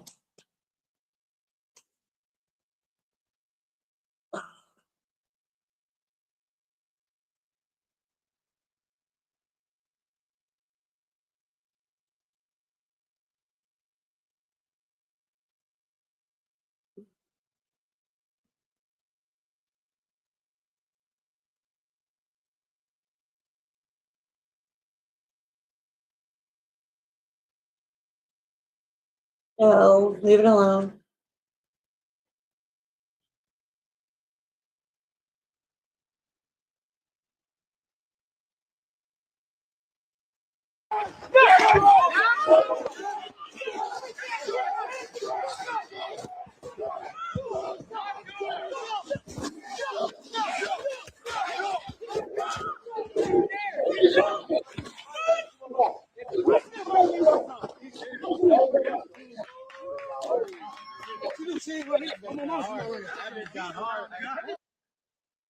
So where do we go from here? Where does this shit end? Is there a ceiling to it? Do we need to break a dog in half while they're still biting to prove that they're fucking hard and real? Like, is this reality-based training? Because I've been in a lot of bad situations on the street, a lot of bad crowd control situations on the street, and I've never seen any shit like this. And if you want this to be real, you want to make this fight fair, take off the fucking suits. Right. Then let me see what's up. I don't think you will. We need to do better as an industry, man. This isn't putting you on fucking blast. This isn't talking fucking shit. This is about the welfare of the animals. Right. This is about the well-being of the animals. We can absolutely prepare dogs for pressure, multiple decoys, a lot of threat, a tremendous amount of environmental and physical pressure from the decoys, but we can do it with implied pressure, right? It doesn't have to be this physical, painful, putting the dogs in a very harmful situation with possible career-ending injuries. It doesn't need to be doing that. Not only physical, but mental injuries, right? Yes, this one dog hangs in there pretty good. As these dudes chase it up against the fence, it thinks about fucking running. It kind of lose sight of it, but looks pretty bad at one point in time. Then they eventually let the dog in. Now the folks at Paw Fed Canine are doing a damn good job. They're doing very similar work, but it's way more training, not just a fuck fest to see if they can break a dog. So the pit goes in, makes contact with the first decoy. The first decoy puts a tremendous amount of pressure on this dog, but the dog hangs in there. The pit is obviously a way harder and stronger dog than that first Mal. But when he goes in and puts the pressure on the dog makes the bite, it becomes a training exercise. And that's the big thing for me. The first drill looked like just an absolute fuck fest for Instagram to see how far they can take this shit before the dog gets ruined. No go, in my opinion. So in this little cage scenario with the Paw Fed Canine crew, it becomes a training situation. It's implied pressure. It's like WWE shit. Like they're acting like they're hitting the dog. There's very minimal contact. They make the fast strike, and at the last second, they pull away. So it does make contact, but there's not that risk of injury. And then it becomes a training exercise with control. So I'm all for it, man, if it's done the right way. We absolutely have to do better as an industry. This is excessive and over the top, in my opinion. I've been doing this a very fucking long time. I've been in some very dark places with dogs. I fucking get it. Now you ask yourself the question, where are the force-free fakes with this kind of shit? Like, why are they coming after us for putting an e-collar on a doodle that's obviously thriving, but yet they put us on blast for that, but there's crickets when it comes to this shit. You want to know why? Because they're all fucking liberals. and they love to fucking race bait. And it would go against their pandering schemes to say a fucking word about this shit. Before you go down that race bait fucking rabbit hole with me, know this. I don't give a fuck what you think. And number two, I'm fucking colorblind. Where I worked in the streets, I was the fucking minority. So don't come to me with that. You can fuck all the way off with that shit. And if it makes you feel better, here's some white trash dumb fuck doing some work that's going to get a dog seriously fucking hurt. Take a look.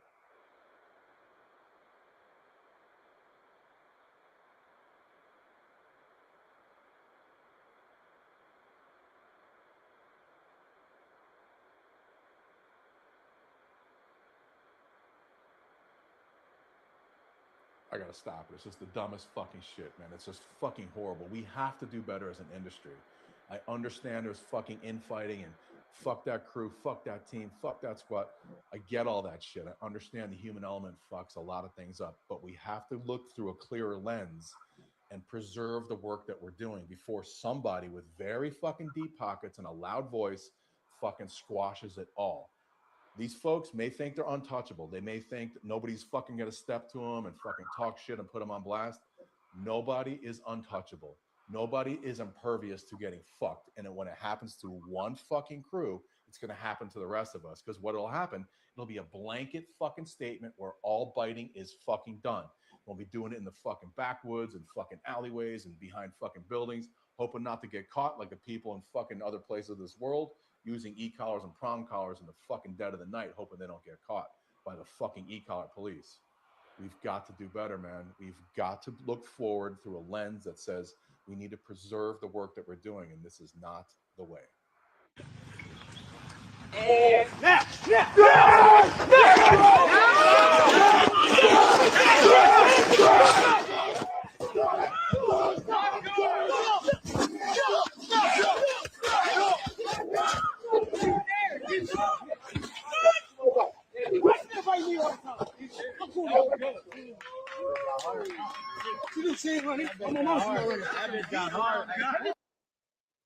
So where do we go from here?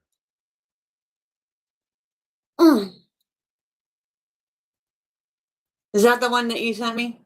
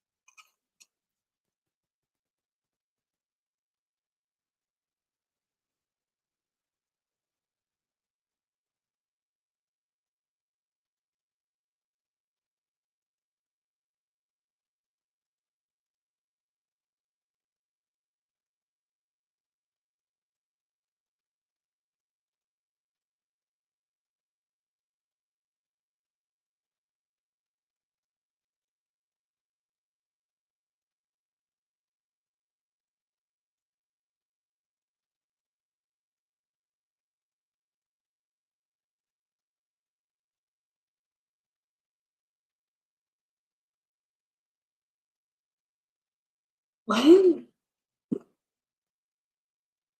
Okay.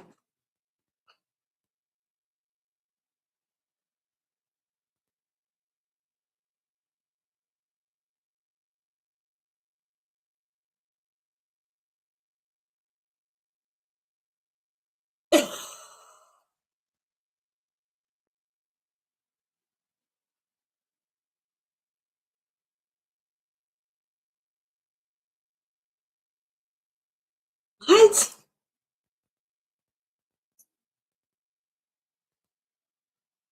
What are you talking about?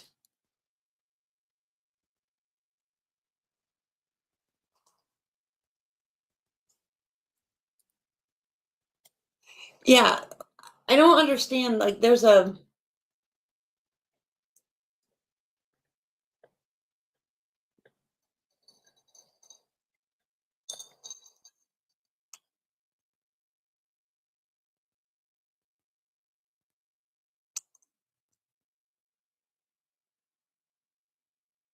Hmm.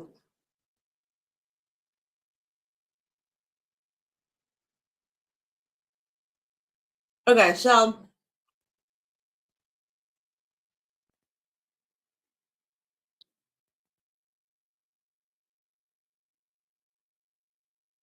yeah, no one mentioned race before he did, so I'm guessing that. I mean, he did mention other things, but so you think he's mad because that's showing real pressure that his dogs might fail in the same situation?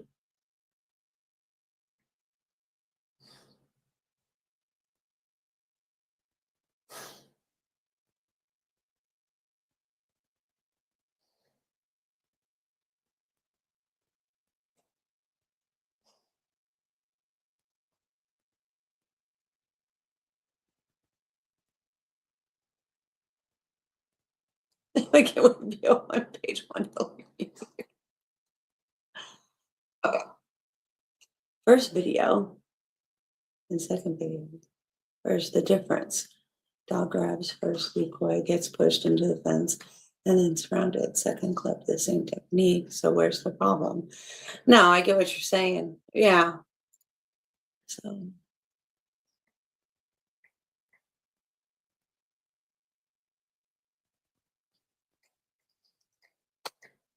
really? Is that true, or are you just fucking with me?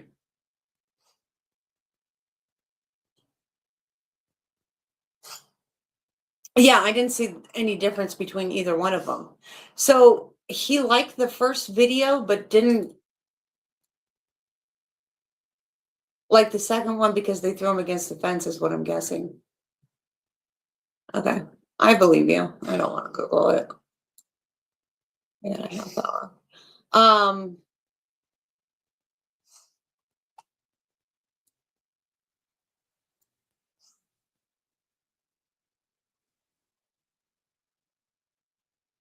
I don't really see a difference between either one of them.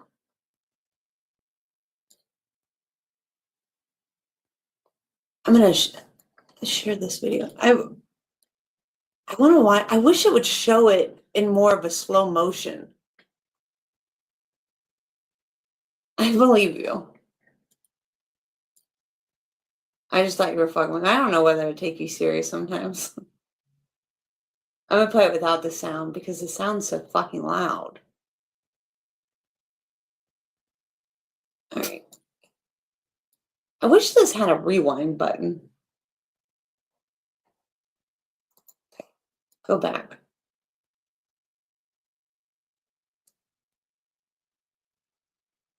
And those are those little kid bats. So they wouldn't be any more than a training tool, not protection work. Isn't it just training tools, not protection work? So yeah. So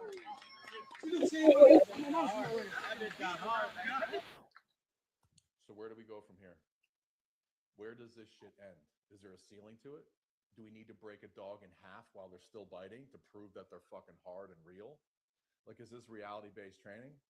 Because I've been in a lot of bad situations on the street, a lot of bad crowd control situations on the street, and I've never seen any shit like this. And if you want this to be real, you want to make this fight fair, take off the fucking suits. Then let me see what's up. I don't think. All right. If you're talking about canine and being a moron, don't say that.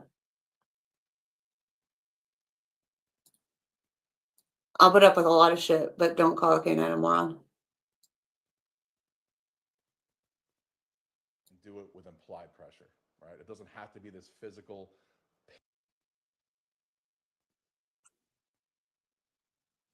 I don't mind a lot of people saying anything, and I usually will not stifle anyone's talk and shit like that.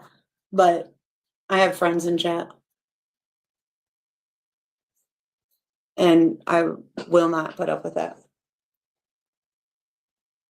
You can disagree on a lot of things. We can all disagree on things.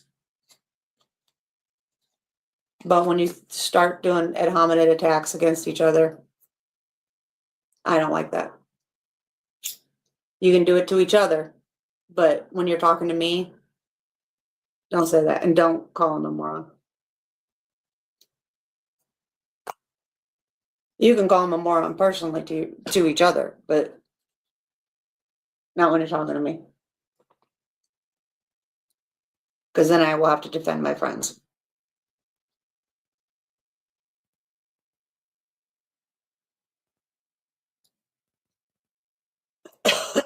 First thing is bad.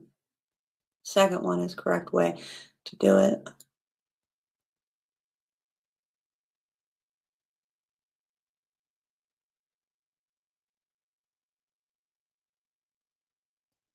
Okay, now you stop.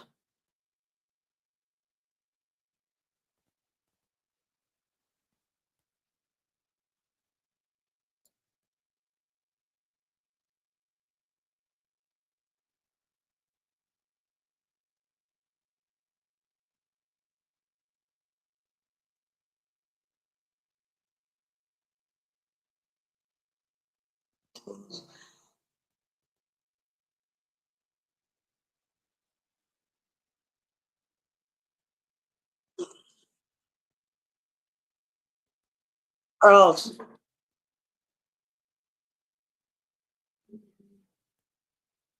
Spend so much already on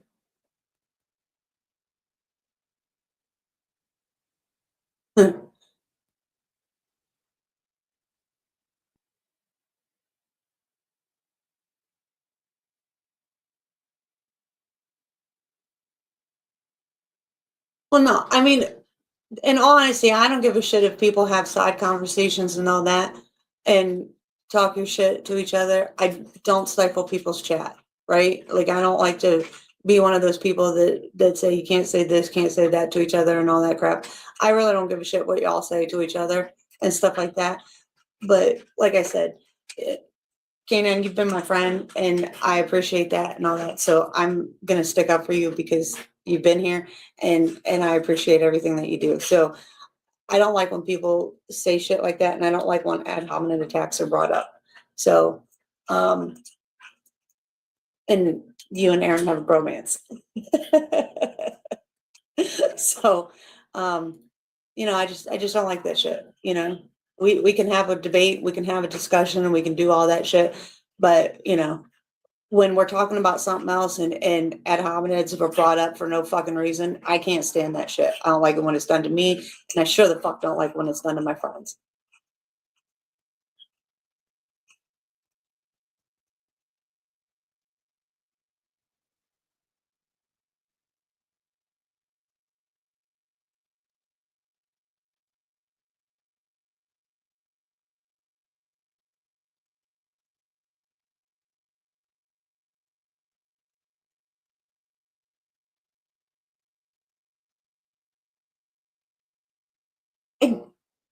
I honestly don't know what you're talking about. Are you talking about in this chat?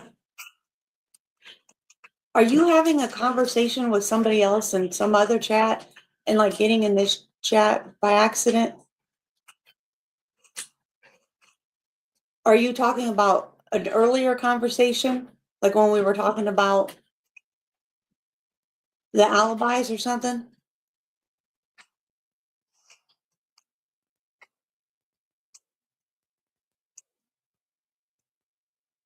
I mean, if you are, and I'm not saying this to be mean at all or anything like that, but if you're still talking about alibis, you need to say that because it confuses me. Sometimes I don't, and it could be like just a language barrier or something. Like, because I know like in Canada, they speak French. If you're speaking French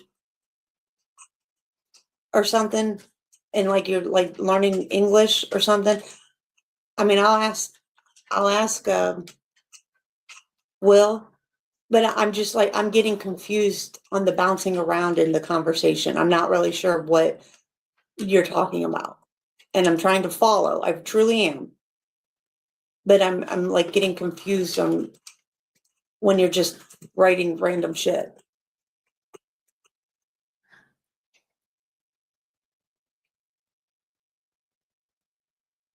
Oh no, I agree. Because I don't understand the difference either. If you either like one or you like the other, the dog being swung around, people do that too. I mean, even canine officers, military do that. So Like, I don't know how that's different, except the poles were there that the dog could have flung off and hit the poles. So that could have been, I don't know if he was just doing that to save face because the person was a different race. I don't understand the whole thing. I mean, I think it looks more aggressive than it is. If you're just watching it, like my first reaction was like, holy shit, what the fuck? And that's why I said I'd like to watch it when it slowed down a little bit to see what it is. Exactly. When I talk sauce.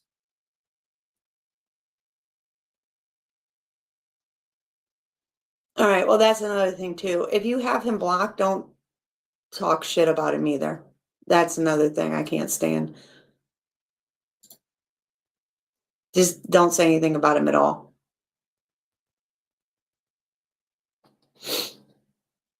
And definitely don't talk shit to me about him if you have him blocked. Either stand fucking 10 toes down or don't fucking say anything at all. I can't stand that shit at all. Like at all, at all.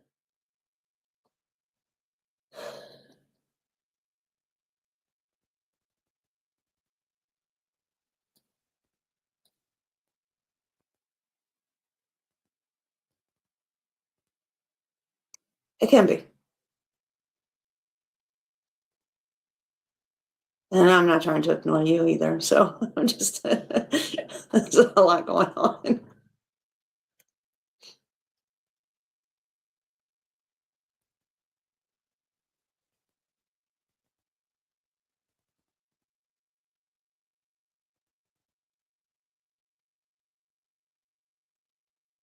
Oh, I imagine. Well, he looks like, just from his look, Napoleon syndrome. My guess.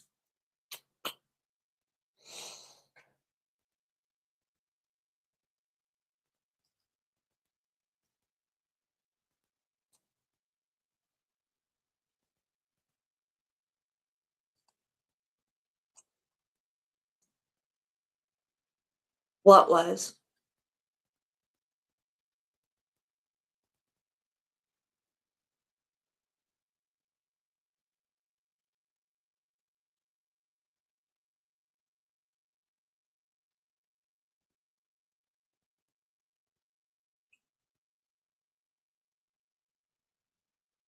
What was the auction?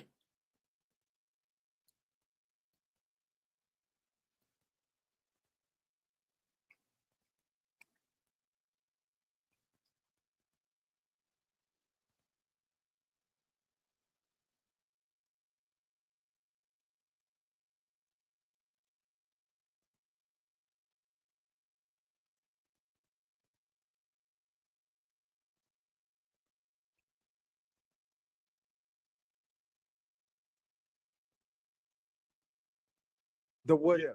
I don't do that. Putting it in a and you know what's crazy What's that? is that people who have these guns at home, they put them in these lock boxes with combinations. Combinations? Right. I'm a motherfucker that wear glasses. I ain't got time to be looking for no codes. Right. I'm going right to my nightstand. Yeah, be careful of all those ticks. Right. Boom. Where are you at? Get on the ground, honey. Let me take care of this. Let's go. Oh, that's funny. I just posted a situation like that. One of my clients were doing protection.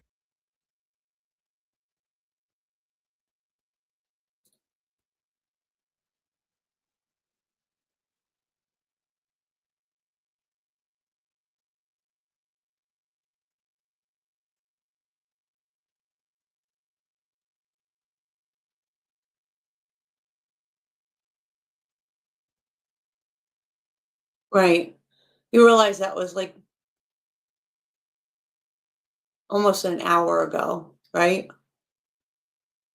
So this is why we get lost in understanding of what you are typing. And I'm just stating that.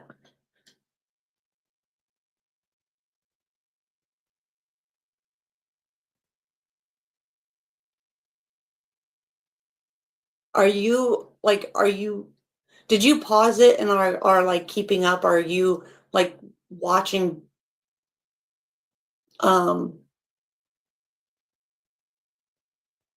back further?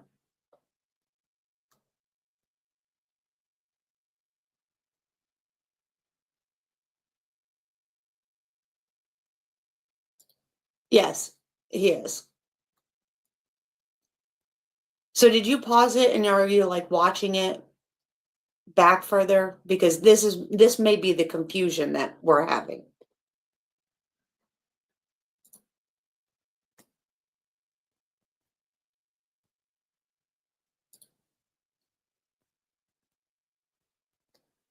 So I'm just trying to understand. I'm not trying to be mean, I'm just trying to understand.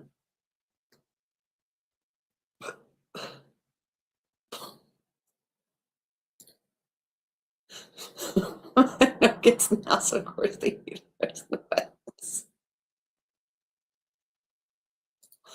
I'm sorry.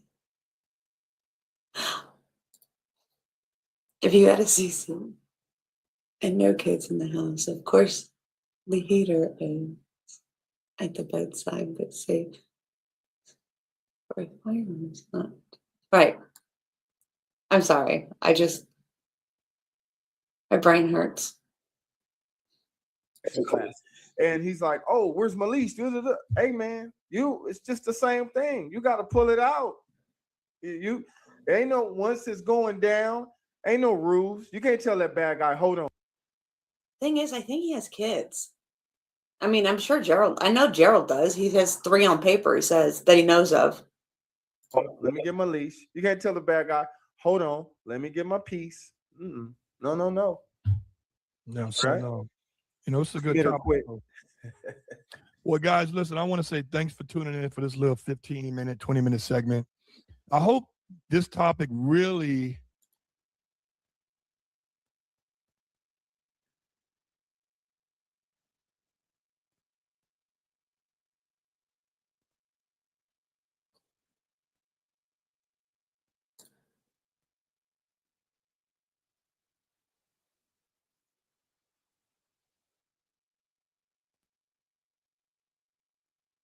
Okay. Not sure.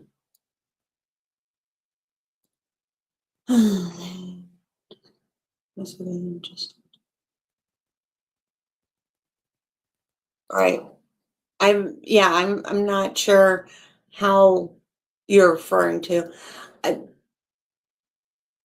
Delete user. Yeah, I'm not sure because it doesn't allow me to. I mean, it allows me to scroll back up, but it doesn't allow me to like refer to that comment. I mean, you can refer to it, but it just goes out of order.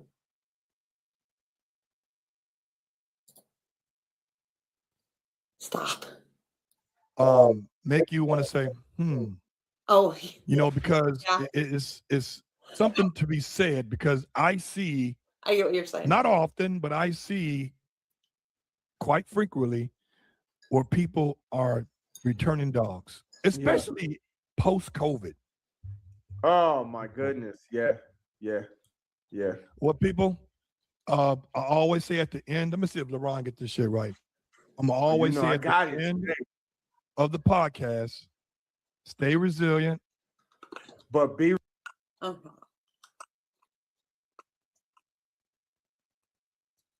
Gerald?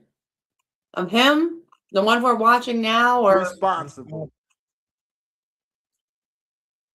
or a different? Who?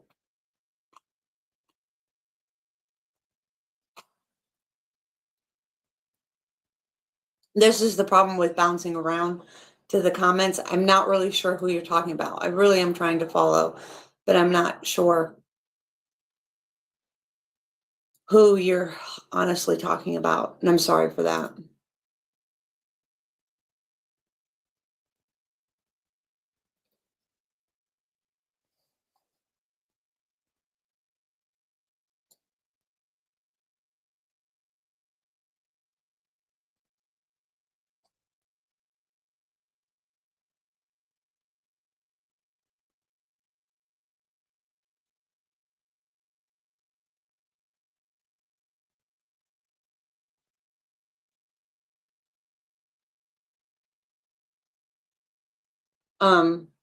Anyway, I have an appointment I have to get to. Well, Aaron's going to be home in about 10 minutes.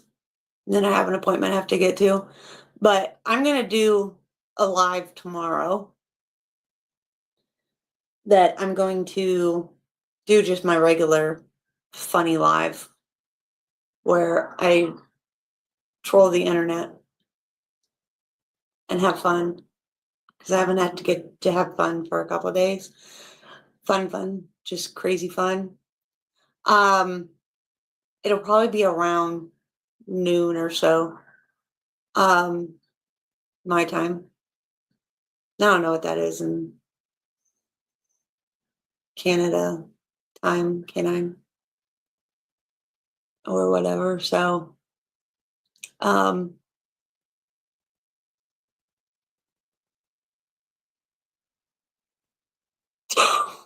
people are strange. Strange.